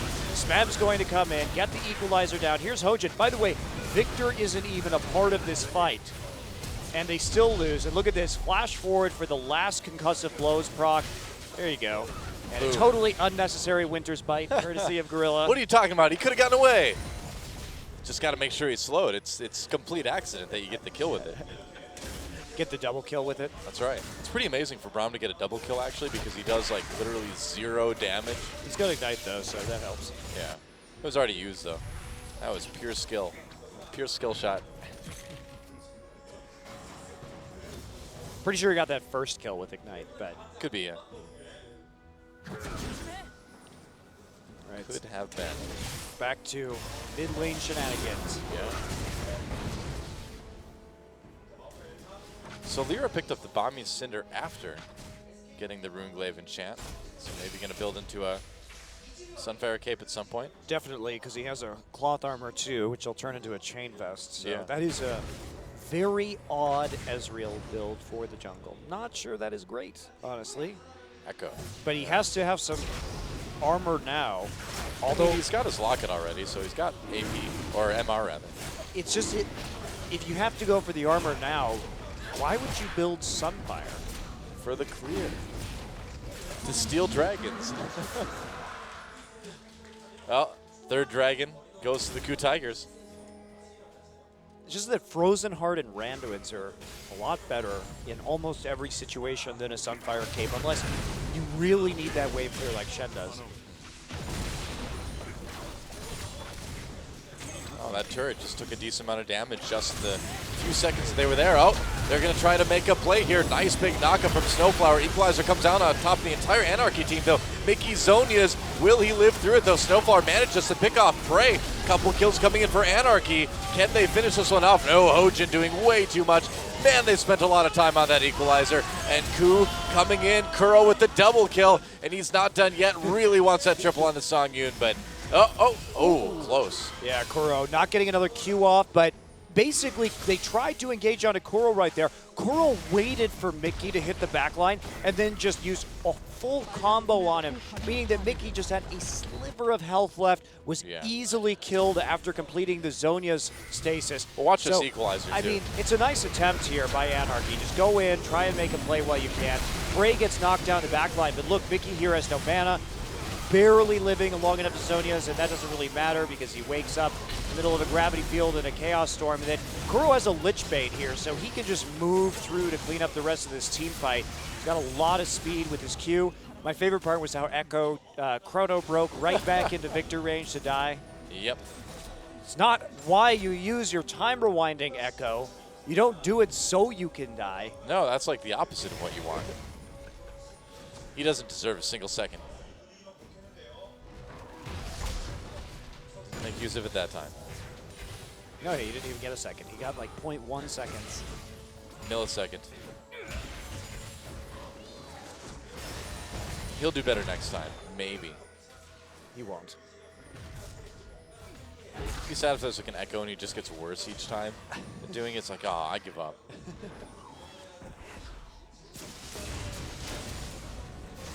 Who wants to go back only 4 seconds anyway? That's the world's worst time machine. Yeah, I'm trying to think of why you would. I don't know. Dodge something, I guess. Hit somebody with something. all the Echo type things, really. But it doesn't help you like go back and change the numbers you picked for the lottery or anything, you know? Nope. It's not really that useful, is it? Not really. Maybe if you could find some sort of betting that only took 4 seconds to complete to have the outcome. Maybe. It'd be hard to find something like that, though. Maybe a. Well, what happens if you like go back 4 seconds, then you just hit the button again? You go back another 4, and you just like keep. But you hitting can't it. because it's on cooldown. Oh. Sorry, you can only go back 4 seconds every couple of minutes. Oh, that's really not useful then. The Echo in the cinematic was not the Echo we got in the game, was it? No. You just use that time rewinder over and over again. It's not even really useful if you think about it. Uh-oh. Uh-oh. Destiny. Just a you Baron want to pick. see where they are, yeah. Yeah, just Baron check. So it's not even that. It's not even going back in time because no one else moves. He's not even going back in time. He's just going back to where he was. All it does is track his movement. It doesn't actually have anything to do with time at all. That's true. We need a warning in these champion cinematics now. It's like actual champion may not match. Yeah. Do you know? Depicted champion. Do you know that in that cinematic, did you notice that he actually does go back in time because the enemy resets in time too? Right. That doesn't even happen in the game. It's not like everybody goes back to where they were. That would be awesome. Basically, he's a charlatan. His time rewinder isn't actually a time rewinder at all. The only thing it does is track where he was 4 seconds ago, and then movement displaces him. It displaces him in space, not in time. Wow. It has nothing to do with time. Wow. This is a very touchy subject for you. So I think we found a champion that you dislike more than Shen even, maybe. In terms of practicality. I just think he echoes a liar. Apparently. He just names his stuff like Chrono Break, Time Winder. It's not anything. He's a snake oil salesman. He's truly the Wizard of Oz of League of Legends characters. Pay no attention to the man behind the rune glaive. Yeah. Once again, his team's like, come back. He's like, I don't know how it works. Riot Games. You can't just call Shen a ninja and then we pretend he's a ninja. He's clearly not a ninja. I refuse to pretend that. We've always refused to pretend that. You can't just tell me that Echo is a time traveler when he doesn't travel in time. You can't tell me that Bard collects things. Oh wait, he collects chimes. You can't tell me that Bard cares about anybody when he clearly doesn't. Why is he a support if he clearly cares about no one in his cinematic? That's my question. He's only there to drop by and take some items and then peace out. Peace out That's to it. who knows where. Back to his apartment somewhere, you know? I think that Bard should have a mechanic that once he buys a certain amount of items, he just disappears from the game. It's like my job here is done. I must go. My people need me. Yep. What if you could like go to other maps in League of Legends and like bring back items that would be overpowered in Summoner's Rift? Like give them to your teammates or just use them yourself? That'd be fun.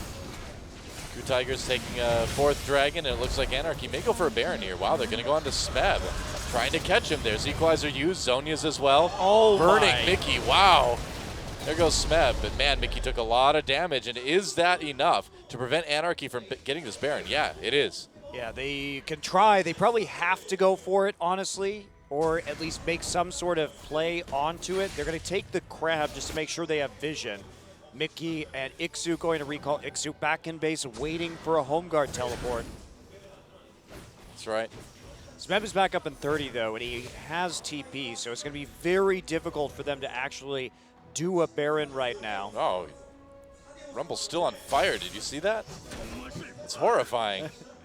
The burning poor corpse Yordle. of a Yordle. That's right.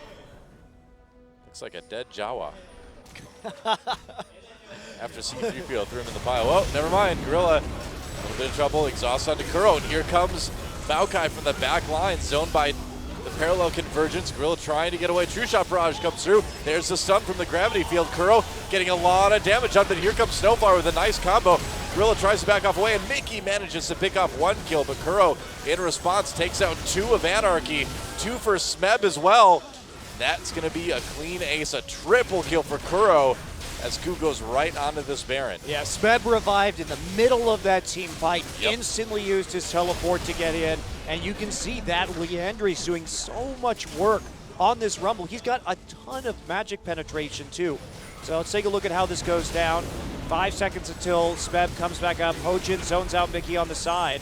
And again, Anarchy walking into a choke against the Victor, just not going to work. Ixu gets sucked into the middle and stunned by that gravity field. Kuro, they try to go on him. Gorilla is there to block a lot of that damage, and the Twisted Advance just not enough. And here comes Smeb as part of that cleanup crew, Yep. easily burning through multiple members. And there goes. Easy inhibitor for Kuro and the rest of the Ku Tigers. Yep, Baron straight into the middle inhibitor. There's no chance for a defense. Everybody on Anarchy already dead. That's right. Oh, goodbye. This is a very different version of the Great Muppet Adventure than I'm used to. Much more violent. That's right. Much more bloodthirsty. You didn't see the Muppet movie where Kermit was covered in blood? No, I did not see that The one. blood of his enemies? What was the name of that one called? Braveheart. Oh, yeah. I haven't seen it. Muppet Massacre. The Great Muppet Massacre. Somehow I don't think that would have gotten through the quality control there. Have the alternate Kermit song, It's Not Easy Being Red. It's not easy being covered in the blood of your enemies. Yep. Kermit the Barbarian, played by Arnold Schwarzenegger.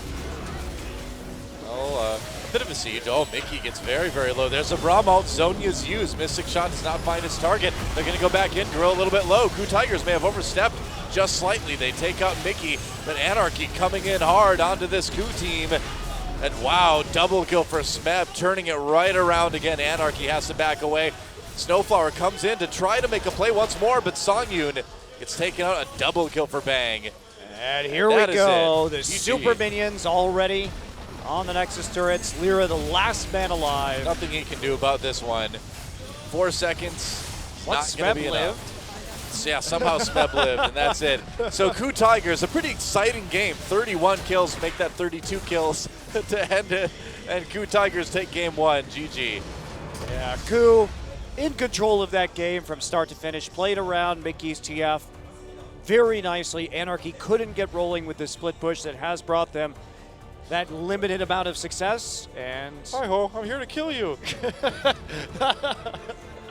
That's Ku Kermit's right there. Good impression. Thanks Noah. for stopping Well by, Kermit. I gave him the microphone for a second.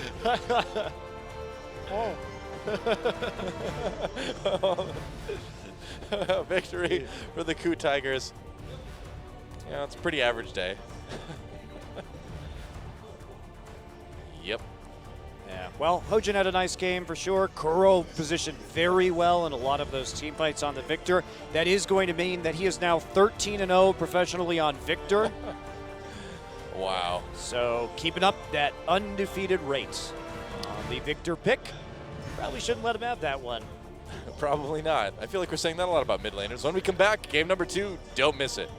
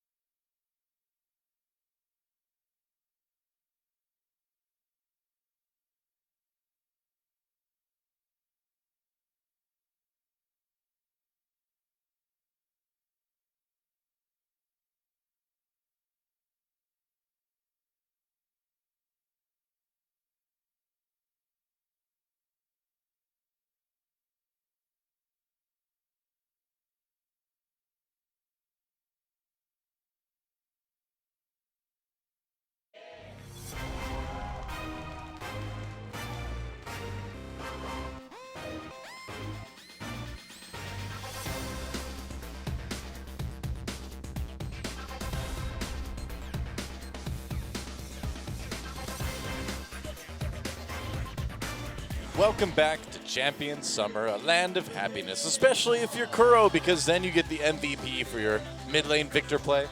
And you remain undefeated, 13-0 now. You're very for happy Kuro. if the enemy team keeps funneling into chokes too. He played the team fights really nicely, actually. My favorite team fight was when he was on the flank. This is another nice one. Saves that Chaos Storm to drop onto Mickey at the end and then just walks backward. Nobody can get through that gravity field, and that's going to be it. Kuro just has the ability to move through the rest of the team fight. Snowflower tries to get rid of him, but it's just not enough. You can't keep a good Victor down. Nope. Oh, we're not going to see my favorite team fight, I think. That's too bad. But again, playing around the choke points very well. This is how you should be team fighting as Victor, because you can constantly poke as long as the other team remains committed to being there. And he draws Kuro right back in, then blows up Songyun without a hitch. Ray takes care of Echo on the backside, and Coup Tigers showing off their chops in that team fight. And where do you go now? Do you ban the Victor now that you are on the blue side? If you're Anarchy, I think the answer is yes. Yes, you do.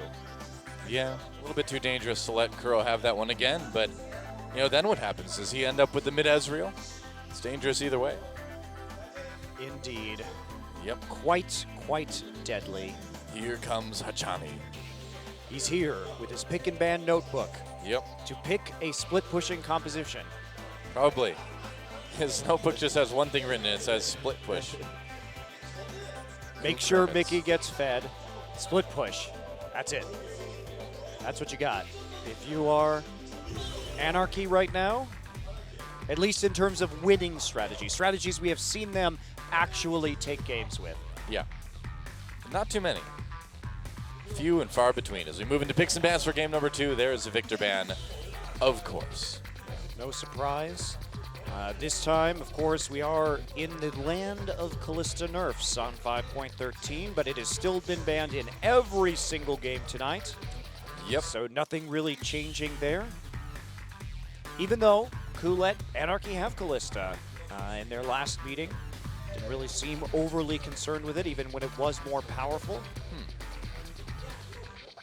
I thought maybe they would do the same tonight. Just get them to first pick it and then do something else. So Fizz ban comes through. That says... I wonder who wants to pick a first pick Maokai. Maybe not a first pick Maokai, but that's a bit of a surprise to me because Ixu likes to play Fizz in the top lane. That was Rise ban.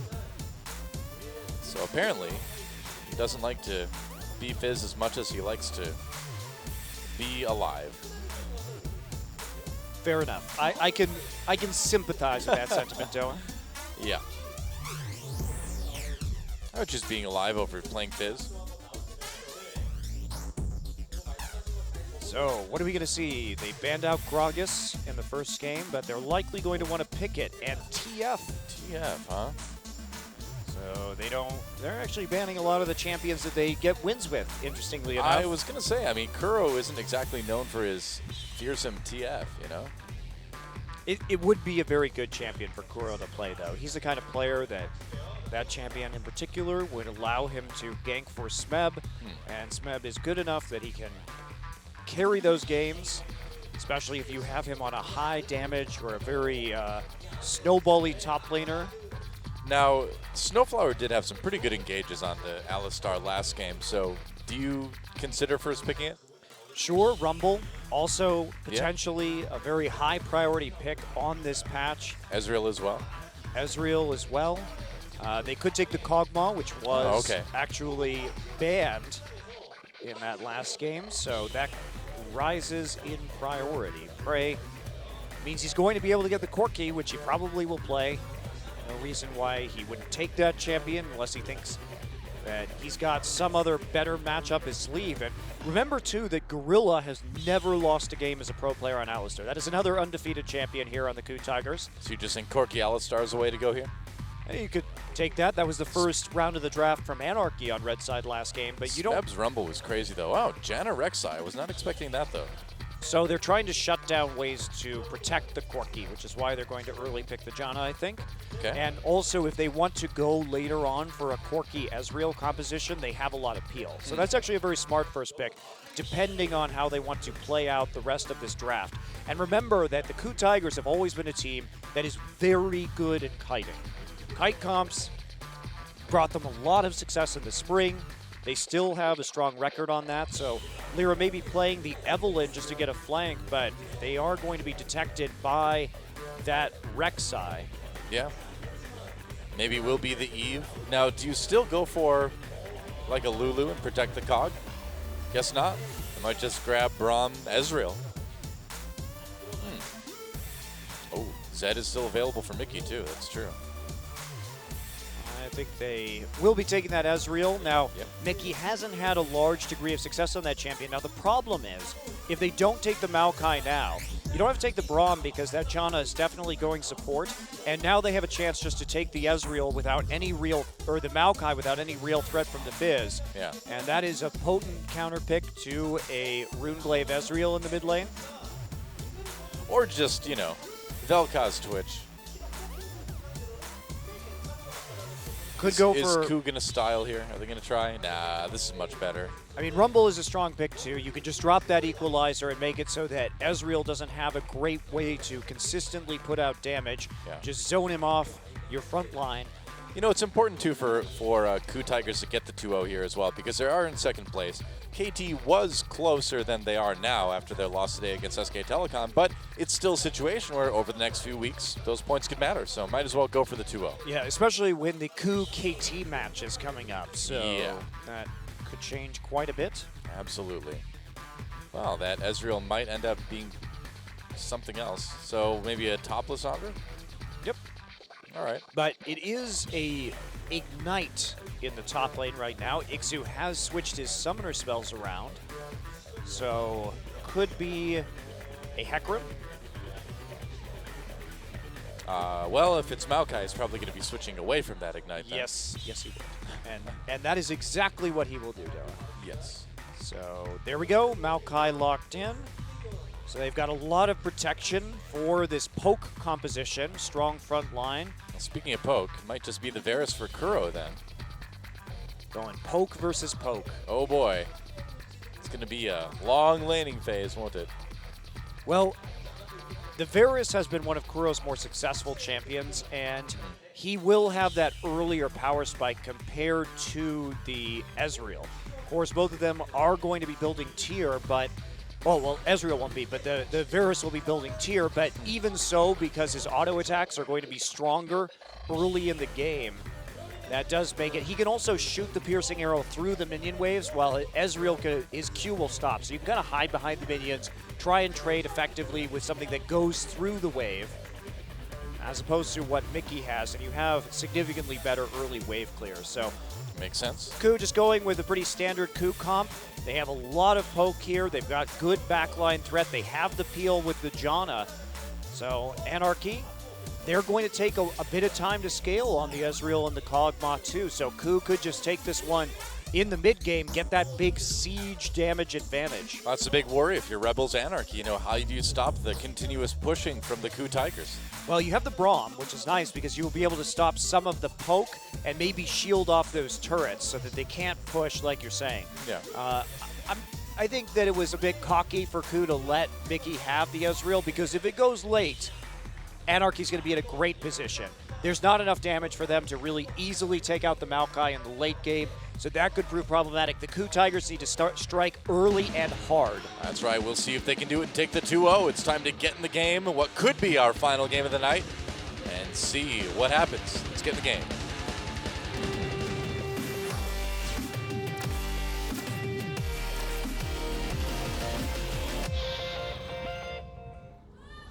All right, welcome once again to Summoner's Rift. Some Anarchy fans out there somewhere. Well, we will see if they are indeed fighting, Dilla. Well, they'll be fighting. The question is, will they be winning any of those fights? That's the thing. Okay, interesting draft. I mean, I like Anarchy's composition. I think it's a nice comp to be using here. If you can win some of these games, if you can get that advantage and try and drive it home. Yep. Gorilla going with Hextech Janna, which is the skin that Korean Janna players apparently prefer. No Fnatic Janna.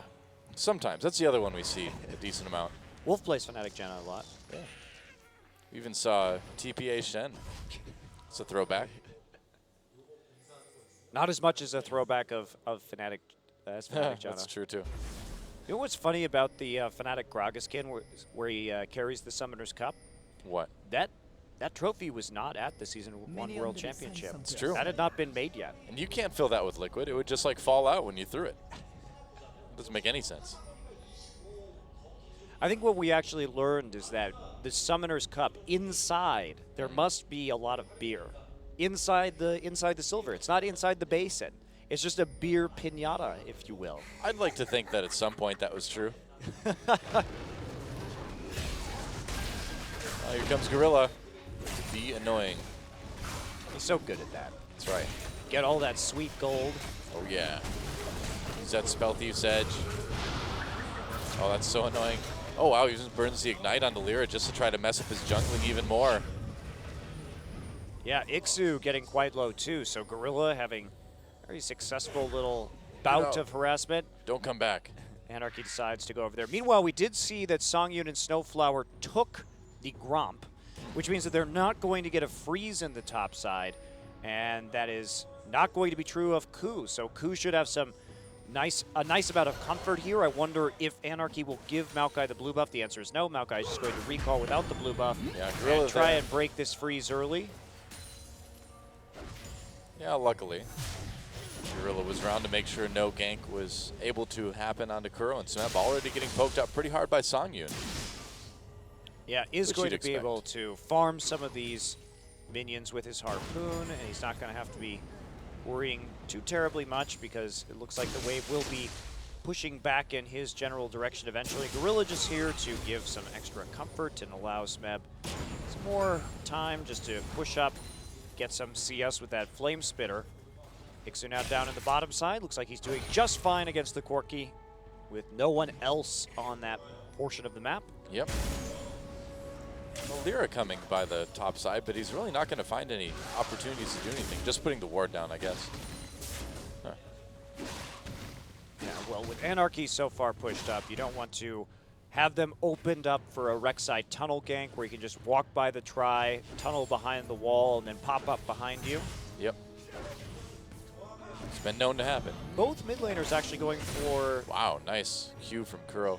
Yeah, the Flask this game, and that's the thing, is that Mickey is just going to be taking more damage, much easier for Kuro to trade, but again, it's an issue of scaling. That Varus does fall off, and against so many tanky champions, once Evelynn and Maokai get a bit of armor and Snowflower has that unbreakable, Kuro and Prey are going to be pretty darn useless when it comes to the late game. If that Varus gets rolling, though, we've seen it do pretty amazing things, such as FLICKR doing more damage than the entire enemy team combined on Varus. Well, that happened more than once. Oh yeah, with different players. It's definitely, if you can definitely get that way, but you have to win the game pretty early. Lyra's been standing in this brush forever, just watching Rek'Sai go back and forth, get some wards down in his jungle. Hojin now suspects. Yeah, they're going to try something. There's the slow, there's the Q, and they can't quite finish him off, but they do force him back to his own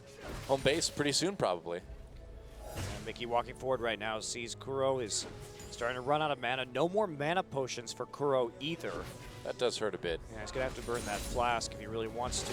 Get a little bit of mana from the biscuit, but not a whole lot to speak of.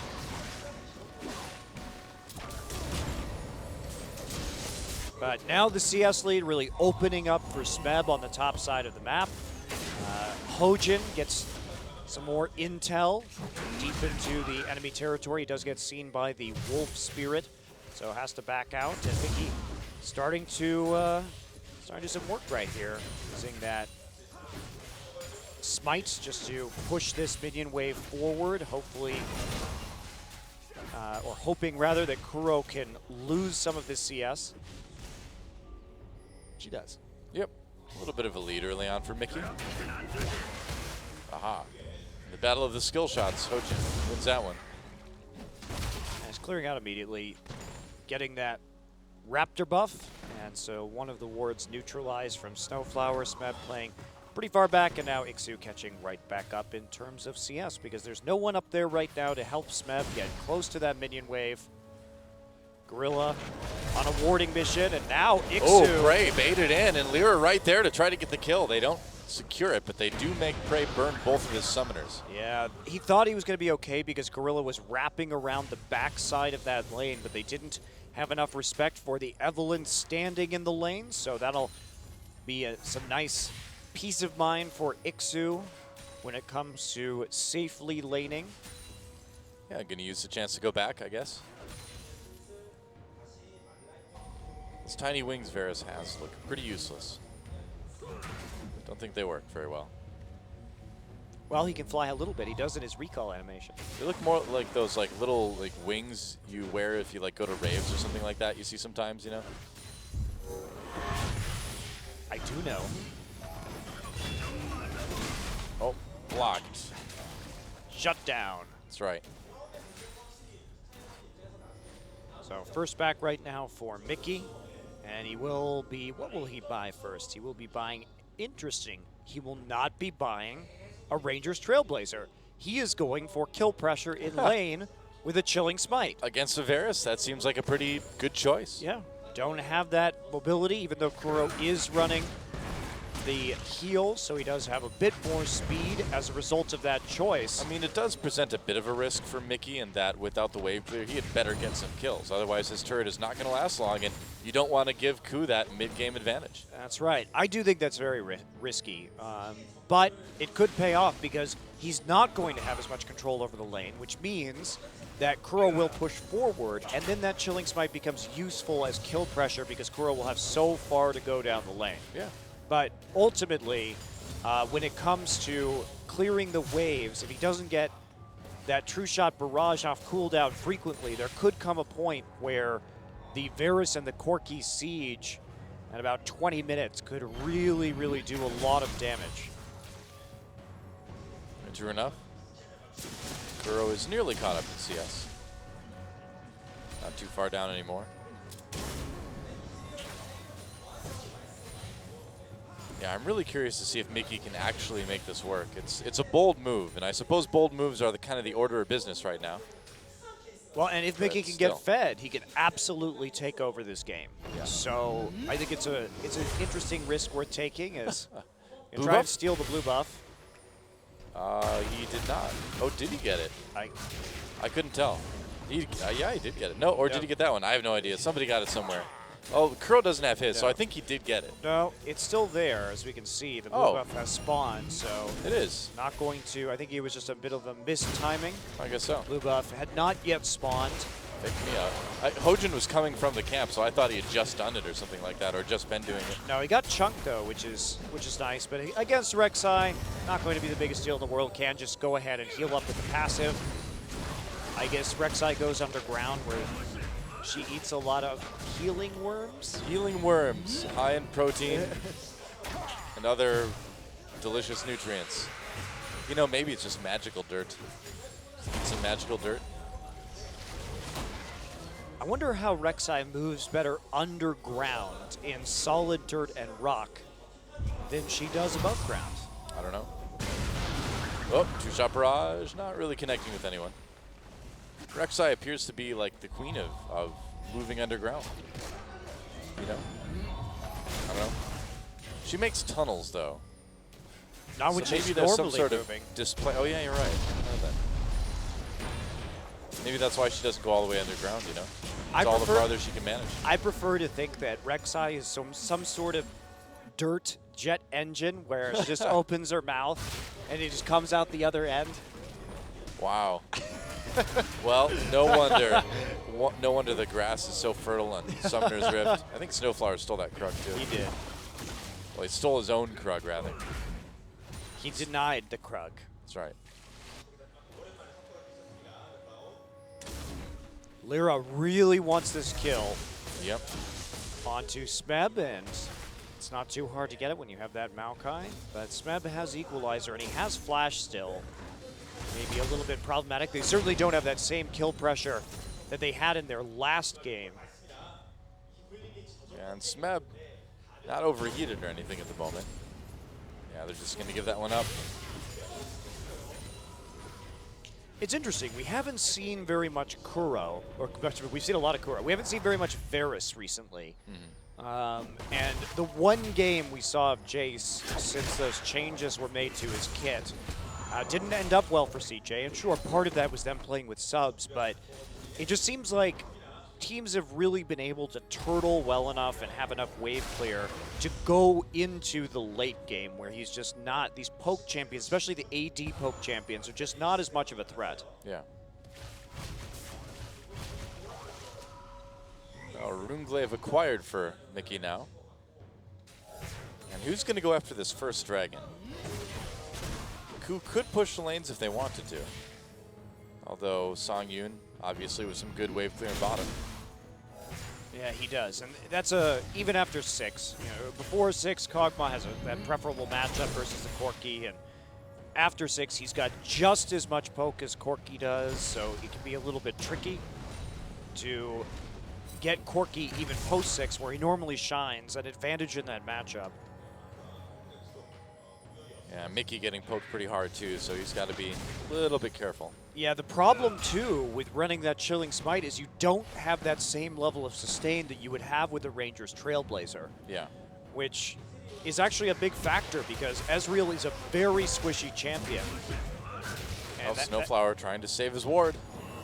Kojin decides he doesn't really want to commit to that one.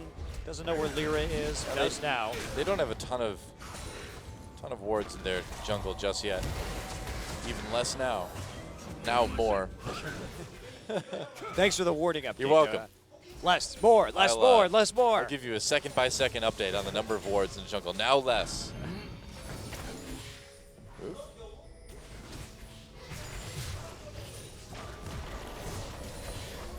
Oh, Kuro doing exactly what we were worried about seeing for Mickey this game. Mickey not, no wave clear, no sustain, so Kuro just pushing up and poking the turret, and with the vision that they've got, there wasn't really a lot of a threat from ganking. Nope. Not really any at all, as a matter of fact. So we're approaching Trinity Force time for both of our teams. Prey up in the laning phase, despite having to play under his turret for a large majority of this lane. They're just going to check it with a Prey Seeker, make sure there isn't an Eve there while they push up the wave so that they can recall. Yep. Well, Mickey just trying to save his turret, trying to do what he can. I always wondered with Janna's shield of air on Corki, wouldn't that just mess with the arrow dynamics of the whatever he's flying on and just make him crash immediately?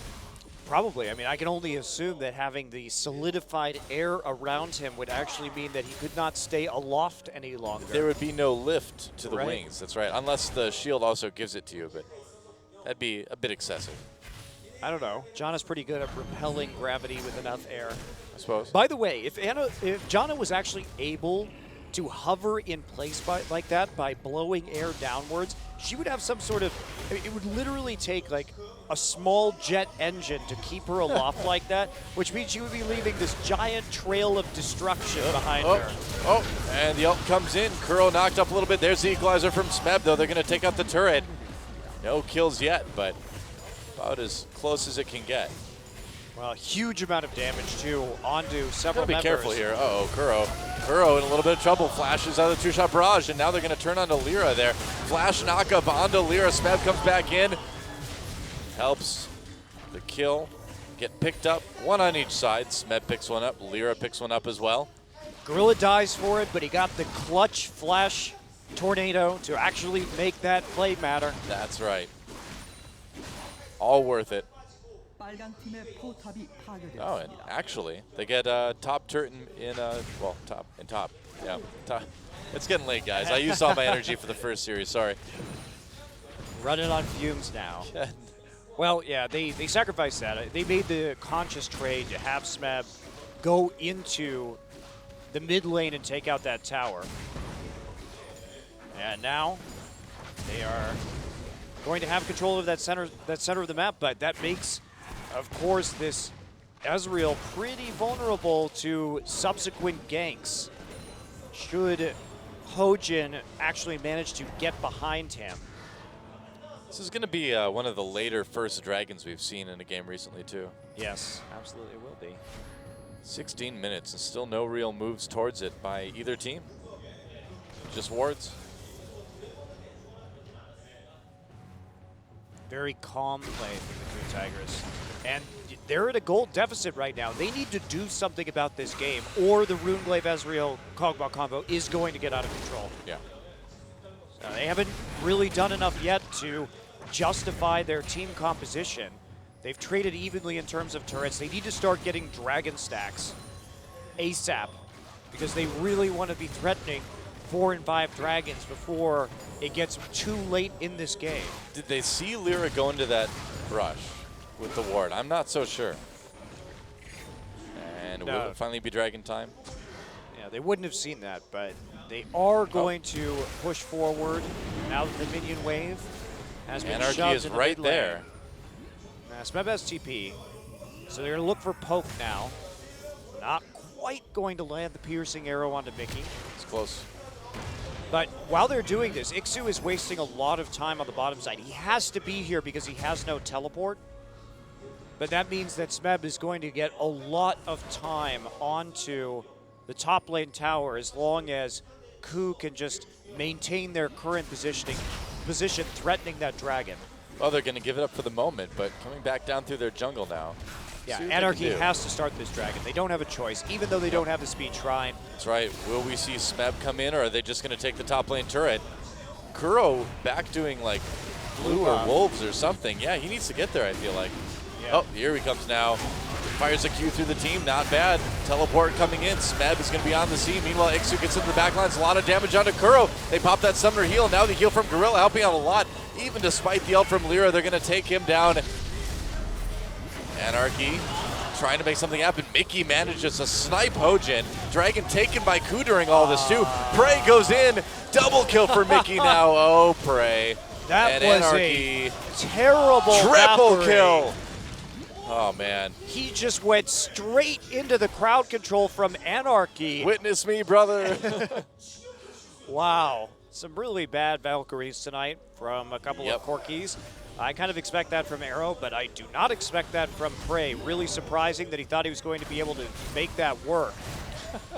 And now Ku they did steal the dragon. They got that. So Hojin was able to get the smite off, but whoa, that's a lot of damage. Even so, giving the Runeglaive Ezreal a triple kill, really a bad plan. So as we see right here, Hojin gets around the side, wins the smite battle, and then, I mean, Smeb's there. They got an equalizer down. They're able to get a kill. And at this point, if you're look at this Ku, they can just go bottom and kill that tower immediately. There's nothing Anarchy can do. They have a mini wave. Now, why you would do that instead of walking bottom to kill a turret is a mystery. Mediocre. And Mickey really coming up big with 3 kills in that fight too. Yeah, they're going to try to make a play onto Ku's bot lane here. Prey could be in trouble. They're going to dive the turret with Songin right there as well. It's going to be easy. Lyra picks one up, and now they're going to get the turret as well. This is not going well for the Ku Tigers. They picked a risky composition. What can I say? They didn't hit their power spike, or they haven't hit it yet, and they're already behind. How do you beat this insanely good late game team comp from Anarchy? They simply are not going to have the damage to kill Ixu. Yeah.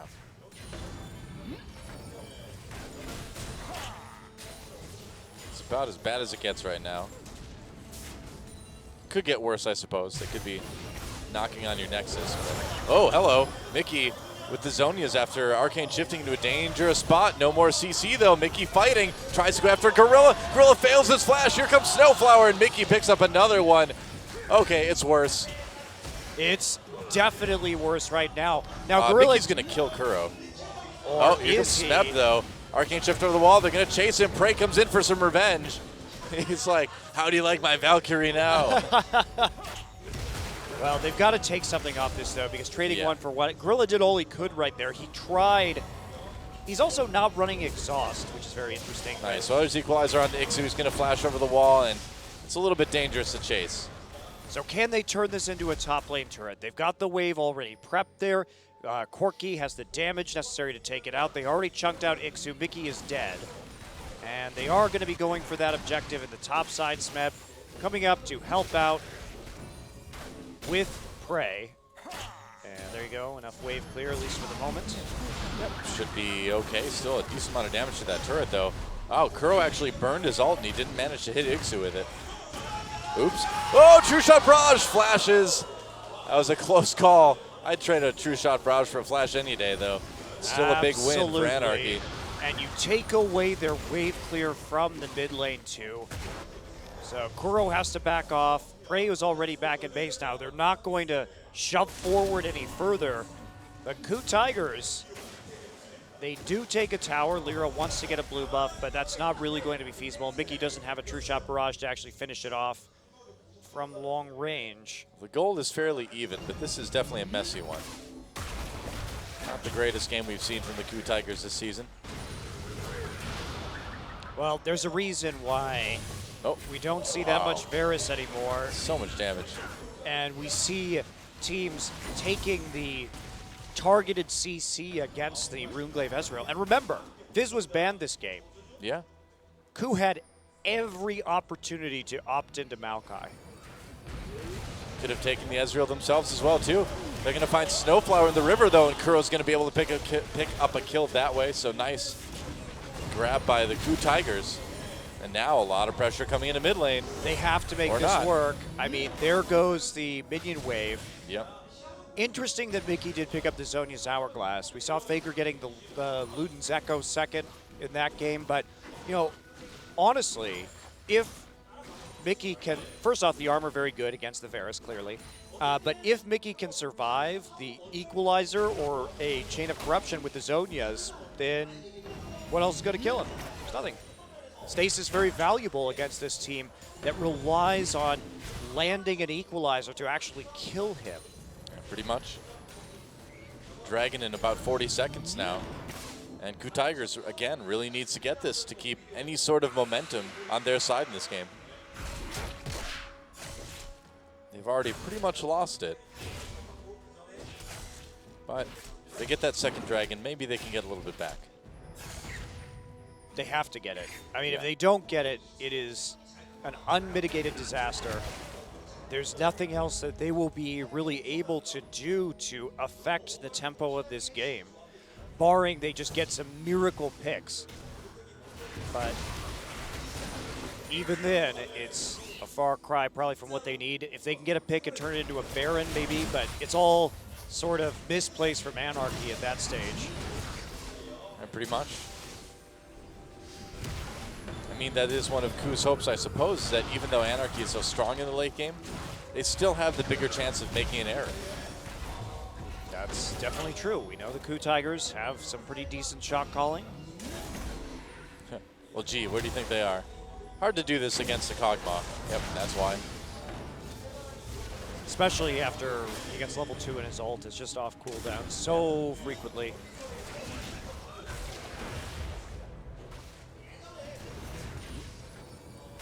Ku trying to hold. They are succeeding, at least for the moment, but this game is spiraling out of control for them and into the hands of Anarchy. Yep, Dragon to spawn. And so if somebody's going to make a move for it, it's going to be now. Lyra takes a bit of poke from the piercing arrows, but they do manage to clear some wards. Oh, that was a nice arrow. That helped. Shot barrage used, though. Big chunk taken out of Gorilla again. So vulnerable to this Ezreal. Yeah, but Anarchy's already been heavily poked out. Yeah. So can they actually follow up with a dragon attempt? There is no True Shot Barrage for a little bit. So no dragon attempt from Anarchy. Kuro actually going back right there. Yeah, well, he's got a little bit of time now. Goes back, picks up the, I believe it was the Last Whisper, maybe the Brutalizer. Didn't quite see. Interesting that Mickey has maxed his E second, so he's actually lacking a bit of poke damage that he would normally have with his W. Huh. I mean, do you get a little bit more damage out of the Yeah, but you're using shot that comes out of the E? Yeah, but you're using that so defensively most of the time that Could be, yeah.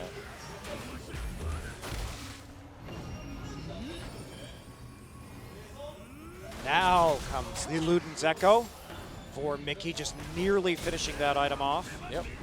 And no one wants to take the dragon. And you know what? Anarchy's fine with this. Longer than it takes for Ku to actually threaten 5 dragons, which is now at this point going to be epically late in the game.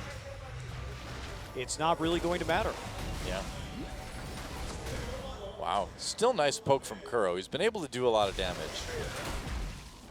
They just can't seem to find those team fights, so.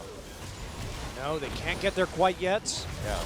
But they gotta defend this turret, though. Just wait. It's all Anarchy has to do. They will be the king of the poke war in the end. They will have the better front line. Wow, just going right onto this dragon. Prey's right there, though. They could take a lot of damage. Equalizer comes out, pushes Anarchy back. There's Kuro, gets the ultimate off. That helps quite a bit. Twist advance back onto Prey, but they're going to take out Ixu so fast. True Shot Barrage did a ton of damage. And Ku backing off for the moment. Snowflower nearly picked off by that piercing arrow. Mickey still being a big threat here as Ku goes for their second dragon. Songyun can poke as well. Ku manages to muscle their way in and get that second dragon. Well, Varus is still in the middle of a power spike right now, and Anarchy, they committed to doing the dragon before they won the poke war, and that equalizer just did so much damage with the Leandries. They're going to get a turret out of this as well, too. Wow.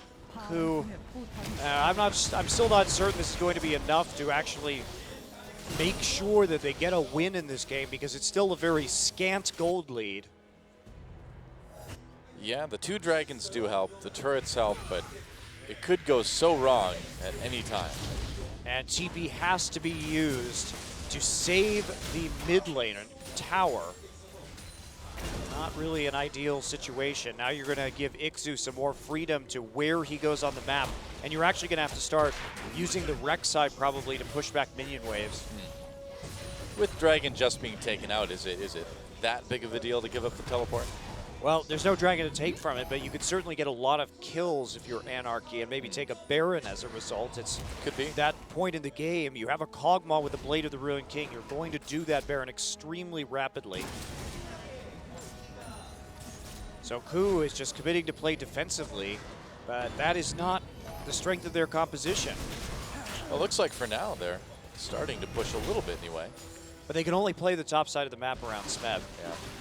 So they have to group up this 5 and Siege and make sure that they get good flank wards down, which is something that they sort of failed to do in their last match against SK Telecom. Looks like they're going to try to give up their tier 2 in top lane for maybe their tier 1 in mid, which would be a pretty nice trade to make. All right, so is Ixu going to come in with the big engage? He's already recalling. He has home guard. Shot Barrage used. This turret, though, taking a lot of damage, and there's still more minions. Here we go. Meanwhile, the flank coming in from Anarchy. They take out the turret. Maokai coming from behind. Snowflower there as well, too. Slowed down by the hail of arrows. Hojin goes underground. Ixu tries to get in there. Nice equalizer, and Ku protected with that ultimate, starting to do a lot of poke damage. A kill for Smeb already. Big arrow comes through and hits Mickey. Prey comes in for the kill onto Ixu, and Ku chasing this one. Songyun very low as well, too, so somehow, some way, Ku Tigers still landing enough poke damage to win these team fights. The Tigers got so kited, they kited well. Yeah, Anarchy got so kited out of that engagement. Now, what we saw was Anarchy trying to get the flank, but Ku read it really nicely. They had the necessary wards and information, so they may actually get a Baron off of it right now. Oh, here it comes. True Shot Barrage a little bit late, and Ku Tigers will be able to take the Baron as well. So a turret kills the Baron.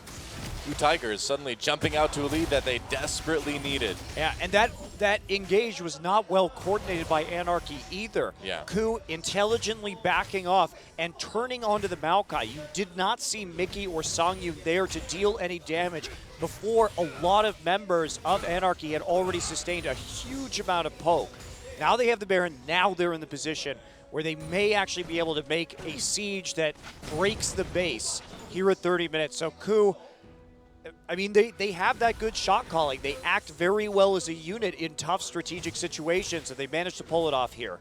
Yeah, and I mean, this is the kind of the big danger for Anarchy as well, too, is that even though their composition might have all these edges, there's still the quote-unquote, you know, rookie team coming into this. Well, the idea was good there from Anarchy, right? It's just the execution was off. And that's what's so hard is making these flank attacks and these pincer attacks at the proper time for everybody so you get the Maokai in right as you're dealing the damage from your carries. Right. And in this case, Ku was just very decisive about how they turned the flank. There's a huge minion wave. Yeah, and they're going to ride it right into the base as well, too. It's poke versus poke. We'll see who comes out on top. Those Baron minions are going to do a lot of work, though. Nice block for Snowflower. He's going to have a lot of work to do to prevent this from coming in. Two-shot barrage does a good job. Kuro actually gets shielded by Gorilla to take away the bite from the True Shot Barrage. Trying to retreat. They want to take a tier 2. They may have realized that it might be overly difficult to crack the base right now. Smeb returns to start trimming this top wave as his teleport comes up. They can just keep these lanes pushed, too, because Dragon is coming up in a minute, and as long as they can have enough comfortable room to fall back and take their third Dragon, they don't really necessarily need much more than that off of this Baron buff. Yeah, they still have to be worried. They're not ahead enough that this composition is not a threat from Anarchy. Still an uphill battle for Ku. Of course, yeah. One good true shot barrage through the squishy members of Ku, and everything could change. I'm actually surprised that Kuro has been delaying both a Bloodthirster and a Hex Drinker, instead going for the completion on the Yomu's Ghostblade, because Just really wants that damage. I mean, the Hex Drinker would be very helpful. The Overshield from the Bloodthirster in conjunction with the Sustain would be very helpful to him. But that's defensive, man. You get a Yomu's and you just go for it. They're gonna have to change the name to Yolomu's. It's actually a good name for that item. Yolomu's. Yolomu's Ghostblade. Well, Dragon up now, and Ku Tigers can take it very comfortably. Yep, Smeb going through the jungle. Gonna try and take a blue buff while he's at it. No TP for Ixu, so there's not really a great answer. Good wards from the Tigers at the top, and that is going to be Dragon number 3. Yeah, they've got that little speed boost now, which is going to be even more TP, useful. TP. Oh, where are they going? Yeah, going to mid lane, trying to go after Lyra and Songyun. Can they catch him? Doesn't look like it. Oh, but they did catch Snowflower, though, and Kuro should be able to get a kill even with that ultimate used. Yep, goodbye. Zoned by the Prey Seeker. Right into the waiting arrows of Kuro. The Snowflower Seeker. That's right. Oh, that actually, True Shot Barrage didn't do as much as Anarchy would have liked, but with Ku having the Baron buff fall off, now they invested a lot in that TP. So they did, but again, the Dragon is down, so it's not quite as vital as it would have been before, you know? They're always like using the TP for some sort of aggressive or maintenance sort of play right after they take the Dragon if they don't need it for that, you know? Well, they have had a lot of pressure with that Baron too, so that certainly changes things. And what is Ku's game plan now? They don't really have much on the map to take. They could try and set up for a follow-up Baron in a couple of minutes and see if they can land that poke first. It looks like Gorilla is going to be going probably for a second Aegis here, doubling down on that item. He certainly needs some magic resist as one of the squishier members of the team. Finally, Kuro moving towards the Bloodthirster, so at least he has some sustain with the Vamp Scepter right now. Prey also probably looking to get Bloodthirster and then a Banshee's Veil in this game in particular. Right. Wow, Ku just has a lot of map control right now, but it's amazing just how many wards Anarchy has been able to get out on the map, although I think they're all about to expire, some of the deeper ones. Are not likely to last very long in any case as Ku starts peppering the Baron area. Snowflower's had some weird unbreakables this game. I know, yeah. Been quite at the right angle. He's not as adept a Braum player as some other players we have seen in this league. I guess so. He's missed a couple of those. I wonder if he's got it on SmartCast or something like that. It's probably not a good way to use that ability. Yeah, I don't think so, yeah. Because he's messing it up so consistently, you know? mean, yeah, you can get it up faster with Smart Cast, of course, but you also have a good chance of just accidentally having your mouse cursor in the wrong place. All right, Ixu maybe wants to find a flank again. He only has a couple viable wards to TP to, and Ku's going to see him coming from a mile away. I think a good tip with using that ability on Braum is to not like try to click right in front of Braum where you want to aim the shield, but just click on the person that's shooting it at you. Because then it'll put it up right, the right angle. There you go. Braum tips. And then your mouse cursor is always in the right place to shoot a Q at him too. Oh, flash. Oh, Prey takes a big damage. Big damage from that two-shot barrage. Grammar escapes me, and Anarchy does push the Coup Tigers back a little bit. They need to be careful here too, because Baron is up in 20 seconds, and they can't afford to be poked and they too have much. No vision around that objective. They also have no true shot barrage anymore, and it looks like Varus and Corki will be able to heal up just a little bit off of some wards and jungle camps, but Anarchy doing a good job of repelling the siege for now. Makes sense. Oh, Mickey was knocked up by that whirlwind, took a pretty big amount of damage as well. They found Lyra. Yeah, they did, and Ixu in a lot of trouble too. This is not looking good for Anarchy right now. Lyra over the wall. Here comes Prey. There's the equalizer, not equalizer, the Valkyrie used. I don't know. It's a mini equalizer. I give up. It's a mini equalizer, Noah. It's a marginalizer. Mickey fleeing the fight, and with Lyra down, they're just going to go for this inhibitor, it looks like. Yeah, and Lyra made a big mistake right there. He cannot give up his positioning on this Evelyn, because then Ku knows that it's perfectly safe on their flanks. Yeah. And once it's safe on their flanks, they can play a little bit more aggressively, and they catch him out. So Anarchy looked good for a lot of this game, but Ku has been able to repeatedly make picks, give Anarchy the run around the map, and get themselves a very comfortable gold lead. They're going to pick up another Baron here. Pretty easy Baron now for the Coup Tigers. Mickey, no two-shot barrage. He's trying to get there as fast as he can, as is the rest of Anarchy, but they're not going to make it in time. There's the Baron. They're going to turn right around. Varus ult did not connect. Braum ult did, but here comes Prey over the wall again. Oh, man. Prey, you are psycho today. Wow. Yeah, you have to be happy right there. You got the Glacial Fissure out. There isn't a True Shot Barrage to use. Just don't play too aggressively right after you got the Baron, and you have super minions already moving into your opponent's base. Play safe, push up the waves, close out the game in a textbook style, because if you throw now, Anarchy can definitely still win this game. Oh, yeah. Prey's trying. It was a nice attempt there. Valkyring ahead. He's like, oh, nobody? Okay.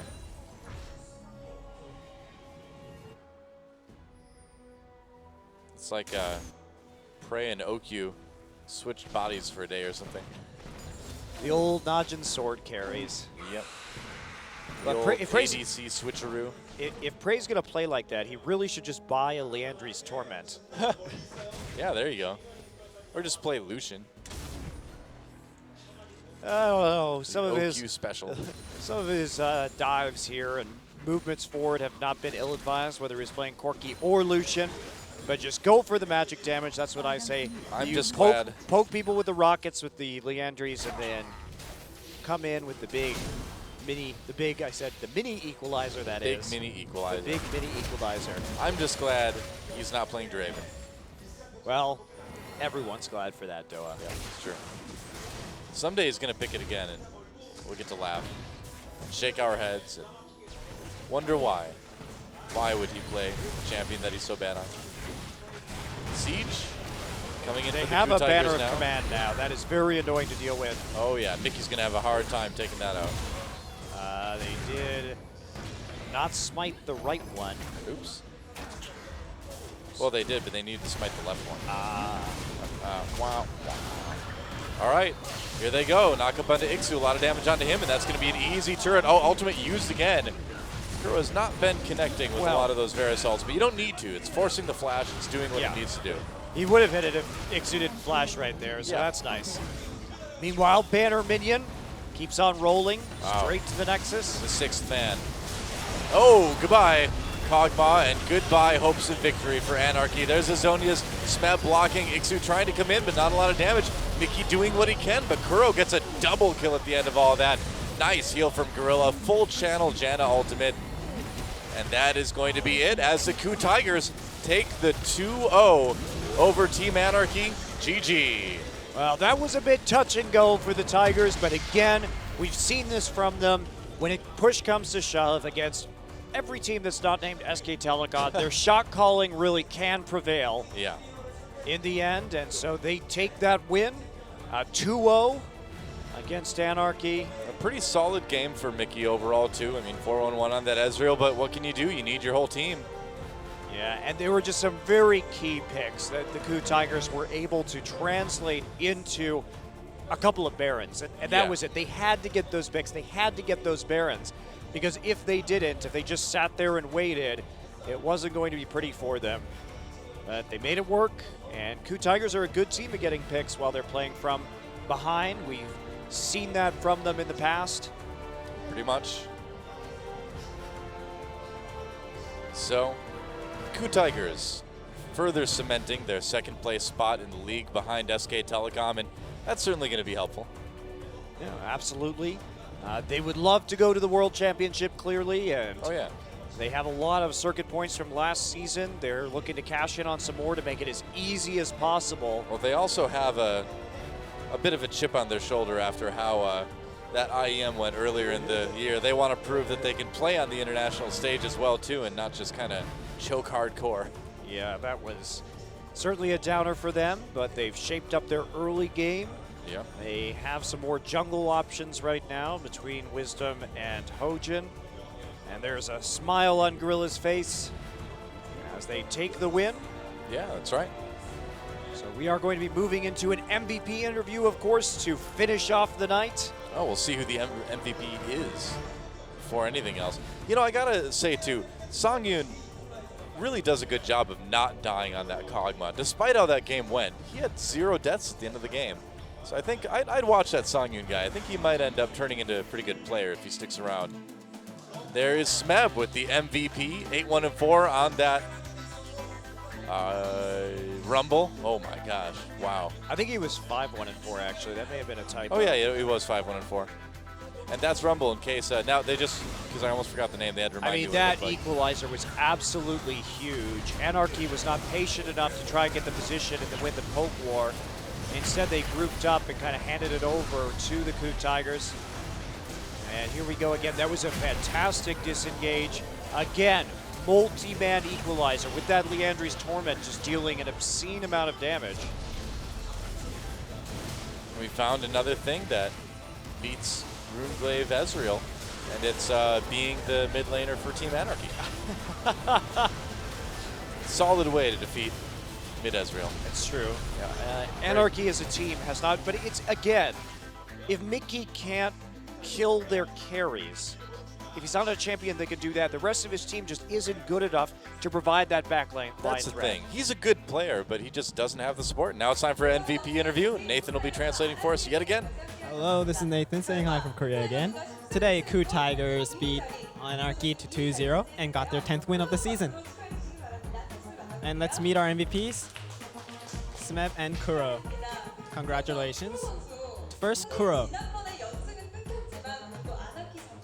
You guys lost your winning streak last game, but you beat Anarchy this game. How do you feel?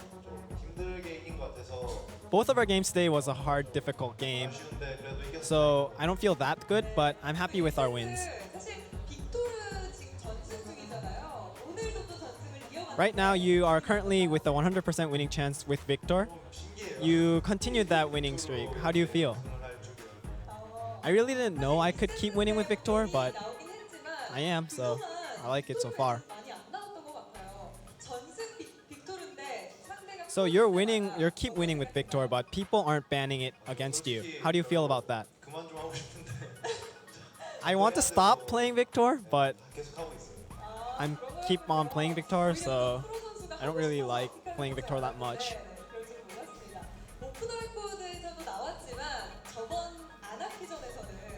It was shown on Off the Record, but last time you were screaming on the Off the Record to pray. What do you say this time after the game? Last time I was joking with Prey, but today was the same.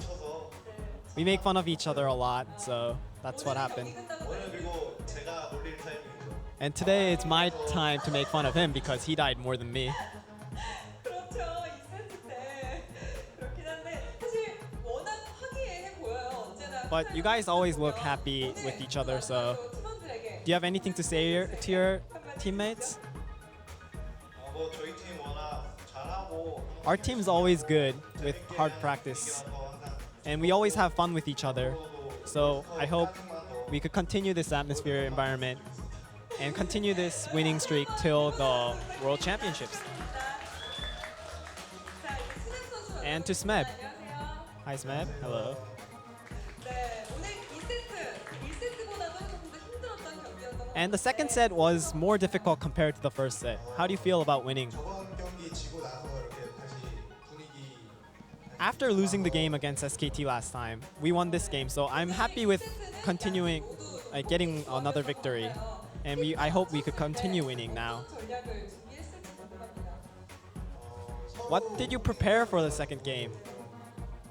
After we saw Anarchy choose their poking champions, we wanted to poke too, so we chose poking champions against them. 정말 누가 더 잘 맞추나 그런 게임이었던 것 같은데 2세트에서 궁금한 게 아까 프로 선수도 말씀해주셨지만 프레이 선수의 앞발길이 And I'm wondering, again with the second set, Prey used the Valkyrie forward. Was it Prey's mistake or did it do it on purpose? He didn't say anything and he just Valkyried forward. And then he said, oh wait, and then he died. So, and there's Prey is laughing. 프레이 선수도 다음에 MVP 받아서 Nice going, Prey. 또 한번 말씀 나눠볼 수 있는 기회가 And I hope we get to speak to Prey next time about this. 1라운드 때는 진 적도 있기 때문에 And the next game is against Najin. You guys have a loss against Najin, so do you have any words of determination? In the first round, after we lost to Najin, we kind of had a slump. But this time, I hope we can beat Najin and continue our rising streak. And thank you. And I'll hand it back to you guys again.